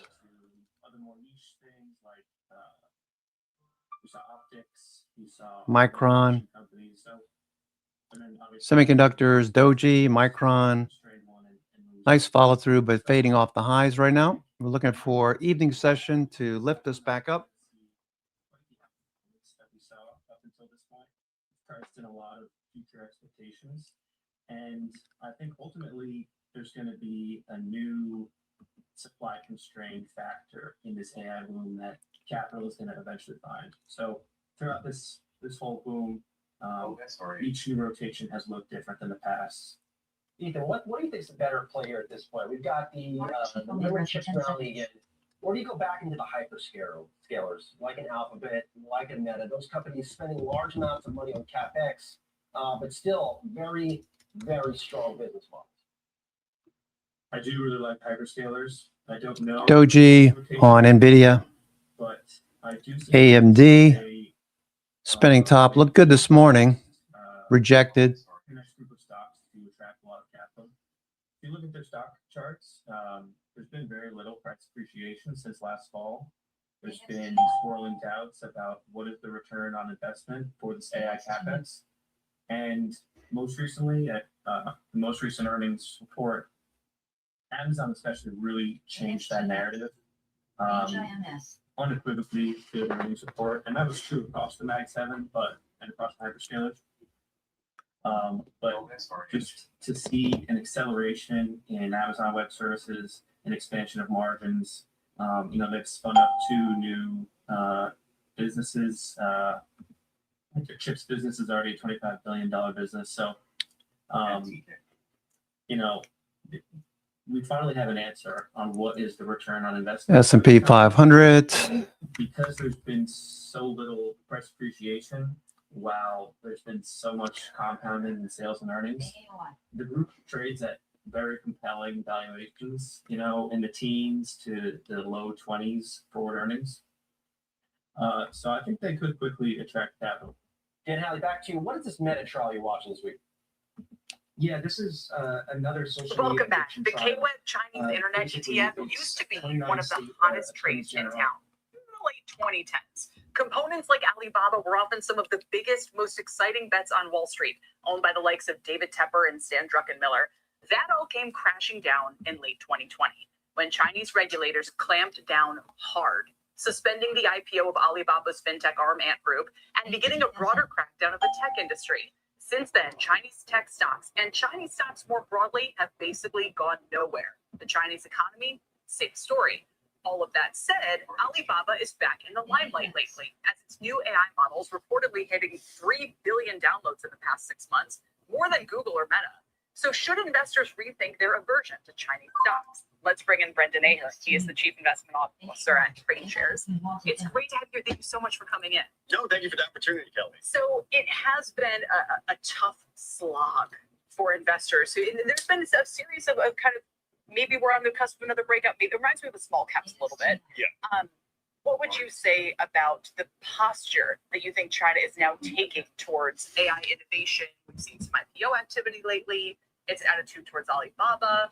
Yeah, I mean, certainly the last 4 years been a little tough. You're a great makeup crew. You can't see my wrinkles from all the frustrating, but I think you're seeing really a troughing that we've been through a really tough cycle, but you're clearly seeing some innovation coming out of China. I think there is an AI picks and shovel trade where Korea and Taiwan get a lot of attention, but in onshore China, like say in K-Star is our Starboard ETF, really strong performances for a lot of the semiconductor names. But obviously, S&P continues to fade back into last week's range. On Thursday, there's some optimism about AI. Low tick alert. A low tick alert. Okay, so 7750 is a level. 7750 is the level that we've been watching. Right here, 7750, coming down to that level now. It's going to be about the cloud. How much is that cloud growth? We think about almost 20% of revenues for this quarter will come from cloud. The about 40% growth year over year. So I think these are really strong numbers. Obviously, domestic consumption in China, a little bit of a struggle still. Hopefully we'll get some stimulus potentially in September. So let's say I looked at this and said, okay, Alibaba's got a successful model, bunch of downloads, it has the cloud business. It's kind of like Google, but cheaper. I imagine its speed is lower. But let's go back now to what happened with the tech clampdown, which all kind of started after Jack Ma had given this speech about, China, everything needs to be better, and they're holding us back. And they said, oh, really? Watch us. We've talked in recent years about how they've started to back off a little bit. I don't know how you would characterize the industry. So when we see these headlines now, when people look at the stocks now, do you think these stocks can truly thrive and throw the shackles off? What's the environment like? I think for foreign investors, money will flow where it's treated best. And arguably, you had some real challenges in China. I think you've seen this 180 because the Chinese government understands they actually need these tech entrepreneurs like a Jack Ma, like a Pony Ma at Tencent. And so you've had this total pivot in sentiment. Now you're seeing policy support. You're seeing technology self-reliance is a big theme in China. And lo and behold, here's Alibaba with a very, very competitive, their Q&AI large language model leveraging their cloud computing. Couple of various questions I'd love to know who else you're keeping an eye on in the space, either in the suppliers or in some of the kind of big names. And would you describe all of this then as how much of a threat or opportunity for the U.S. AI industry, if we could call it that? There's a lot of people who use the Chinese open source models when they SpaceX hanging out at the highs. S&P sitting right on top of 99 percentile support.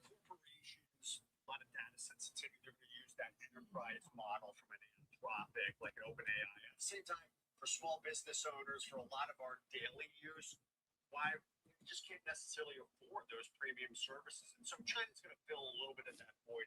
I think the key is in China, the AI revenue model is linked to the cloud. And that's where Alibaba, Tencent, as well as Baidu reports tomorrow.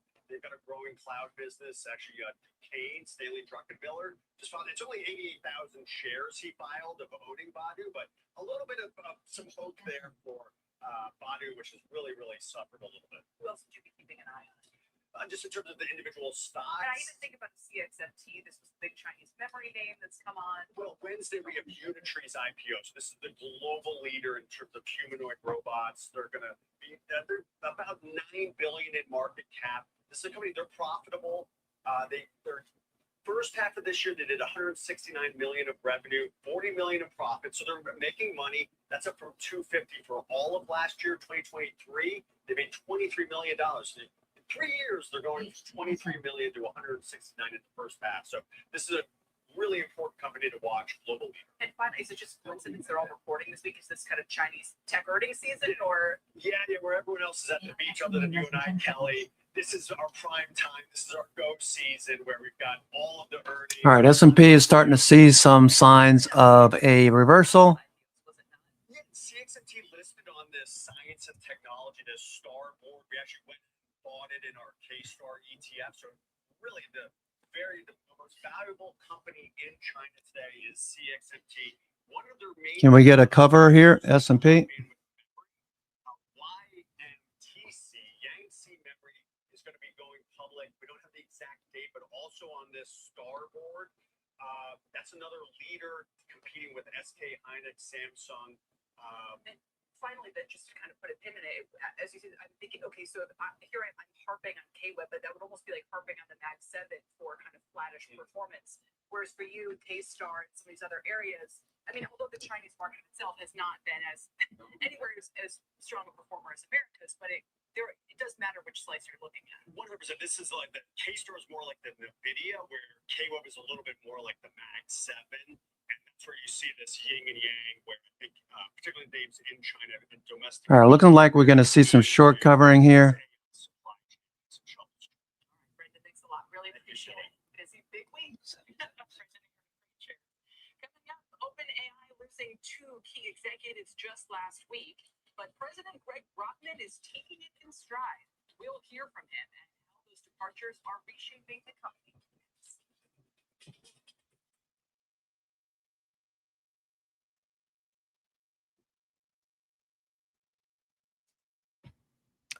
Okay, looking for a nice bounce, S&P.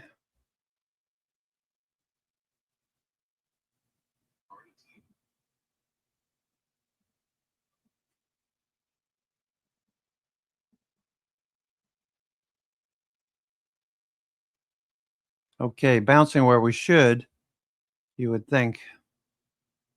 99 percentile. Not quite down there, but getting close.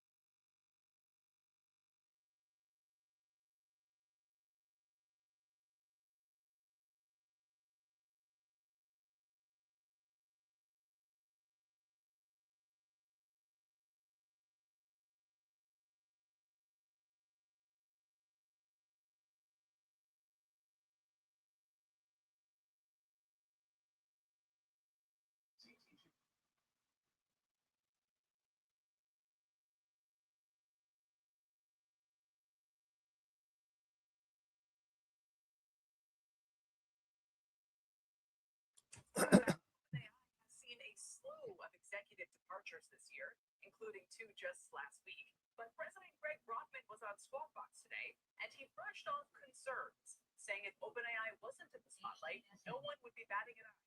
Kate Rooney has more in today's Tech Check. Hi, Kate.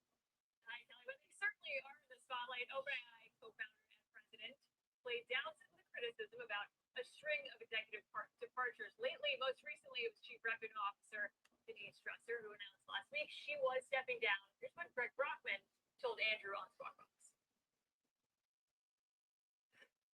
I'm a constant Sam of the constant. I actually think that the difference between OpenAI and other organizations is that we're so much in the spotlight, so every departure gets scrutinized in a way that doesn't otherwise.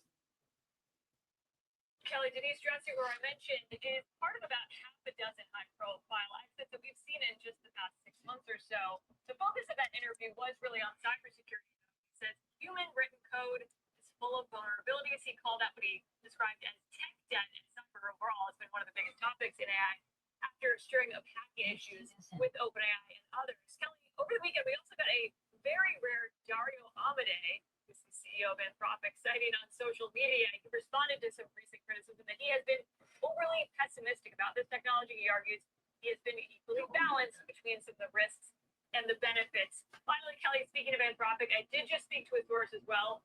Anthropic, over the weekend, I'm told, shared a second quarter financial update with existing investors. Revenue there grew about 14x year over year, topped $11 billion in the second quarter. That is a preliminary estimate. But based on some of these numbers, multiple sources that I've talked to, Kelly, say they are now forecasting a possible $2 trillion valuation when it comes to the IPO. All right. Nothing to see here. He says, move along. Looking for a higher low, higher high. Okay, S&P, we need to see the moving averages turn up and to the right. This is just short covering for now, probably another bear flag.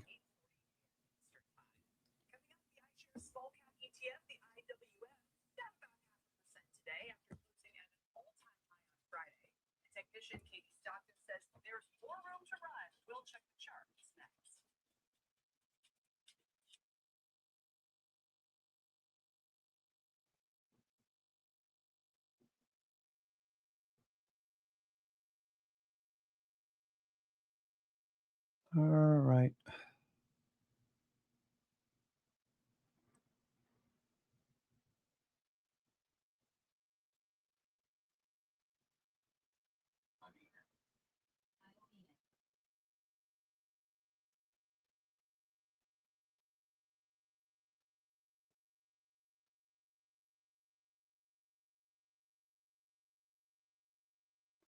S&P looking for a bounce. The moving averages have to turn. Right now, it looks like a bear flag.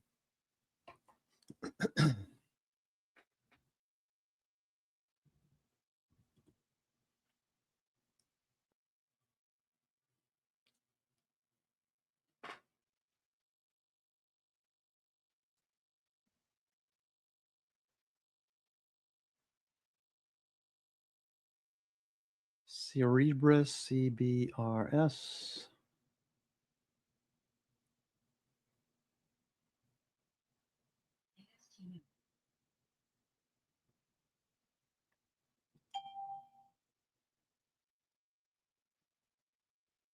And you mentioned this, Jenny, but Welsh channel checks reportedly found that identity moved up to the number 2 spend priority behind AI among partner survey. I think that's interesting because identity is also part of AI, so they've actually separated that out.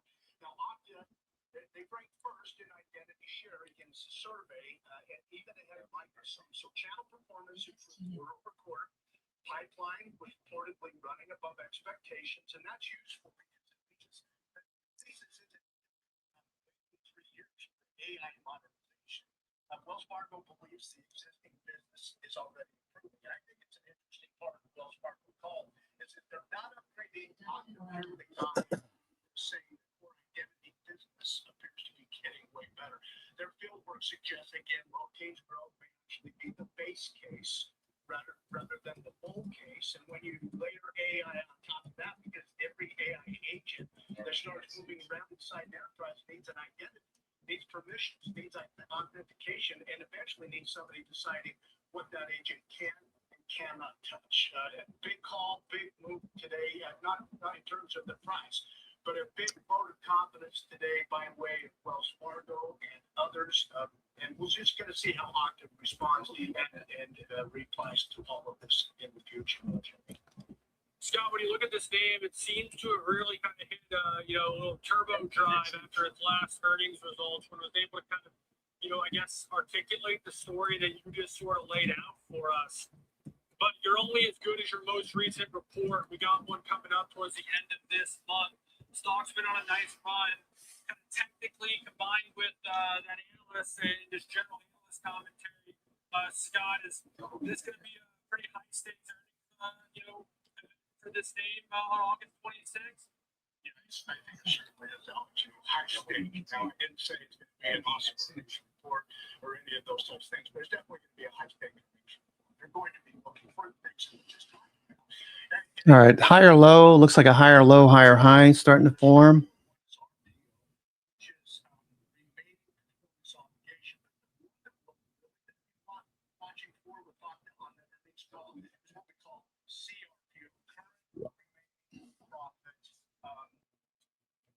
Obligations. And so those profit obligations that are current, that's measuring into the next 12 months, the next 1 year. Listening closely for that, among other things, but that'll be something that will perk the ears of investors and traders on this earnings call.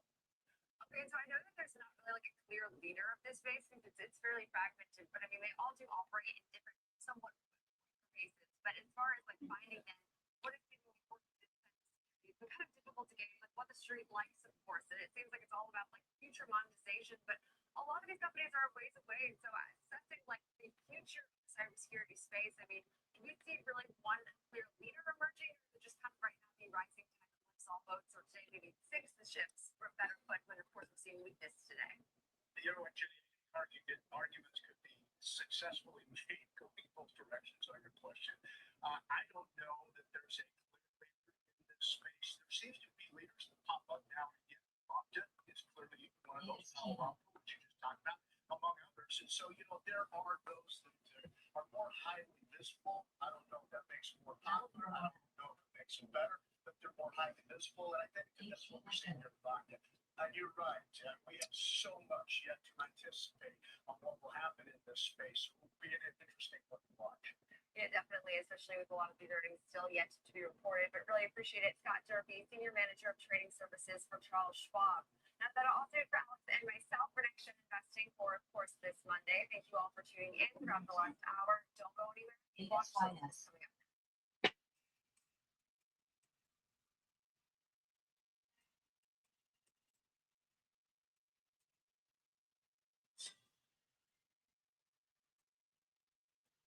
Schwab Investor Checking. The checking account for investors named highest in client satisfaction by J.D. Power for 7 years in a row. With Investor Checking, you get the award-winning features of our checking account, plus cash management solutions, all designed for investors like you, with unlimited ATM fee rebates for cash withdrawals worldwide, no overdraft fees, and enhanced security features to keep your money safe. Also, because your investor checking account is linked to your Schwab One brokerage account, you can manage your checking and investing in one convenient location. Moving funds between your accounts is easy. Cash moved to your brokerage account is available in All right, looking for a higher low, higher high. Futures, looks like they're rolling over again. Bear flag. RSI is oversold, looking for that to turn up.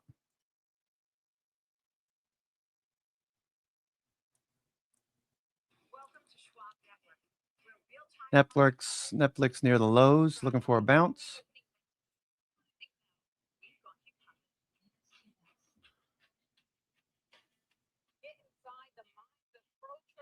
My point is that they're getting a higher rate of change in sales based on their guidance, but not the same rate of change on EPS. The biggest headlines, live analysis, breaking news, and sharp trade ideas minute by minute. With shows built for action, we break it all down in real time with speed, accuracy, and precision. I think one of the most important things is you're making a play in a risk-defined way you're going into earnings. So that would be a further downside area to watch. On insights, actionable data, trusted financial journalists, streaming live and on demand. Schwab Network, streaming 24/7, any screen, anywhere, free. SchwabNetwork.com. Mom, when my grandparents moved here, did they know what our family would become? I don't even know if they could envision it, to leave everything behind, literally come across the entire world. I think that we totally. Looking for a higher low. Nothing yet. The moving averages need to turn up and to the right. Best case scenario, we bounce back to VWAP. 7750 is a major level.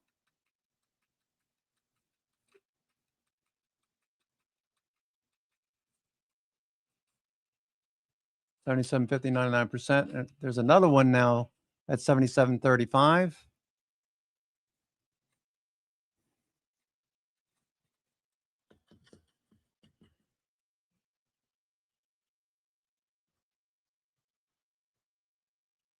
Cerebras hanging in there. CBRS Cerebras, opening range high. Feels like they're going to run this at some point. Pre-market high is way down there.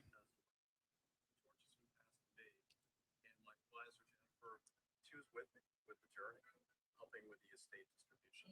Two grandchildren planning for their college educations. Someday it'll be their turn.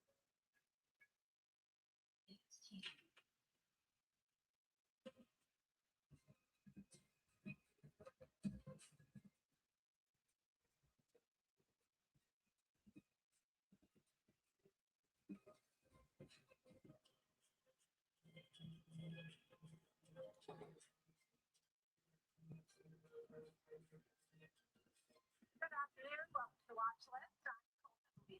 2 p.m. Eastern Time, coming to you live from the corner of Wall Rock. This is the New York Stock Exchange, where we're glad you're with us for the big show for you today. We're taking a look at the Chinese tech space. Alibaba announcing that its new AI model has surpassed 3 billion worldwide downloads in the last 6 months. And on the Watch List panel, we'll examine what's next for them as the company continues to spend on the data center build out. To AMD. All right. Unfortunately, we don't have any follow through. Intel fading from the high. Doji inside day for now. Somewhat weak where tech was really giving it a go, but we've taken a leg down now as the one higher and the 10-year yield has moved higher. These are significant moves and pressure stocks. And so the S&P 500 now is 77.55 down almost 0.4%. The Nasdaq 100 is down 27 points. The Dow losing 200 points. Just off the session lows and the Russell down 1%. So when you take a look here at the heat map, you can see some green, but mostly red. And that was the story earlier in the day. Then some of the sectors gave it a go. AMD off the highs. SpaceX off the highs. Okay, SpaceX. Not a bad day for SpaceX. News that Harvard has $2.2 billion worth of SpaceX. SK Hynix fading from the high.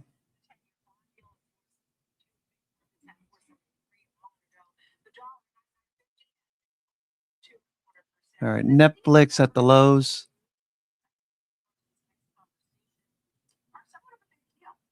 Taking a closer look at today's market moves, joining me right now is Tom White. And so I thought you're here with me to talk about what you're seeing, obviously, with the U.S. around the memorandum on buyers today. And we're getting lots of different mixed messages, but oil continues to move higher. So what are your thoughts? Yeah, geopolitical tensions actually negatively impact the markets, right? We kind of pushed these concerns aside in the past, but with little, economic data, little news out there as far as flows goes, I think investors are starting to take credence in this. You've got crude oil back just under $85 a barrel on WTI. Brent is back above, putting pressure on the equity markets. And you mentioned yields. The 10-year yields back above 1.72. S&P 500 trying to come off the low here, still sitting at the low. 77.50, then 77.35 are levels below. That's the highest level in 20 years, Nicole. So inflationary pressures, maybe from crude oil, a lot of concerns here. We're seeing yields move to the upside. That's creating the headwinds for these markets at this point, with little else to kind of go on until we start getting in more earnings from the retail side starting tomorrow morning. So yeah, look at the geopolitical tensions that are arising. President Trump came out with some commentary and said, hey, if Oman doesn't back off, we'll bomb them. Iran's coming out basically saying, hey, now that the ceasefire is done, we're going to take a more offensive side of this if we do not get some diplomacy, and that's quickly. And no talks ongoing right now. So yeah, I think that's what markets are focused on, and that could be the added volatility that we haven't seen any volatility recently. And that's reflected in the VIX, but we're seeing that pop today also. So yeah, this could definitely create some headwinds for markets, especially when they're teetering at or near all-time highs. Yeah, and we're getting a lot of mixed messages. Hard to know what's true, what's not. And those kinds of things can also bring some fear in the market or when you have that unknown. As you noted, both on those and oil higher. Let's turn our attention over to the memory stock. Now, this group has been doing well. Let's talk about it. Some of your thoughts, Tom. Yeah, if you look at the move up, what's leading as far as the tech space today is going to be memory chip makers. It's going to be semi-equipment makers that are doing well. And if you look at the rebounds that we've seen from that July pullback in Micron and SanDisk, Western Digital, Seagate Technologies, those are all reversed to the upside. The DRAM ETF up about 6%. So pushing back against this. Okay, Intel driving lower. Intel dropping off a bit. It's actually helping support. I think we'd be be down a lot more if these stocks didn't have the positivity that you're seeing today. And I think part of this is due to the fact that Commerce Secretary Lutnick told the Wall Street Journal that they're not in support of Apple or anybody else buying memory chips from China. So that's putting a bid back into some of these memory chip names, and that's leading the market to the upside. That's dragging into the semi-equipment makers. You look at some of, maybe software, taking it on the chin here a little bit. All right, looking for a bounce in the S&P. At some point, they're going to cover. We usually look for institutions to cover after 2 o'clock, between 2:15, 2:45, roughly. That's not a set time. It's just the time of day where we start to look for institutions to come in if they're interested. I will say that we've been up. The S&P has been up for 2 weeks straight, breaking out to new all-time highs for 2 weeks straight. Okay, so this is the first week where we're not following through. We do have a lot of reasons to believe we could follow through. Breath has slowed a bit. We started off the week, ending the week with 16 bullish indicators last week. We had 2 bearish. The bearish ones had to do with the 10-year yield. The 10-year still moving higher. What's IWM doing? IWM inside week.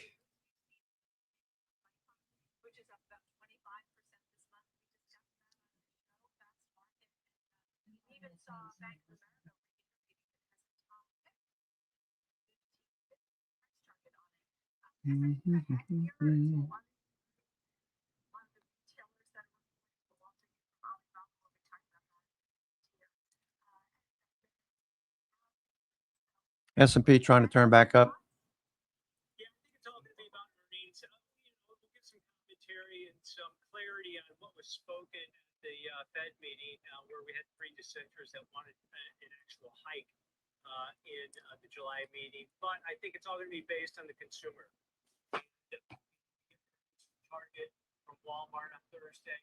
We get Home Depot, Lowe's, TJX, and Ross stores.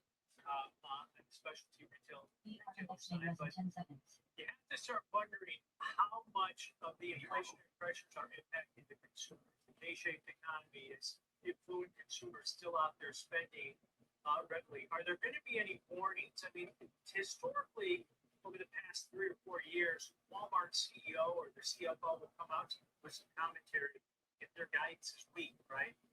Or if they're seeing signs. They're at the front lines of what the consumer's doing. The consumer's nearly 70% of GDP, right? The spending from the U.S. consumer. So I think it'll be highly scrutinized. I think there's going to be winners. I think there's going to be losers in this space as consumers make different choices. I think that's going to be the concern. But yeah, they're going to definitely drive markets this week. Yeah, a lot to take in, without a doubt. Tom White, great to see you. Thank you. Coming up, we'll spotlight tech. What to watch from the China tech space. Alibaba's reporting big download numbers for its AI model. Baidu reports its earnings tomorrow morning. We'll have that for you, of course. Still to go, big moves. Rick Ducat standing by with deal options trade to want to see from towards Apollo. Expand energy and so much more. The watch list returns right here on Schwab. Okay, S&P looks like it's going to dip again. 77.50 is still a little bit below. 77.35 below that.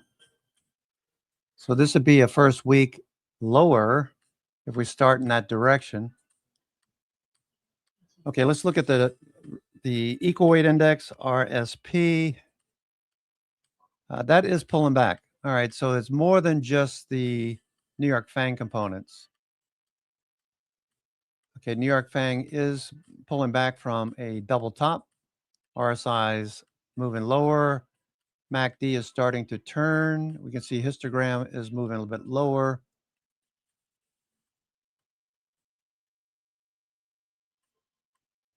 Okay, MACD is starting to turn down.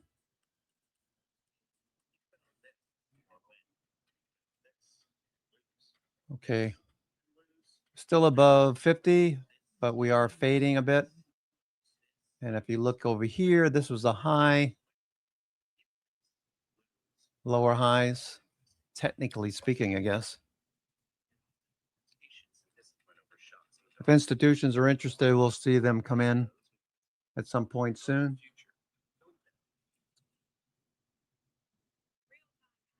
Data-driven analysis from U.S. equities to global macro matters.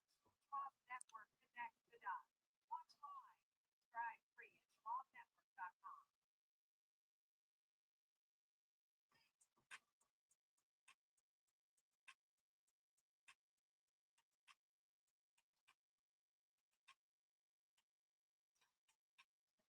only less than 10 seconds.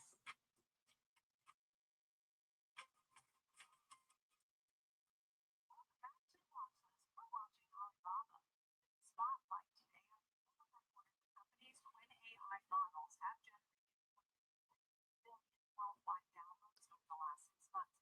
The open source platform has more than 460 models and is reportedly spawned No turn yet, S&P.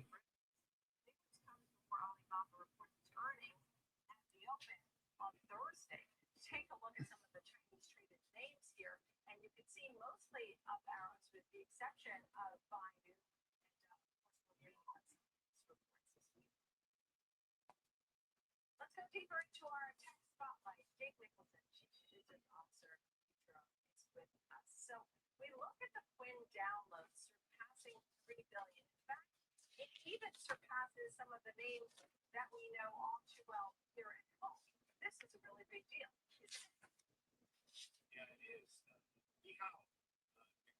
It is a big deal. And if you go back just a couple of weeks ago, an open letter was published by Jensen Wong supporting the idea of open weight models and urging regulators to go easy on regulating that existence. And a whole bunch of people signed onto this. And Quinn and a variety of models are at the center of this. So it's not just in the Chinese domestic market where Apple is now allowing Quinn to come into the Siri universe. Tesla is in talks to experiment with Quinn solutions. So I would say that this is the biggest deal from an Alibaba perspective. What does it mean for something like Meta and Google when you have this kind of demand for Quinn? It means huge pricing pressure. We recently did a study that showed that the gap between the cheapest way to do generative AI and the most expensive way was about a 600x gap between the most expensive frontier models and the cheapest open weight models, some of the versions of Quinn.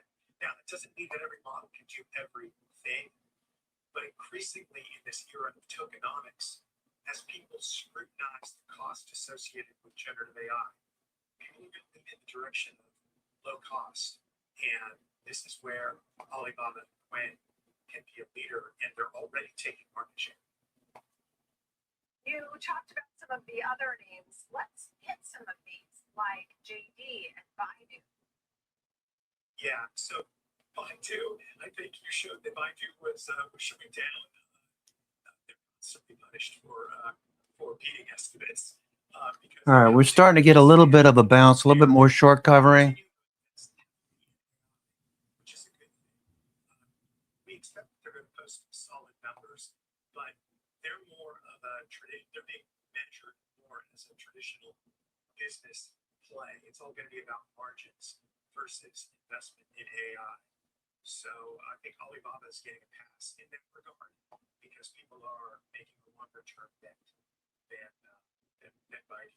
Now, one thing with Baidu that's interesting, their Apollo Go robo-taxi initiative is going to be rolled out in London in the very near future.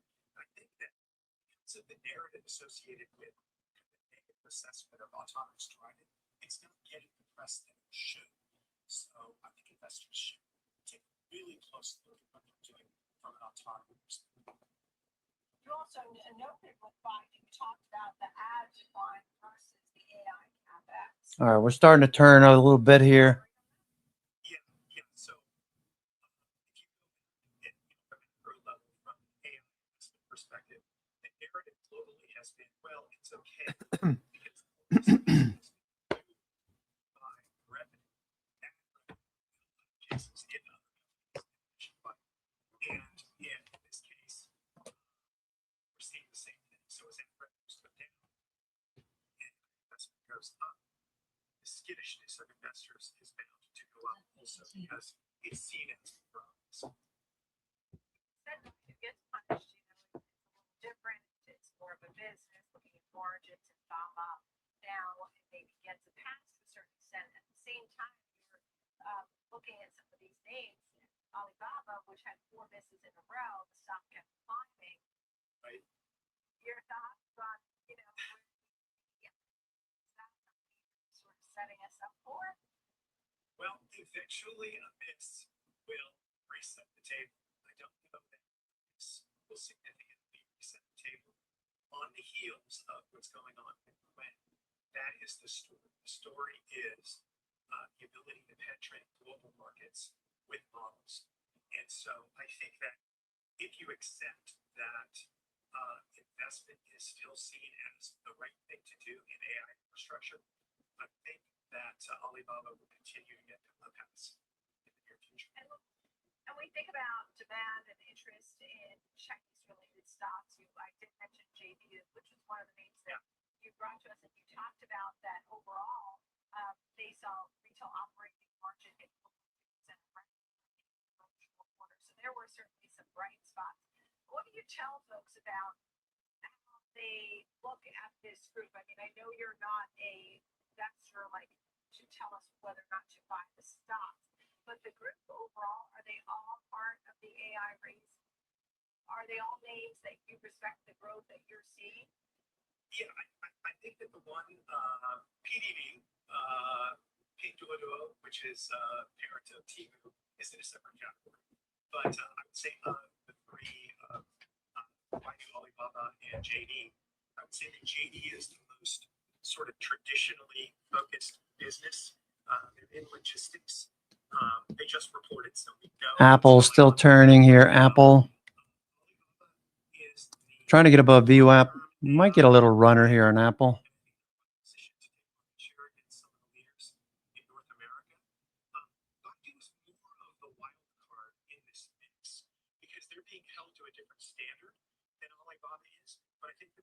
They're a solid investment moving forward.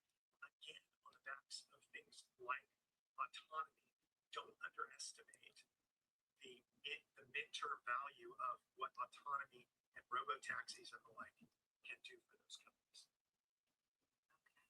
Dave Nicholson, thank you, Chief Research Officer at Futuro. Thank you, Dave. Good luck there. We'll take a closer look at some of the large options trades that you'll want to see here in the market. Rick Ducat found some for us. Okay, Apple trying to push here. Watch Apple trying to push through VWAP.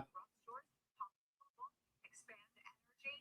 The watch list will be right back. Down 244.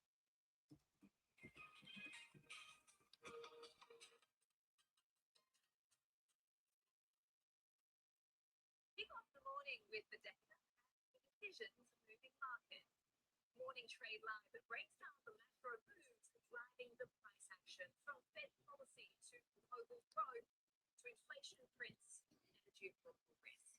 Smart, fast, and always live from Wall Street to your screen. Morning trade live where the markets meet the macro weekdays at 10 a.m. Eastern on Schwab.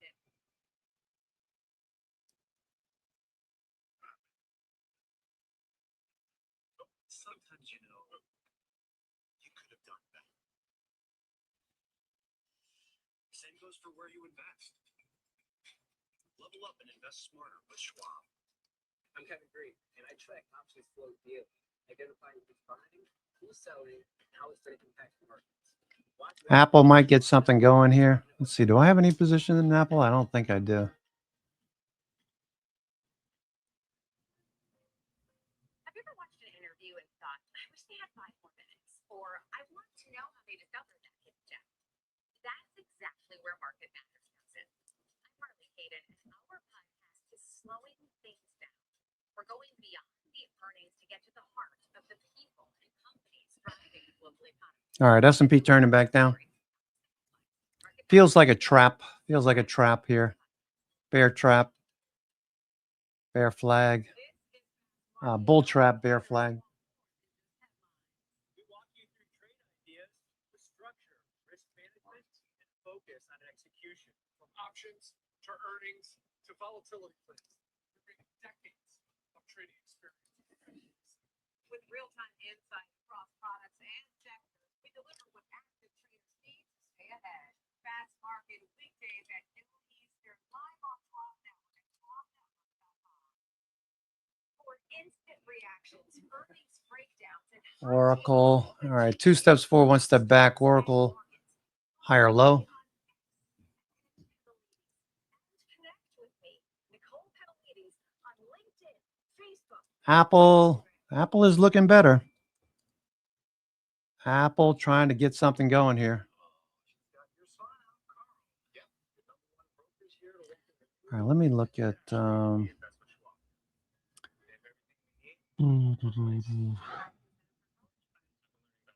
strategies. Schwab helps me generate all this Schwab and everything you need is making me cranky.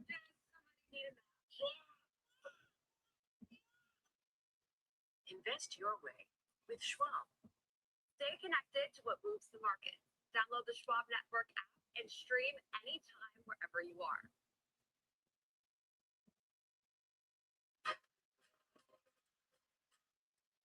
Here on the watch list, we're taking a look at NVIDIA announcing an agreement to invest $1.5 billion into a data center in Ohio that's leased to OpenAI and would provide up to $105 billion in financing for the facility. OpenAI said the data center would create 35,000 construction jobs and 2,500 new positions. NVIDIA stock is at a 2-month high today and about 4% just below the all-time high that it hit back in May. There's a look at the heat map. You're seeing a divergence in some of the Mag 7 names with Microsoft under some pressure today. Time for big moves where we highlight outsized options trades taking place in the market. And Rick Turcat has been combing through Meta. All right, stocks are showing signs of short covering, so we might get something going here.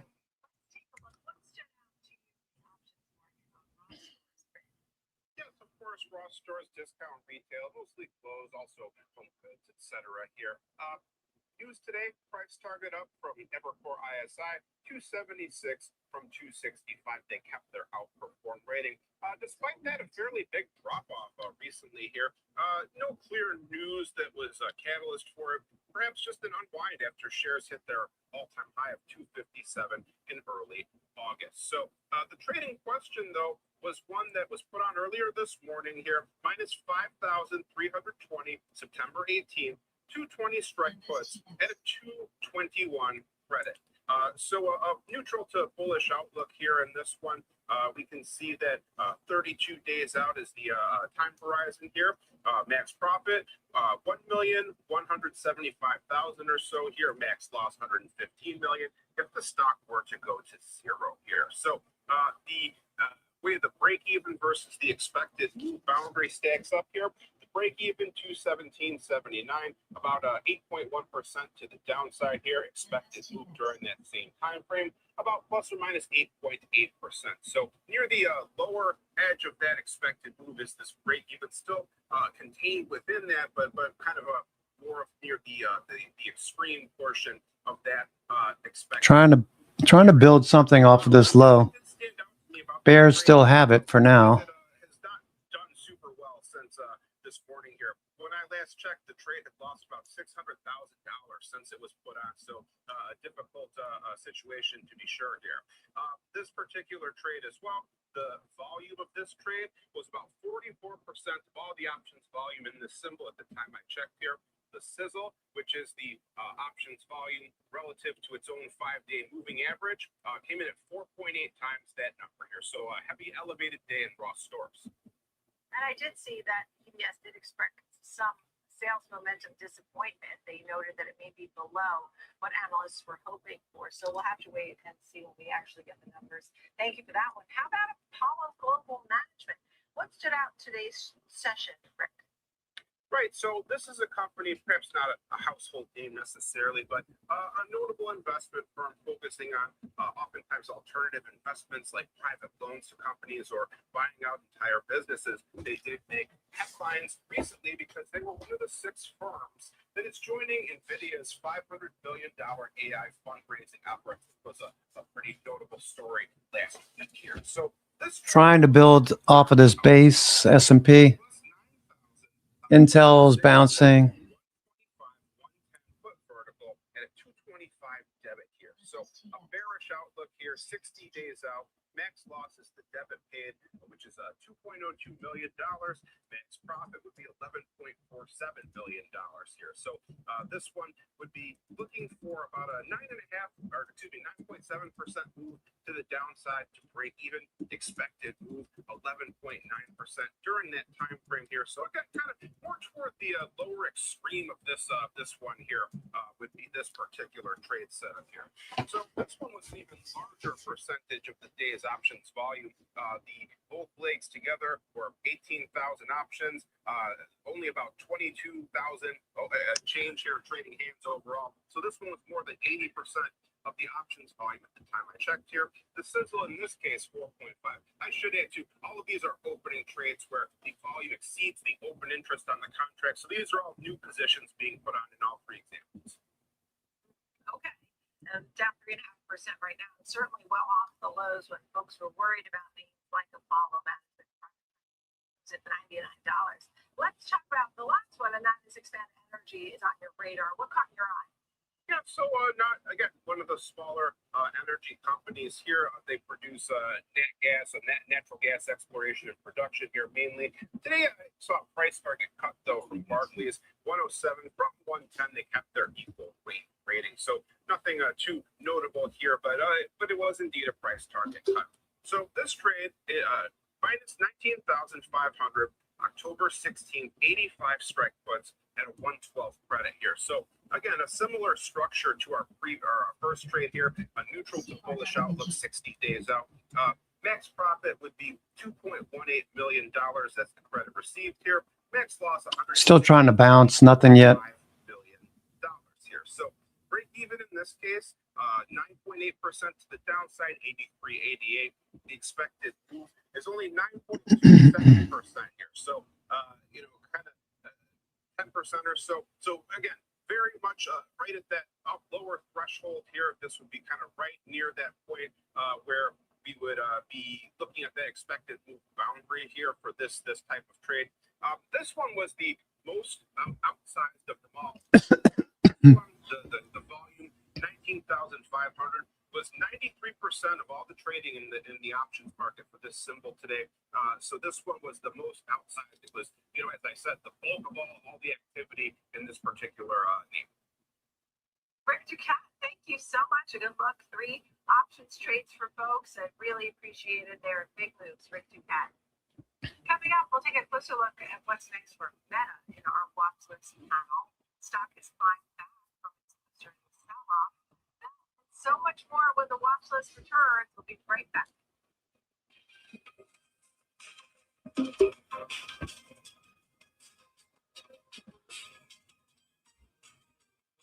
Hayden, live from Chicago. We're tracking market movers, earnings reactions, and what traders are watching next. Stream Schwab Network live at schwabnetwork.com.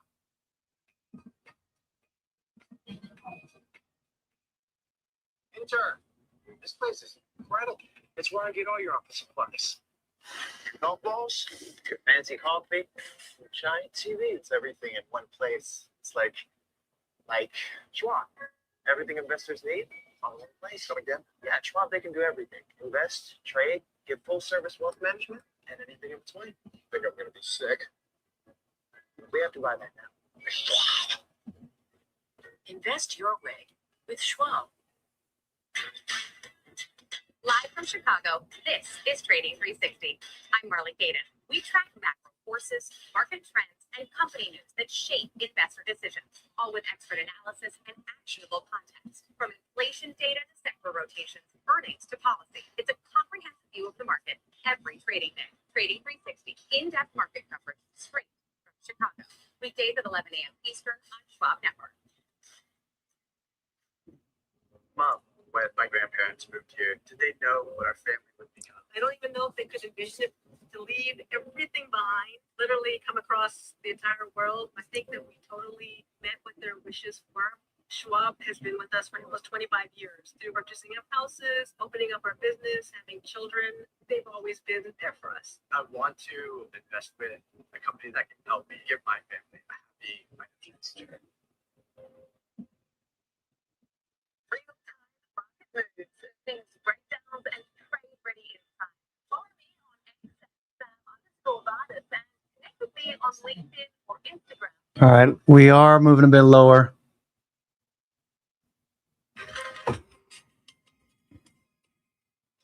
Welcome back to the watch list. I'm Nicole Penalty. Let's just take a closer look at where markets stand here about 90 minutes for the closing bell. We did have some green, but have been selling off those sectors now in red. The S&P 500 is down 29. Okay, S&P moving lower. Going to test that 7750 area, it looks like.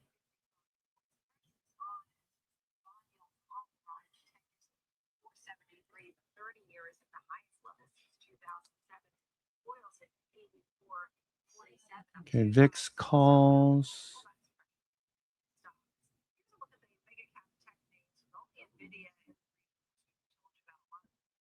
News of NVIDIA today, but the rest of the bunch seem to have downwards. Meta down 3.8%. Microsoft also down over 3%. But I want to take a closer look at Meta. This stock has been under some pressure. It's down about 10% this year. It has ticked 2% higher this month in August. But as you can see, that's selling off a bit now. It's rebounded from its post-earnings dip. But we want to hear so much more. In fact, our panelists are both somewhat bullish on this theme. So let's get to it. Angela Zeno, Senior Equity Analyst at CFRA Research, and Austin Lyons, Senior Analyst at Strategies. Great to see you both. So I'll start here, Angela, with you. You have a 12-month price target here of 750. You have a strong buy rating. We did just recently get Zuckerberg's manifesto about source and Slimmer. Tell me a little bit about why you think this has room to move to the upside. Yeah, so Nicole, thanks for having me. Good to see you. So when I kind of think about Meta, it probably turned into one of our favorite names at this point in time, just given the potential upside tied to this name relative to some of the other names that have run a little bit more.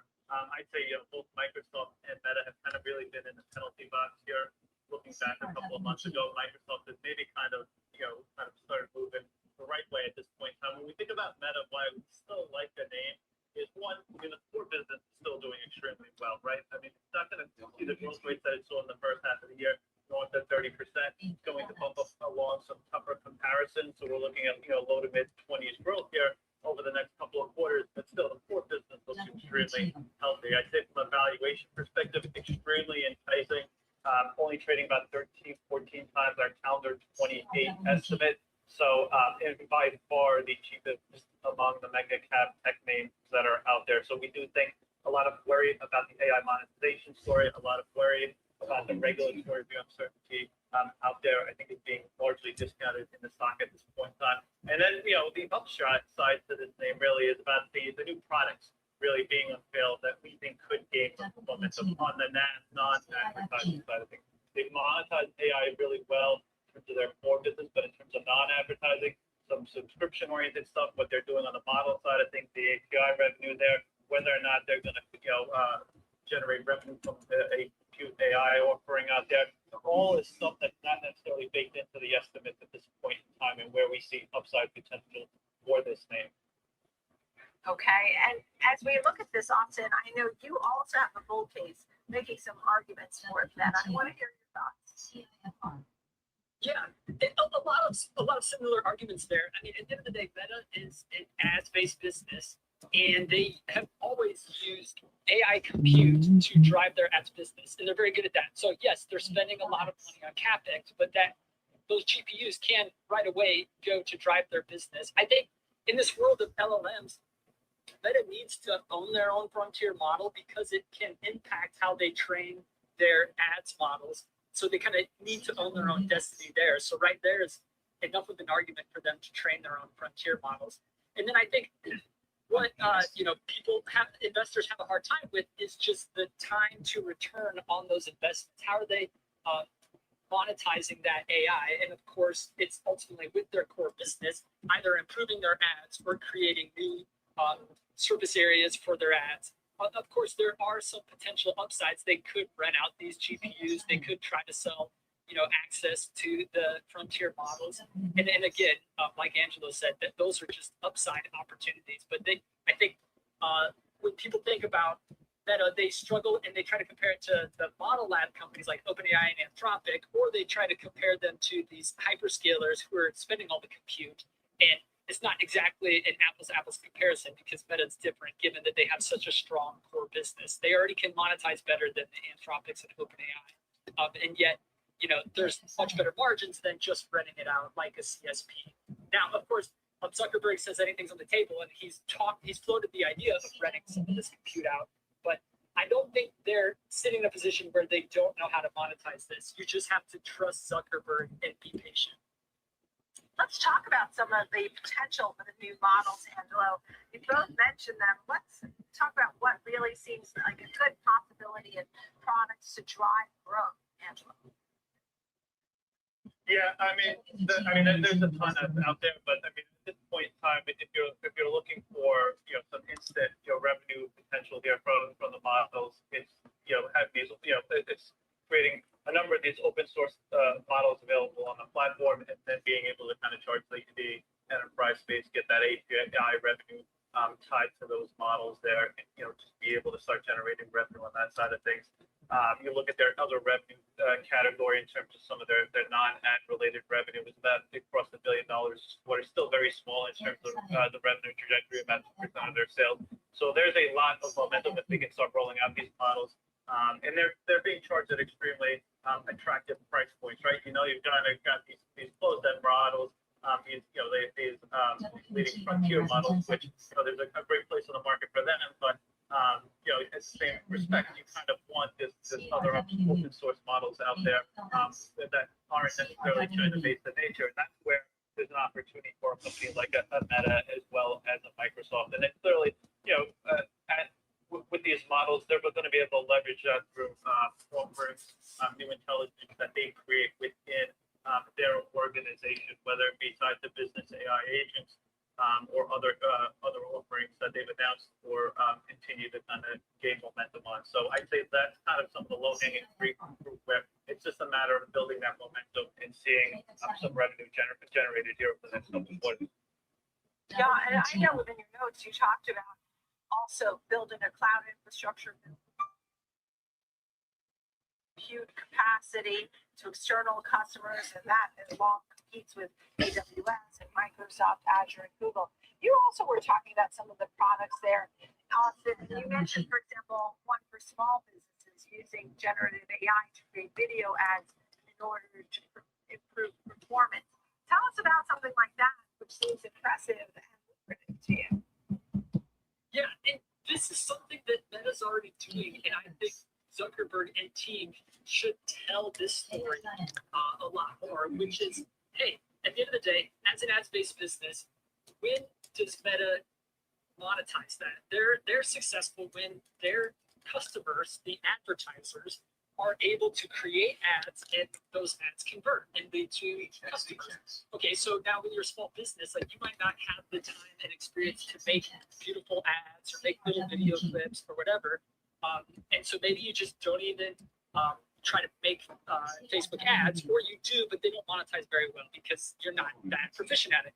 Well, anything that Meta can do to make that easier and easier for you ultimately expands the customer pool. If now all of a sudden you can use generative AI to generate a beautiful ad or even a video, now more and more small businesses can advertise, and Meta has control, over quality there, and so they can help ensure that those AI-generated ads are monetizing.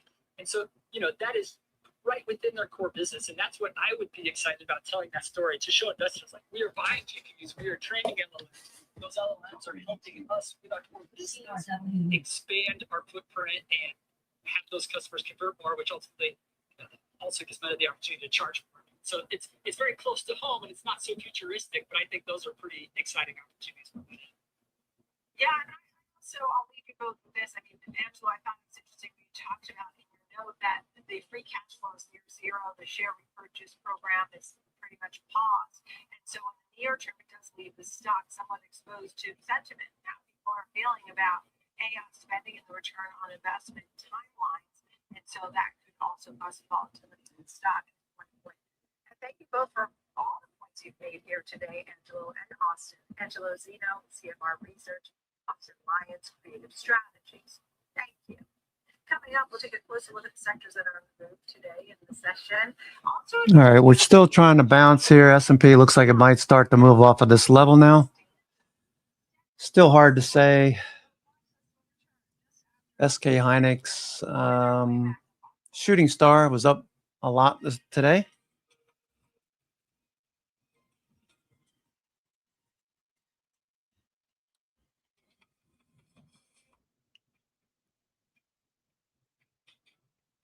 Sometimes, you could have done better.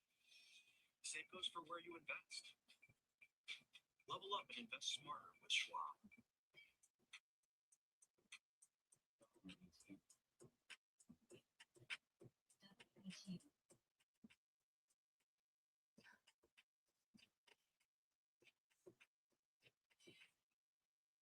Trading at Schwab is powered by Ameritrade, unlocking the power of thinkorswim, the award-winning trading platforms. Bring your trades into focus on thinkorswim desktop with robust charting and analysis tools, including over 400 technical studies. Tailor the platforms to your unique needs with nearly endless customization and track market trends. Okay, Apple on the move here. Apple is above VWAP and running. Apple above VWAP.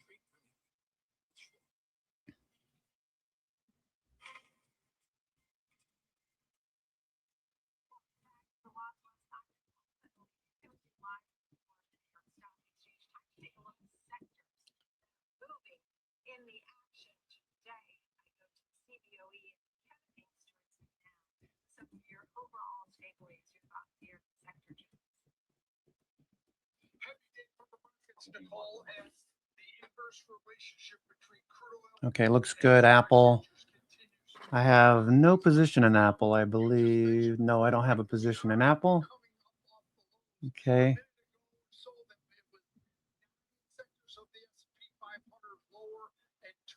One of them obviously is energy. The other one, industrials. Now information technology is making a fight to try to Citigroup. Okay, looking for that to follow through. Apple looks good. All right, Google trying to turn. Google's got a lot of work to do. Google.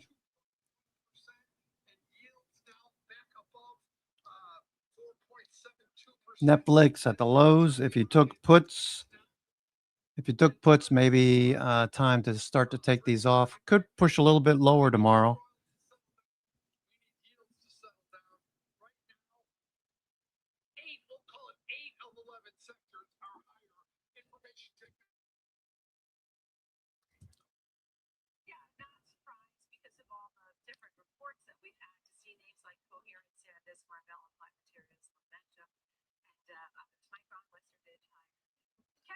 Great to see you there. Thank you, Kevin.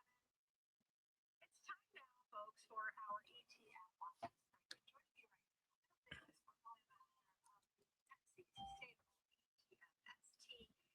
What's IWM doing? IWM.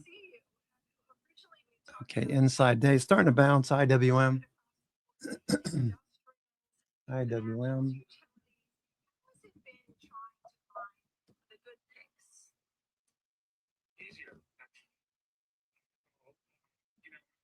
IWM. Let's check that out. IWM.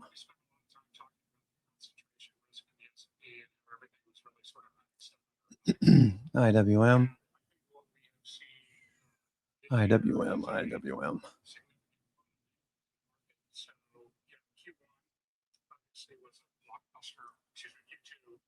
Blockbuster in terms of earnings, up something like 27% growth over prior year. But importantly, there was a lot of participation among industrials, financials, utilities. sectors. I think there's also been because pretty much all of the rest of it was essentially data center related. We can talk more about that, but I think that's my view on that. Yeah, well, I'd like to hear more. Are you worried about that?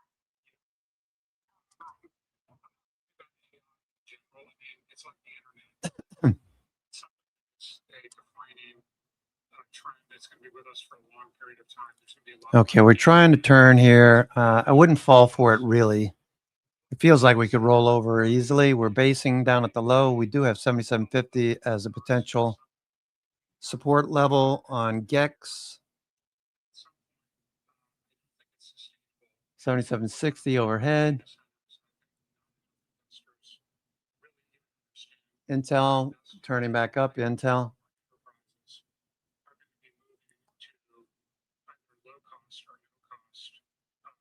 Solutions, and I think that the models, the big players like Anthropic and OpenAI are going to be very, very challenged once there's price competition. Are you worried about market correction at all? Are things being overvalued at this point? Yes, but I think that if you think about AI, there's like many layers to it, right? There's the cloud players, there's the chip manufacturers, there's the S&P still grinding off the low. I did not take any calls or anything like that. They get priced to perfection, so there's really nowhere for them to go. But I do think that there is a lot of legs still in the semiconductor end of the space. But keep in mind, tech and comp services is now 50% of the S&P 500, and index funds forced buying at the top. So all it's going to take is a correction any one of those big players, and they're all highly correlated with one another. I think we will see a big market correction as a result of that. You did talk about some of the demand that you're seeing that did have techniques that you did like, such as AMD, Yeah. right? It's a name in the fund. Tell me a little bit about that. So we actually like chips in general right now. We think that AMD in particular we like a lot. The reasons why we like them is because they're sort of positioning themselves for a big move into the inference end of AI. Training models, inference is essentially you go and ask a question and you get an answer. So there's less compute that's involved, but there's specialized chips that are involved. Right. They're very involved in making investments to be a major player in the inference end of the query spectrum. I also think that they're not just dependent on the data center orders, although they've got massive order book from them, but the markets, automation, there's just a lot of different enterprise migration. I think there's just a lot of room for them to grow. Yeah, as you talk about data center, it makes me go to another name that you had in your list, and that was Jabil. Yeah. It's really benefiting data center build out. So Jabil, JBL, you also had Greater as one of the names that you hold at Newport as well. So thank you. Thank you so much, Bill Davis, Portfolio Manager of the Hennessy Sustainable ETF. Thank you. Coming up, charts to watch. Kevin Corner standing by. I'll take that technicals on the S&P 500. Also, take a look at some of the big movers, momentum, and Cipher Digital. We will be right back.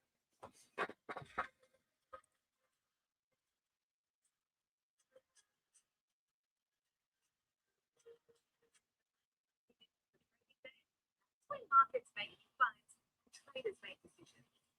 From early shocks to sector rotations, you're tracking the catalysts that move markets right into the close. Here on the floor, I bring you real-time sentiment from traders driving the action. And in Chicago, we break down the data, technicals, and trades you need to see before the bell rings. Live coverage of the close every single day. This is Market on Close, live weekdays 3 p.m. Eastern, only on Schwab Network.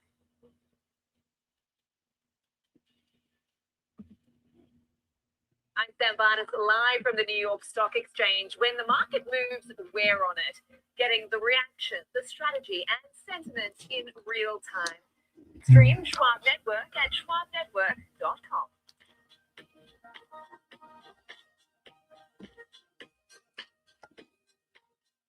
Hey, Bob. Last year, my dad had a stroke. Big shock to see this person that I've always seen as a force in our family be vulnerable. Stroke. Yes. Now we're in the car together almost daily. I started to realize, what can I pick up from my dad? He's been with Schwab for a long time. Jim, my financial consultant, I probably met 20 years ago. Jim's really been there to answer any questions I ever have. Makes a huge difference when you have someone that actually cares.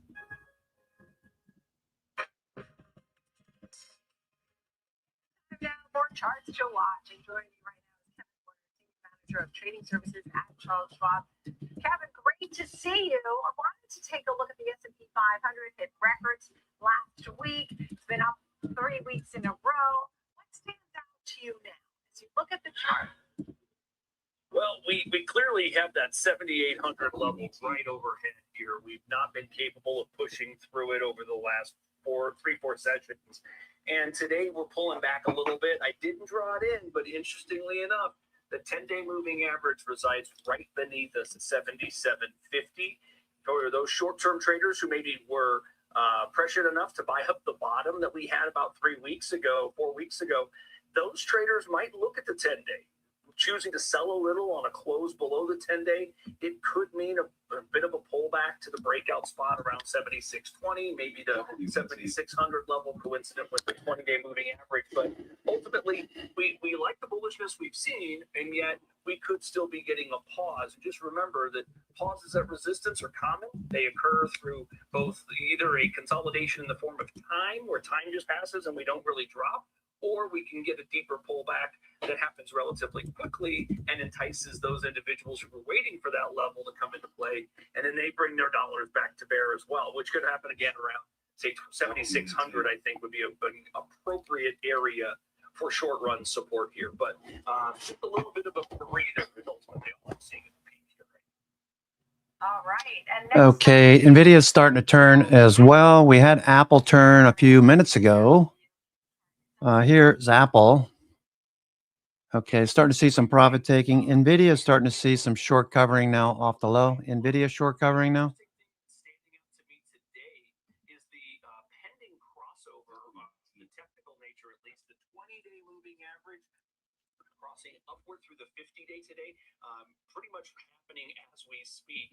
And it could be the signal that we're ready to get back through to prior highs. Remember, the all-time highs here are 1,085. We reached those in early May, and right now where we've rallied into, it's the line of best fit from the linear regression channel for the last year. So this is an area where, if we breathe here around $1,000 a share for the next couple of sessions, don't be shocked. But really, any movement through there could easily have short-term bulls targeting that prior high at around 1,085. I think that stands out as a pretty good level for short-term bullish targets, but obviously moves through that level mean a fair bit more upside if it can clear it, obviously. Yeah, I saw that it's participating in a few events like Rosenblatt's annual technology summit today. On the 18th, they'll be at the NASDAQ Investor Conference in Asia virtually. So, and a few others like Deutsche Bank conference on the 27th of August, just to name a few, and on the 9th. So we can always listen to hear news from some of those conferences. Last but not least, Cipher Digital. You have a chart for this one you're watching. Tell us more. Sure thing, Nicole. Yeah, what we're looking at with Cipher, and it comes back as always to the technical condition. This one's been under pressure for a while. It's made lower highs, but matching lows most recently. The $16 level that we're going to see on this daily chart presents as clear support. A couple of key developments of late.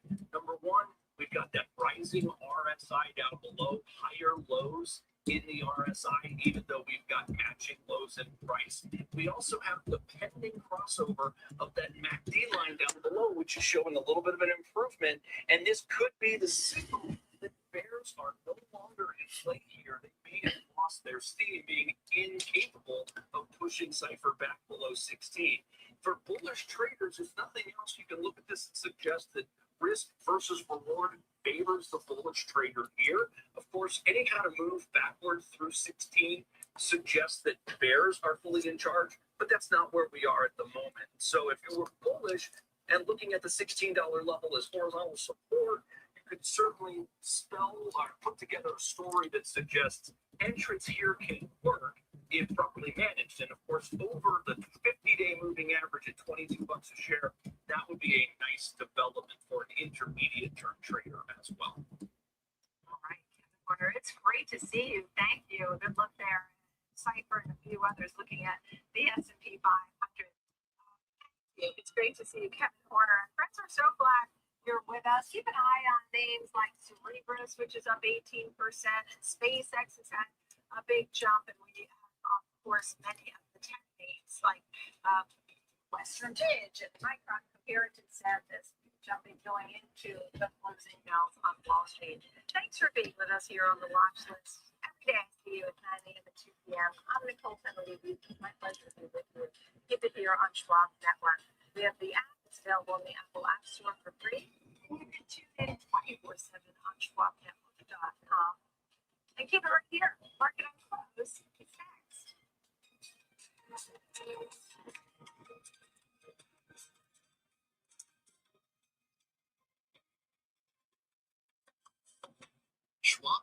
Micron looks like an H pattern. SKHY. Also near the lows. All right, so they did sell these chips. Had a decent profit this morning. No overdraft fees and enhanced security features to keep your money safe. Also, because your investor checking account is linked to your Schwab One brokerage account, you can manage your checking and investing in one convenient location. Moving funds between your accounts is easy. Cash moved to your brokerage account is available in seconds. That means you can stop waiting and start investing in stocks, bonds, money market funds, and more. Get more with Schwab Bank Investor Checking, the checking account built for investors.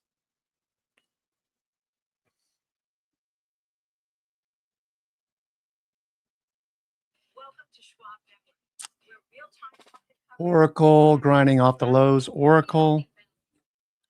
The chips had a nice morning and gave it all back. Chips and memory stocks. Micron at the low. SNDK. All right, so you got to pay attention to these whenever you get these run-ups like this. Whenever you see three candles in a row, whenever you see three candles in a row from the high, you got to start thinking about taking profits. Got an opening range breakout. You had a nice run from 1783. All right. So you had like a 45 point move right there. Once you see this reversal starting to set up, and especially if you're on a 1 minute chart, you'll see it even more. Okay. So you only had two here, two here. All right. So once you start to see three, these are only two. Once you see more than two, that's when it's that's your cue to take off the position. So you don't sit through this and have it pull back on you. All right. So hopefully that helps. I didn't have any SanDisk today or Micron. I want to get into these. So maybe tomorrow.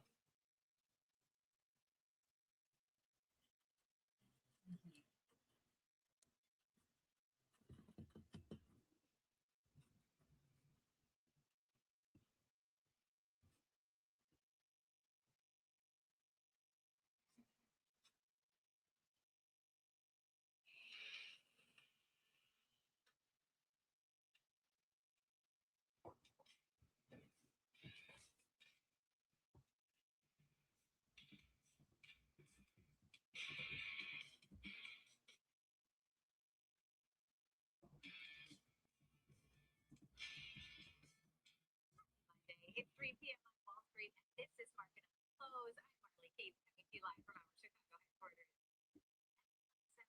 Coming to you live from the floor of the New York Stock Exchange. Let's take a look at what is coming up on today's show. We'll discuss these strategies have not evolved with a rapidly changing world. Then we'll examine trends about the next phase of the AI build-out. We'll find out show with a preview of this week's retail earnings and their importance to the health of the overall economy. But now, Molly, talk us through what you've been watching today. Now, NVIDIA shares on the rise today. Sam is going to provide $205 billion in financing for an open AI data center in Ohio.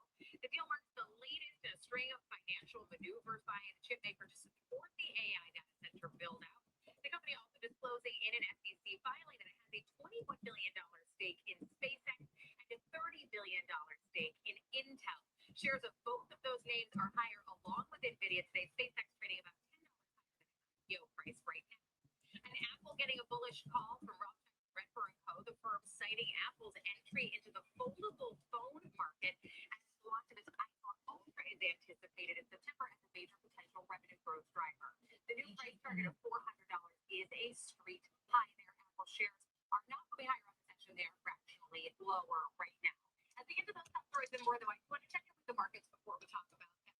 See how things are shaping up. We shifted entirely to red across the board here. We were a bit of a mixed picture in the afternoon.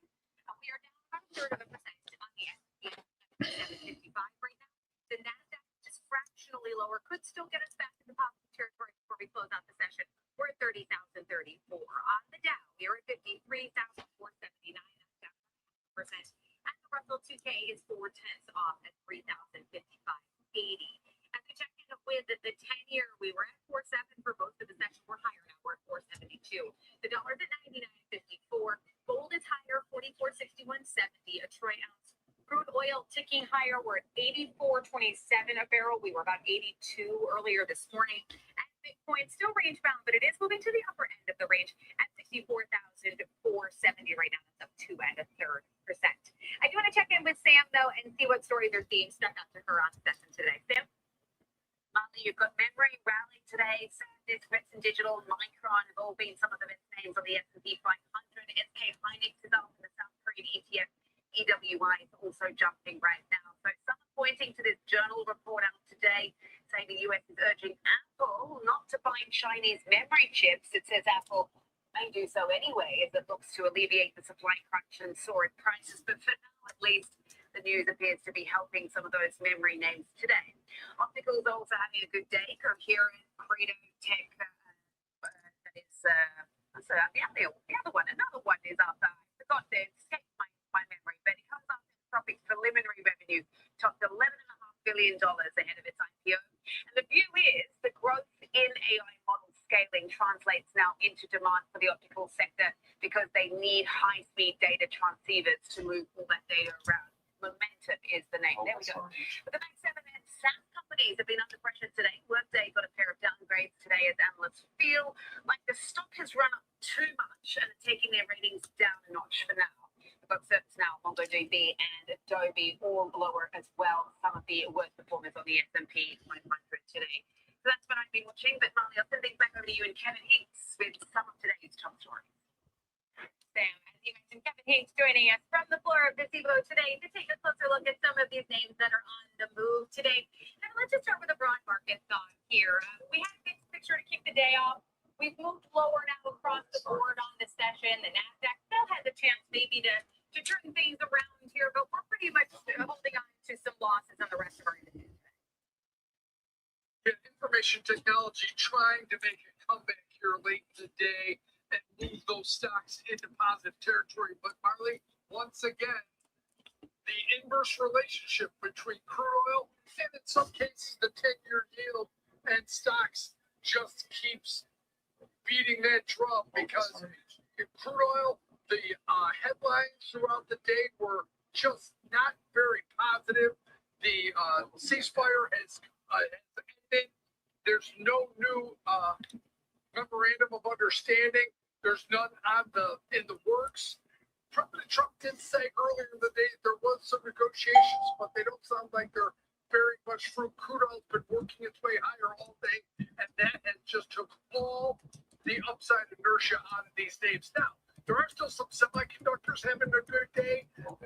Software is still heavy though, but the information technology sector, along with industrials and energy, trying to make a little comeback here at the end of the day, but we're still down 0.4%. And not looking that great into the end of the day, Marley.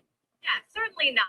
One stock that has been trying to get itself into positive territory throughout this session is Apple. I got a really nice bullish call from Rothschild and Redburn, but also had an announcement coming out of the White House regarding its potential purchase of chips from China. A little bit of competing headlines right here that have them just fractionally in the red. So walk us through both of those headlines today, Kevin, if you can. Yeah, a little bit of a mixed message there coming on two different reports on Apple. The first, the positive. Rothschild and Company Redburn upgraded Apple to a buy for neutral. Price target $260 up to $400. That's a pretty big jump. It looks like they're playing a little bit of catch up with the price target coming from as low as 200. All right, Micron not cooperating. To buy for neutral. Now, they claim this is a report. iPhone sales growing at 12% annually. Apple. Above consensus expectations through fiscal 2030. Now, we're starting to get a lot of that, where they're putting 2030 on some of the projections for a lot of these companies. But it's fairly good news for Apple. Like I said, I think some of the price target was a little bit of a catch-up, but the other side of it, Howard Lutnick coming out talking about Apple and the fact that Apple shouldn't be buying from China, and they should be buying American chips. A little bit of the pom-poms out cheering for the USA to produce Apple chips. The stock was spent most of the day on the downside. I'm not sure, like you guys mentioned, not sure if Apple's going to listen to that or adhere to those ideas, but certainly Howard Lutnick making a case to buy American. Certainly, I believe you said that it was plainly communicated to Apple, the administration's feelings, but I don't know that we have the ability to manufacture. Apple still pushing a bit higher. Apple. All right, looks like we're topping out now.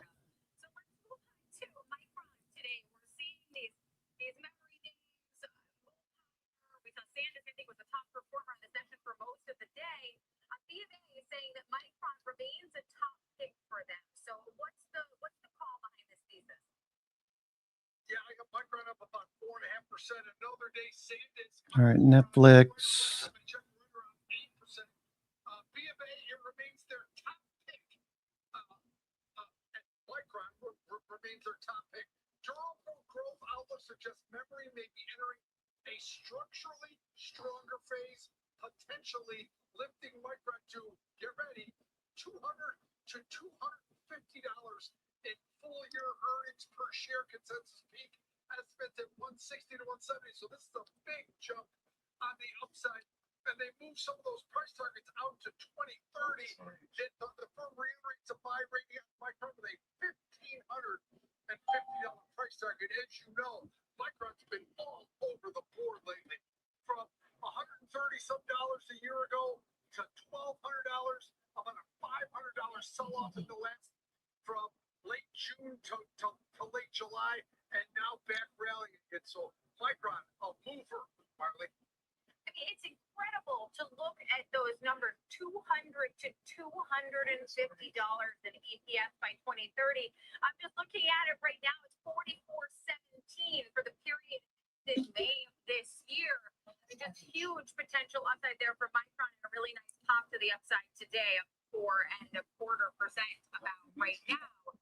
And now we have this NVIDIA, SpaceX, Intel, all three names moving higher because of an SEC filing where we learned just exactly how big the stakes are NVIDIA has in both of these companies. Late in the day Friday, we got 13 apps from a lot of the firms, and they made a lot of big headlines. A lot of them were focused around SpaceX.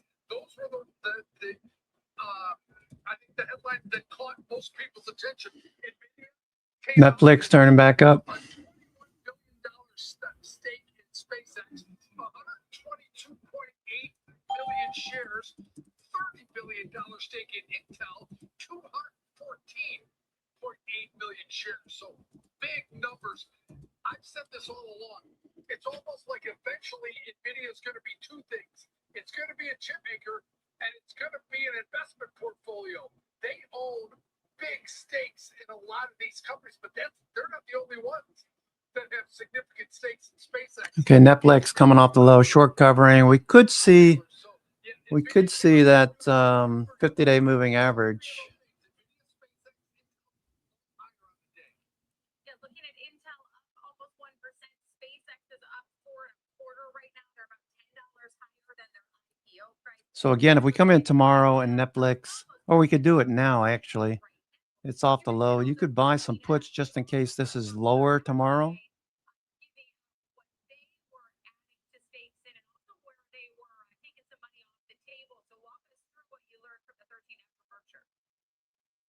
The most famous 13 after every quarter is Berkshire Hathaway.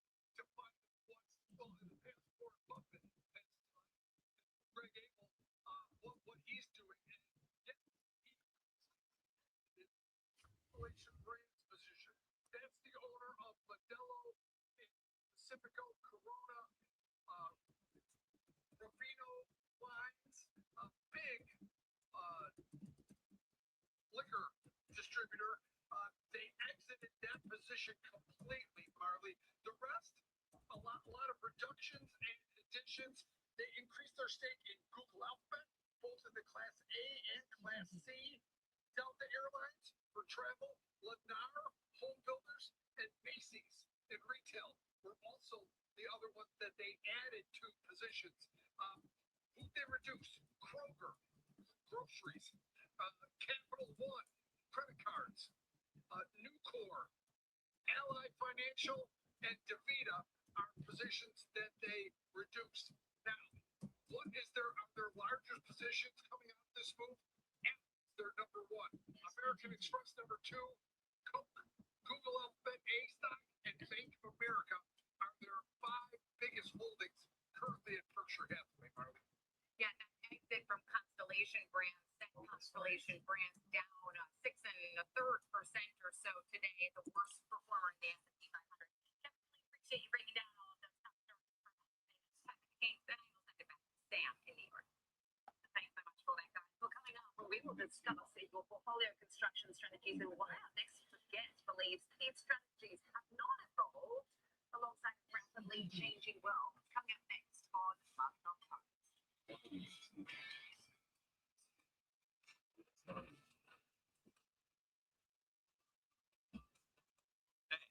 You know the market moves. Schwab is here to help you with it. So, whether you're buying, selling, holding, planning, whether you're ETFing, 401k, All right, Netflix is starting to rally. even retiring, you can count on Schwab for market insights, live support, powerful trading platforms, and 400 branches. All at your service, all so you can invest your way. Sounds nice, right? I'm Nicole Fidelity, live at the New York Stock Exchange, and this is the Watch List. Your midday view into the trends driving the markets with a sharp focus on technology, innovation, and companies leading the next wave of growth. Big movers, real-time interviews, and insight from analysts, founders, and market voices you trust. The Watch List, 2 p.m. Eastern, only on Schwab Network.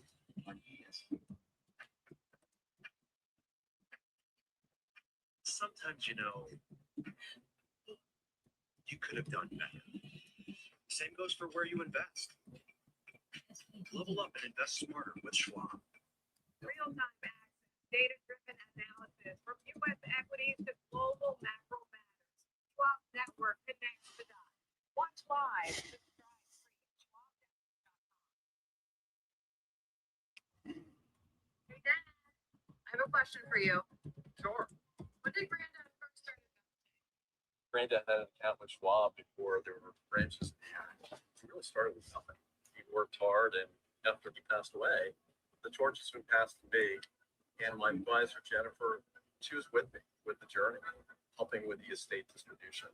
All right, it's 3:15. We got about 45 minutes to go.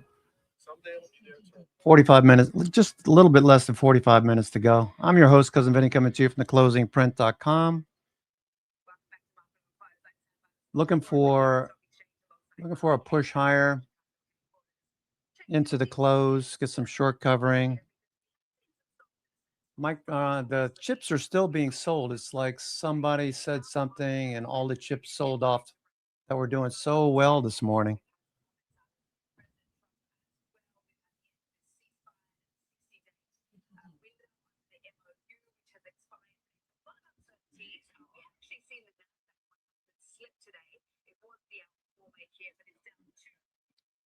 Okay, the voice.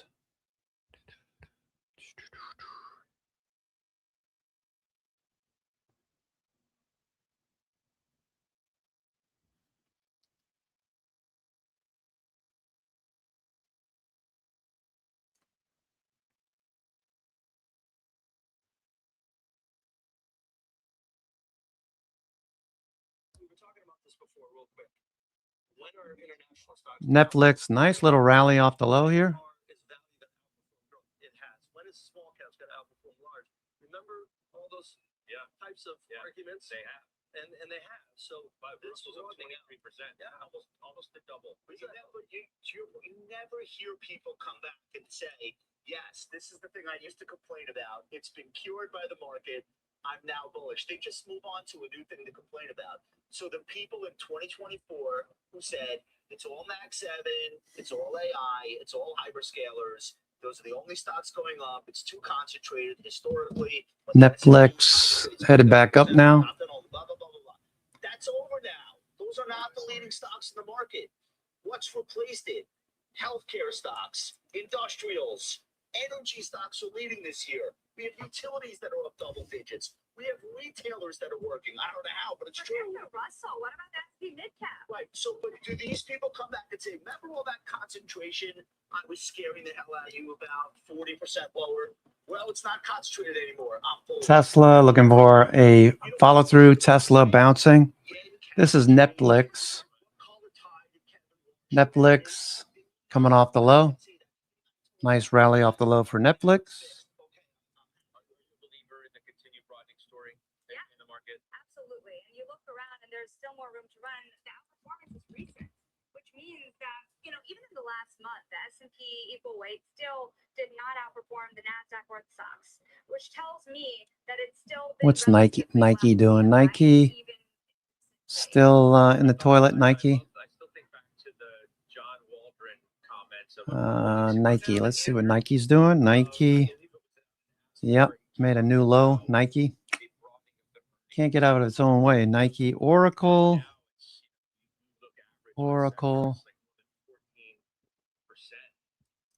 It bounced off the low today. Oracle. Looking for this to get back above the 50-day, make a higher high, higher low. Some of these, beneficiaries from AI show even greater earnings growth because of all the benefits that they're now getting. That's right. That's right. The argument was, well, there's only a few that are going to benefit from the revenue side, and we're betting on all these people having an ROI on what's overspent. You cannot measure productivity today the way we used to measure productivity. You measure it in margins, and if margins stay wide, it's doing its trick. My last point here, I'll say this: when you look at the broadening out and everything, the story was small caps had bad earnings before, negative earnings. Now all of a sudden you go from negative to positive. Then second derivative, that's a big deal. Same thing in emerging markets. They're big oil importers. They're still doing well. Yeah, fiscal deficits are everywhere in the world. You could look at it as a negative, or you could say that's what produces 6, 7, 8% nominal growth, which feeds the revenue line.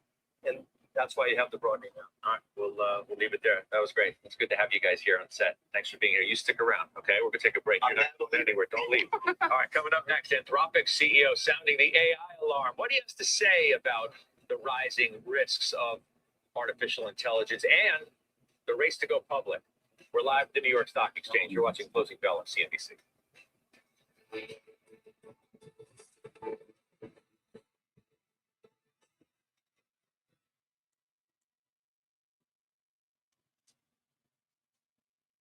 SKTT.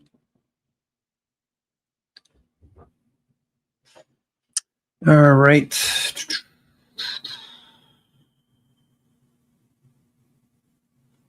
Okay, Meta turning the corner. Maybe Meta does something too. Okay, Netflix, nice cover there. Meta with a nice little rally here. It does look kind of ugly on the daily though, right? Meta. Okay, the Qs.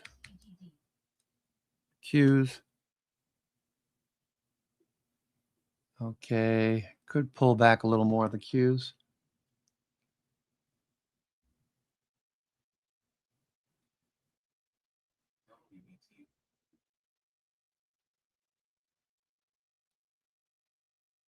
$745, $750. Looking for the Qs to be higher.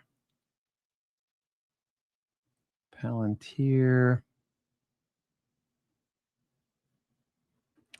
What's Palantir doing? Palantir, PLTR, Palantir, Doji. Okay, looking for more upside on Palantir.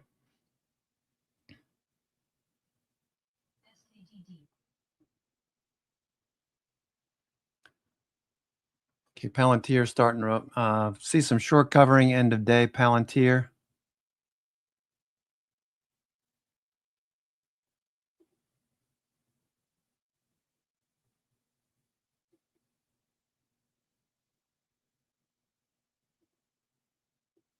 VWAP overhead.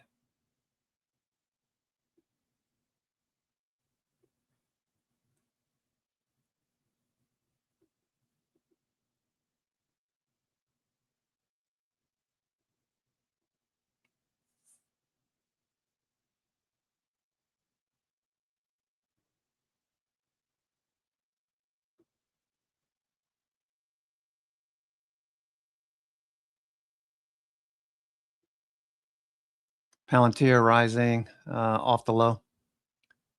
S&P, no follow through. S&P still sitting here at the lows.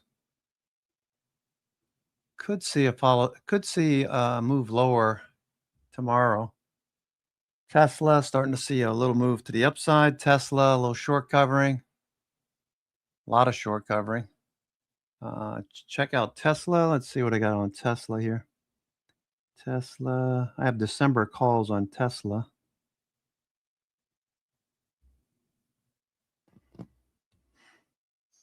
Welcome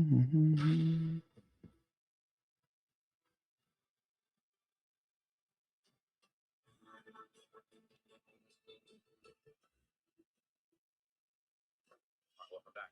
Recent departures from the upper levels of OpenAI continuing to raise questions about that company's timeline for an IPO. This while competitor Anthropic is moving closer to its own public offering, and now its CEO Dario Amodei is going public again with his thoughts on AI's impact on society. Kate Rooney joins us now with more. He's done this from time to time. There just usually is a lot of space between time to time. All right, what's Cerebrus doing? Cerebrus off the best levels of the session. Looking good on the daily. Noted that Brad Gerstner has a big position. Amazon turning back up. VWAP overhead.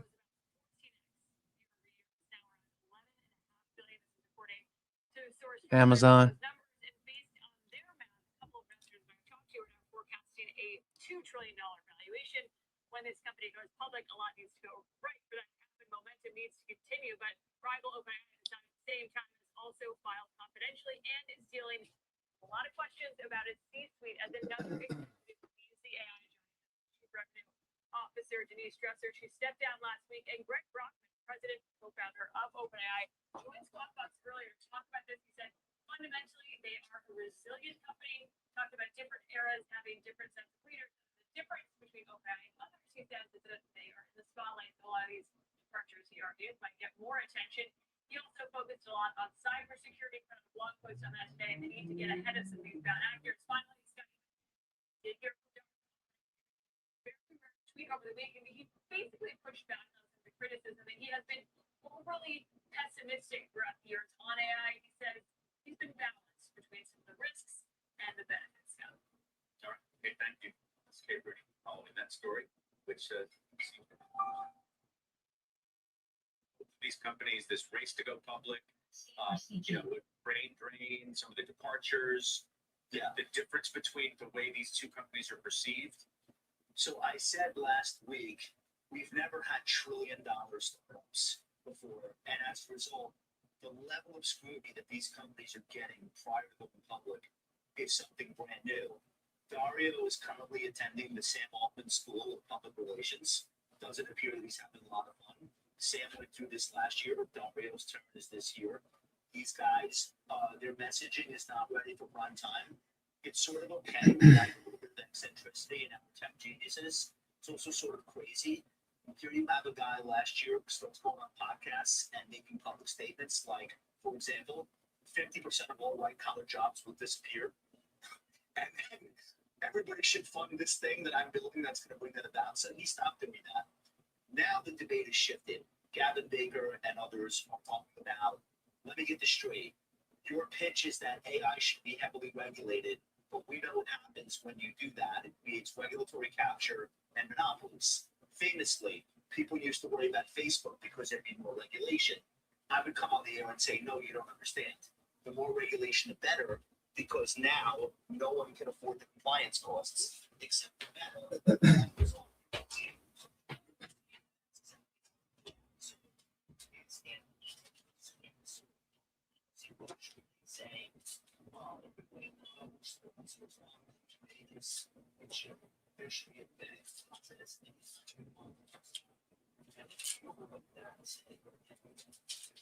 You're trying to capture the industry and startups coming out of different products because the profits are big money.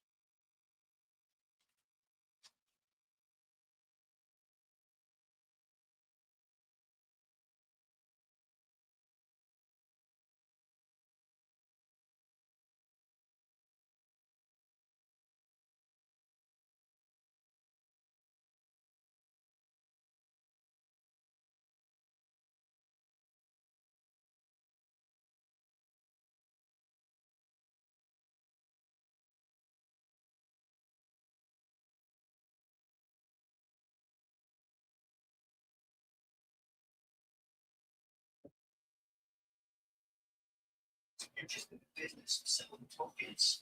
Tokens are in mass deflation.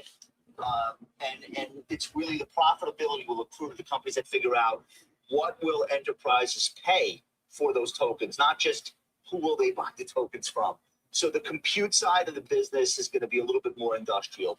The thing that Anthropic's going to do, and I think they'll do it really well, is they're going to find ways. All right, Apple still showing strength here, Apple. So they did catch a bid. I was going to buy this, and I just said, you know what? Don't need the extra risk. It was a nice move off the low. 2.5, 3 points. That's $150 for a 50 delta call. I just don't. I don't know. I like these little reversals end of day, but I just felt like we'll see what tomorrow brings.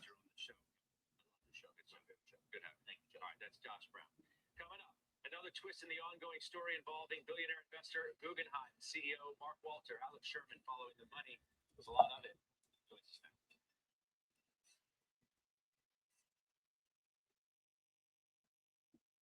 All right.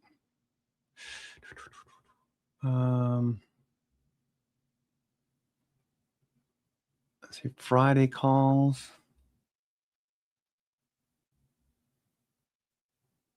Friday.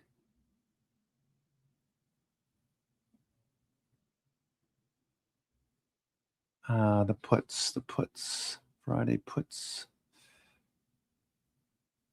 Netflix Friday.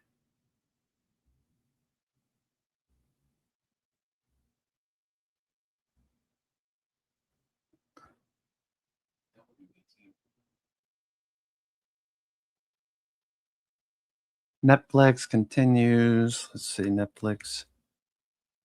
All right, off the low here. Netflix coming off the low.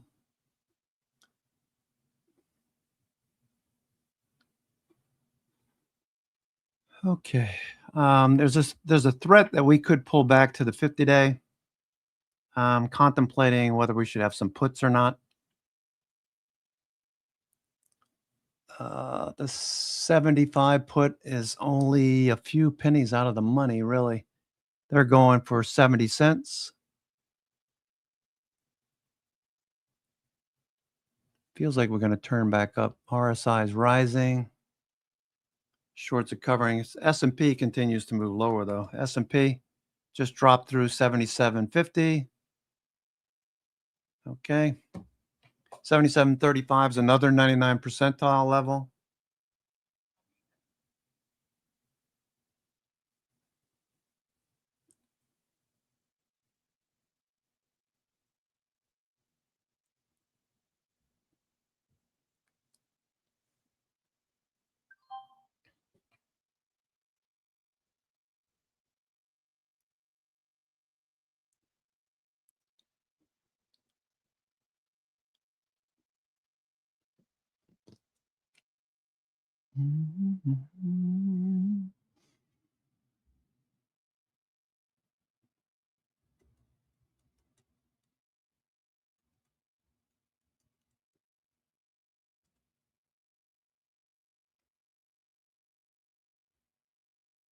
Okay, S&P just dropped off there.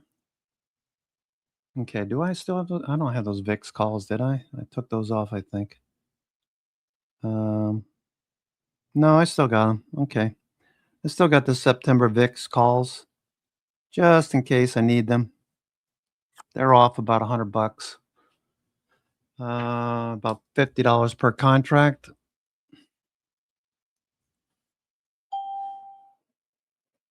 Okay. S&P. We took out the 77.50 level. That was here. 77.50. That's gone now. Next level is 77.35. It's possible they'll go down to that as well. Apple's still pushing. Microsoft still consolidating the recent gains. Institutions buying. Okay, Microsoft. All right, from this level here up to the highs, we're coming up to 382. 50% would be a move back to the 21-day. On this is Microsoft. So I'm looking for a pullback towards the 21-day. Stake in Chelsea, the EPL soccer team Chelsea, to Clear Lake, which is the majority controlling owner of So Microsoft fading a bit more. RSI is still falling. MACD stochastics turning. So we're probably heading towards might be heading towards that 21-day moving average.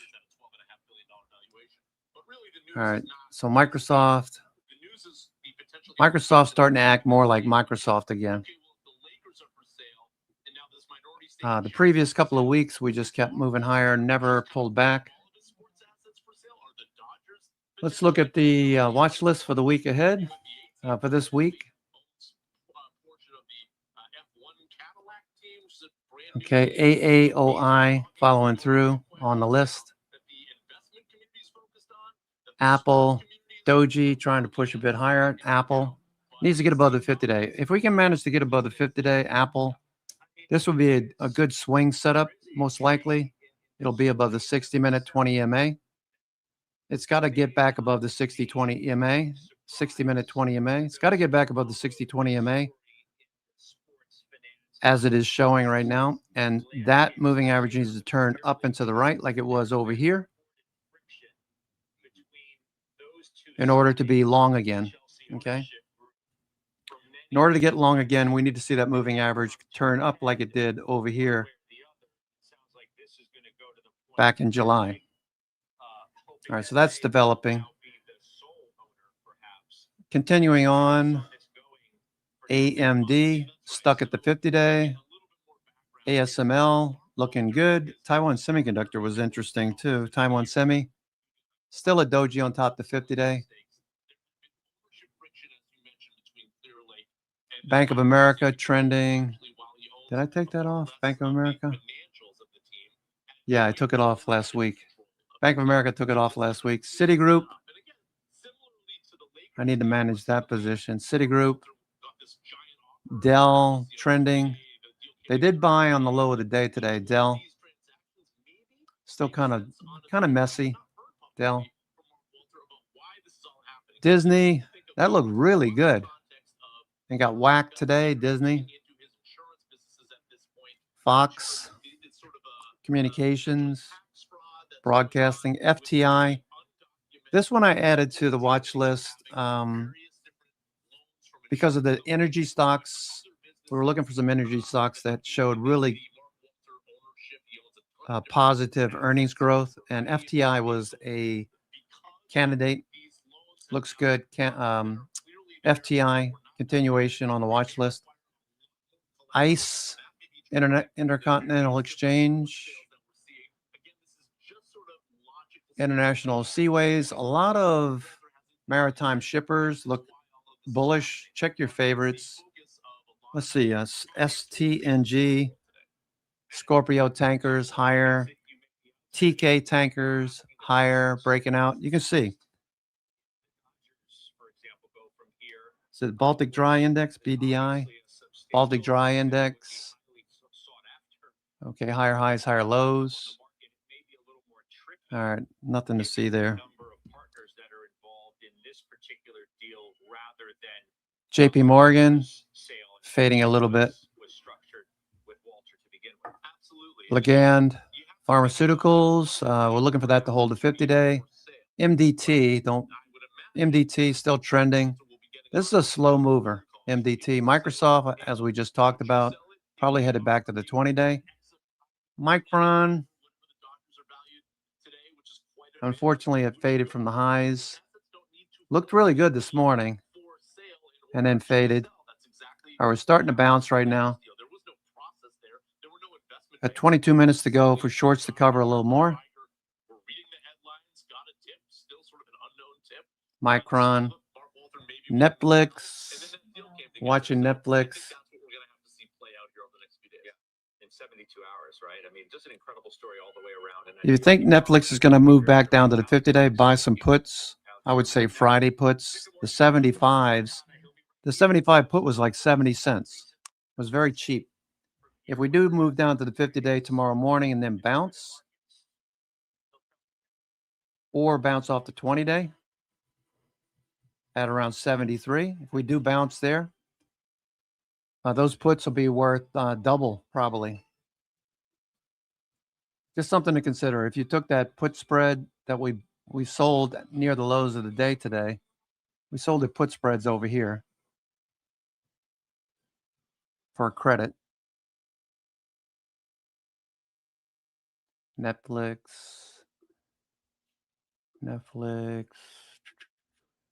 What do we say Netflix was doing?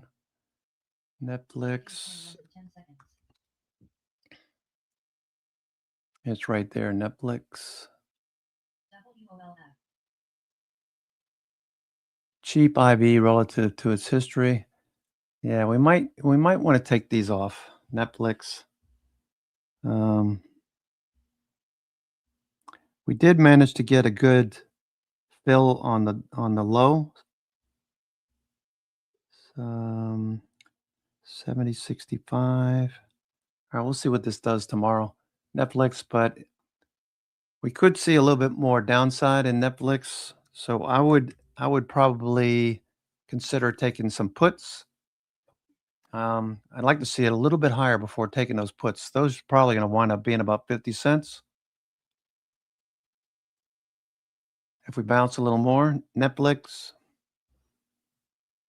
the Friday expiration, those are going for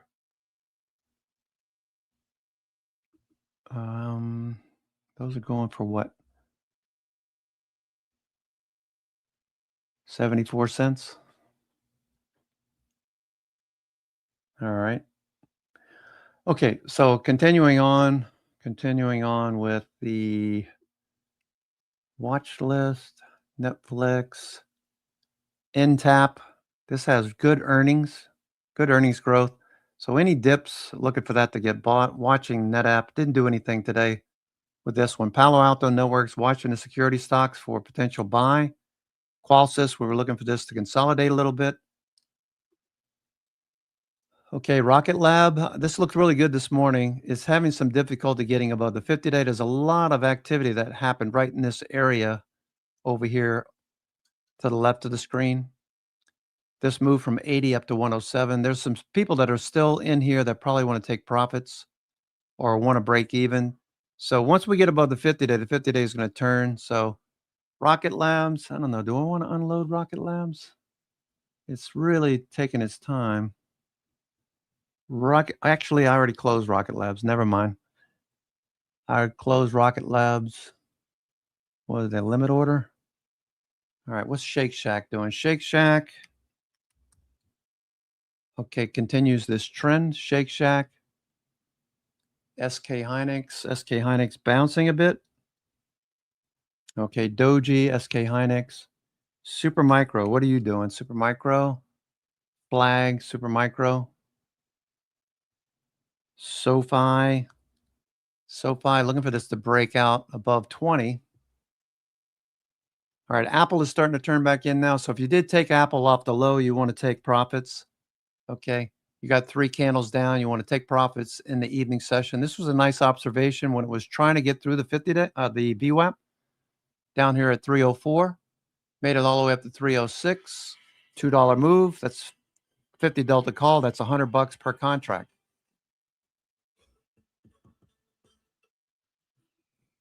Okay, Intel turning back up. Intel on the move.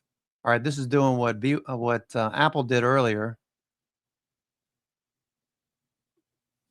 S&P 500 hanging out here near 7750.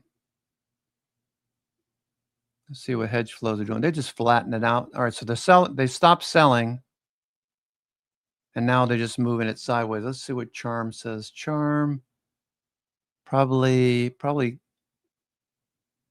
right in this area, right? Charm, yeah, it's probably going to close right in this area. Pin right in this area. Maybe a little bit higher where it says hedge wall. We want to get back above that hedge wall, 7775, 7776, 7765 rather. All right, so it was a good morning and a boring afternoon. Very similar to what happened. Very similar to what happened. What was it? Tuesday, Wednesday, Thursday of last week. We had price action started off the day and then immediately started fading. Soon thereafter, stayed below VWAP all day. That's exactly what we've done today. VWAP is overhead. Okay, I don't know what's in store for tomorrow. Anybody's guess? If we hold 7750 and start moving higher, that would be great. We have 2 weeks up. Okay, so S&P 500 made it for 2 weeks up, new all-time highs for 2 weeks. This is the first week of consolidation after breaking out the new all-time highs. So a pullback wouldn't be surprising. It's still bullish. It's just short term. You could see a fade over the next few days.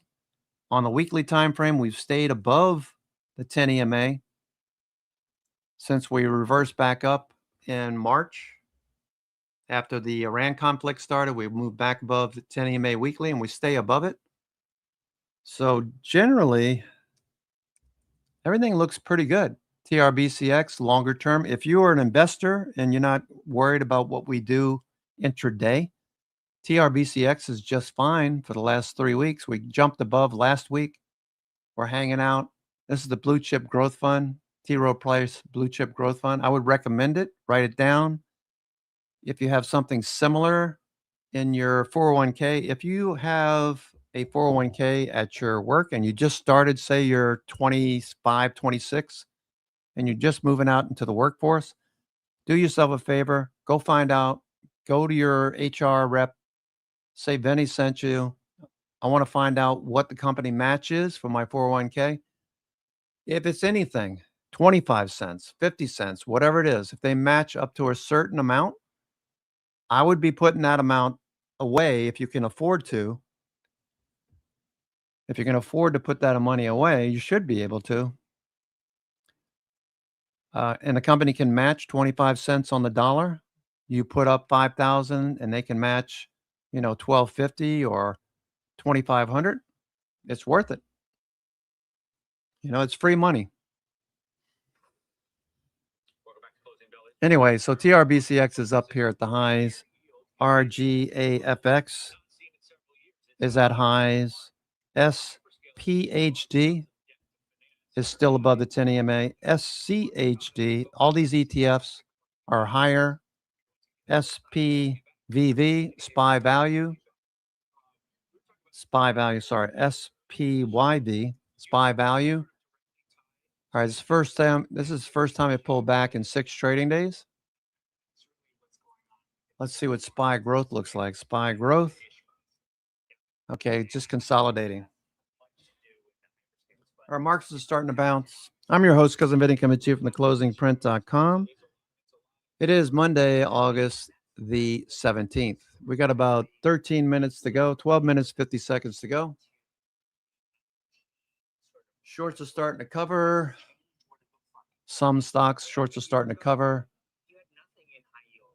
Now it's 4% of the index. You had very little in IT. Now it's the largest sector of IT. I got you said 20%. It's 20 times higher than at this point last year. Yes. Investment grade.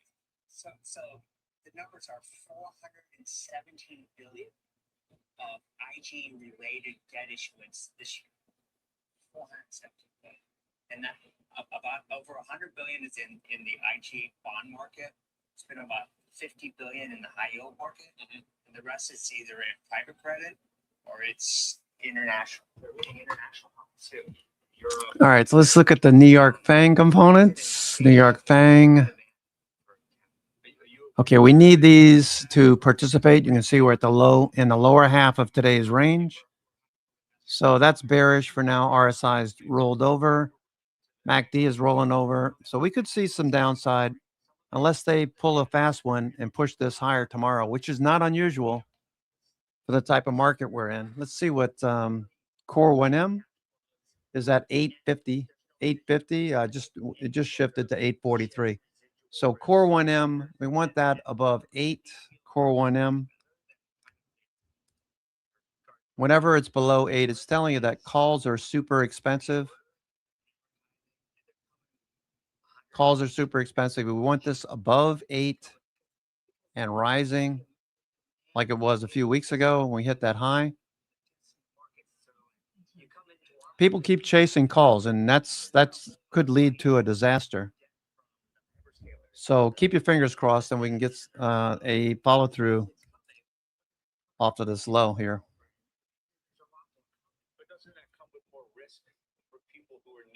Intel looks good. Back above VWAP. Apple did fade a little bit. SK Hynix. Okay, looking at the stocks that are on the top of the NASDAQ 100. SanDisk rally back up. Okay, so that was a good opportunity on the dip. Marvell rallying off the low. Marvell, Applied Materials. These are the top 10. These are the top 10 on the NASDAQ 100. Teradyne, LITE, and AAOI. These optical companies dealing with AI, the AI build out. These are doing well. AAOI. Okay, that's up on the day. Strategy, MSTR, strategy. Light, LITE, Western Digital. Okay, that looks okay. SpaceX had a nice run up in the morning. A little dip. I think we should be fine on SpaceX. We need to break above this pivot that many of you were paying attention to earlier today, this morning. Okay, ABCD pattern failed for what it's worth. Okay, we made a new low there below VWAP. Now we're starting to turn back up.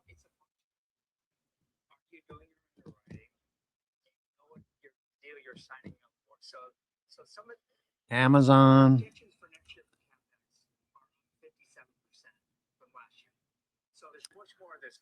Vertex, VRTX, Vertex.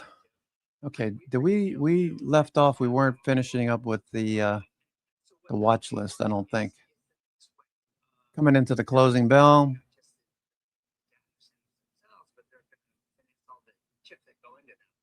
Some of these deals have residuals, and you're going to have all their chips sitting in there. You're financing them, but the debt doesn't Shack. come for you, so you've got that residual risk. We're not doing that. Okay, SanDisk above the 50-day. We talked about this. Micron looked better. And today, SanDisk jumps above the 50-day. Micron still above the 50-day. Bollinger Band's starting to open up. RSI is rising. So we should be good. Micron should be good. SanDisk. Okay, AT&T above the 200-day. We're looking for a push higher.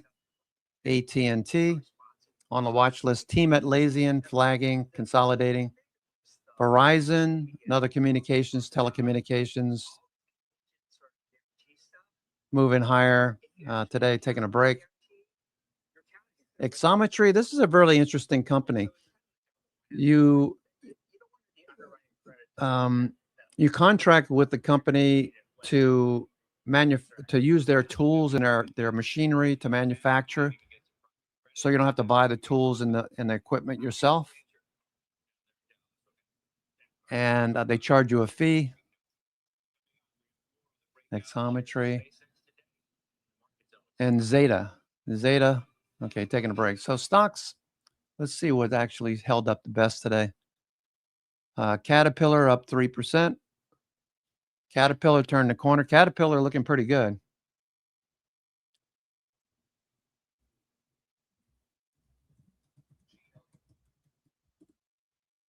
Caterpillar for tomorrow. Caterpillar looks good for tomorrow.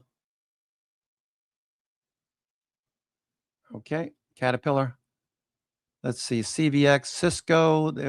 Farmer Jim was talking about Cisco, not interested. Goldman Sachs, Corey talking about Goldman Sachs, looking for a bounce, range bound. Amgen at the highs, looking very frisky. XBI was looking good. XBI, biotechs look good. Amgen and XBI, bullish.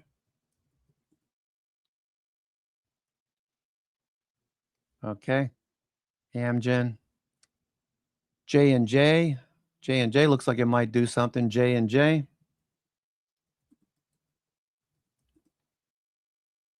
J&J. Merck, new highs.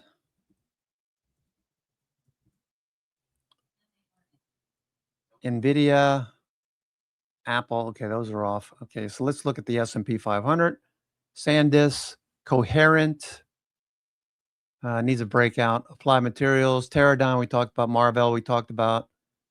Fix, Comfort Systems, Fix, bullish move today. HVAC Systems for the AI build out. All right, back above the 50-day, Fix. All right, back above the 50-day. That looks good. Bollinger Bands are starting to open up. RSI is rising. This might be worth a shot. Maybe tomorrow. Fix tomorrow.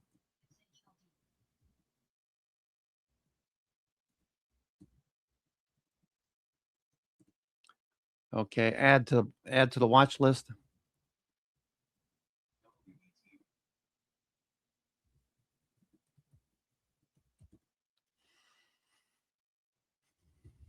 All right, so we'll add these stocks to the watch list. These look good. These look good, like they're going to follow through tomorrow.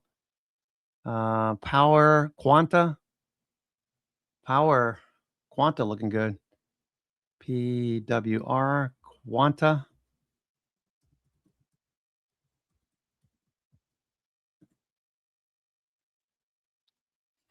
Looks good.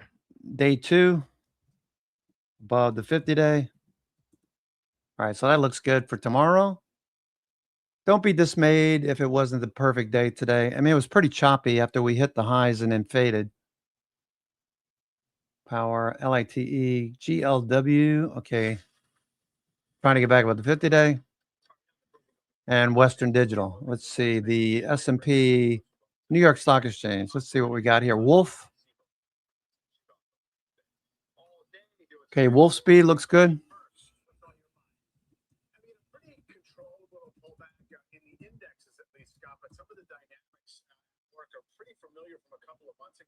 You can buy memory, the whole 3 minutes to go. 3 minutes to go. Okay. Onto, Zepper, Coherent, Fix we just talked about, AAR Corp, bullish. Okay, let's see what is.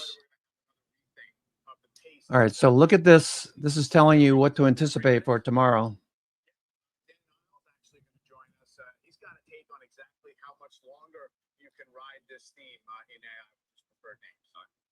NVIDIA still fading.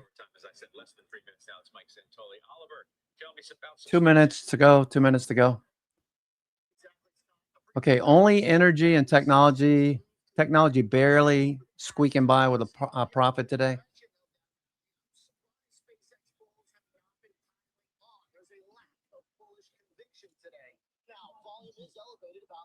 Above the 30-day average, but it's mostly split between puts and calls. 7 of the top 10 trades by dollar amount are neutral, 2 are bearish, and just 1 outright bullish.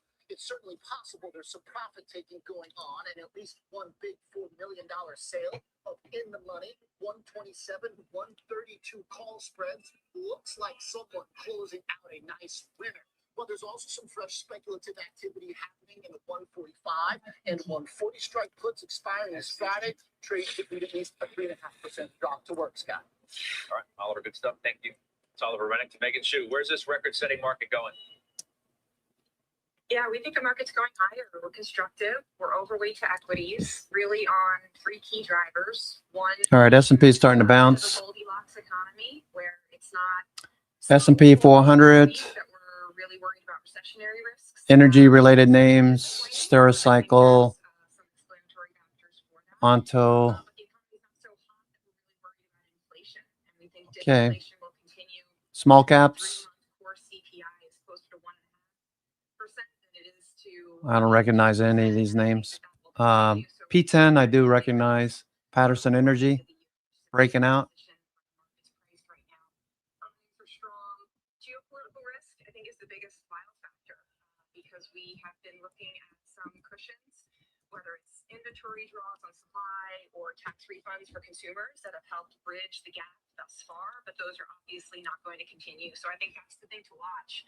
But the market's been managing through that risk pretty well. Okay, that snuck up on me. I got a hard stop, folks.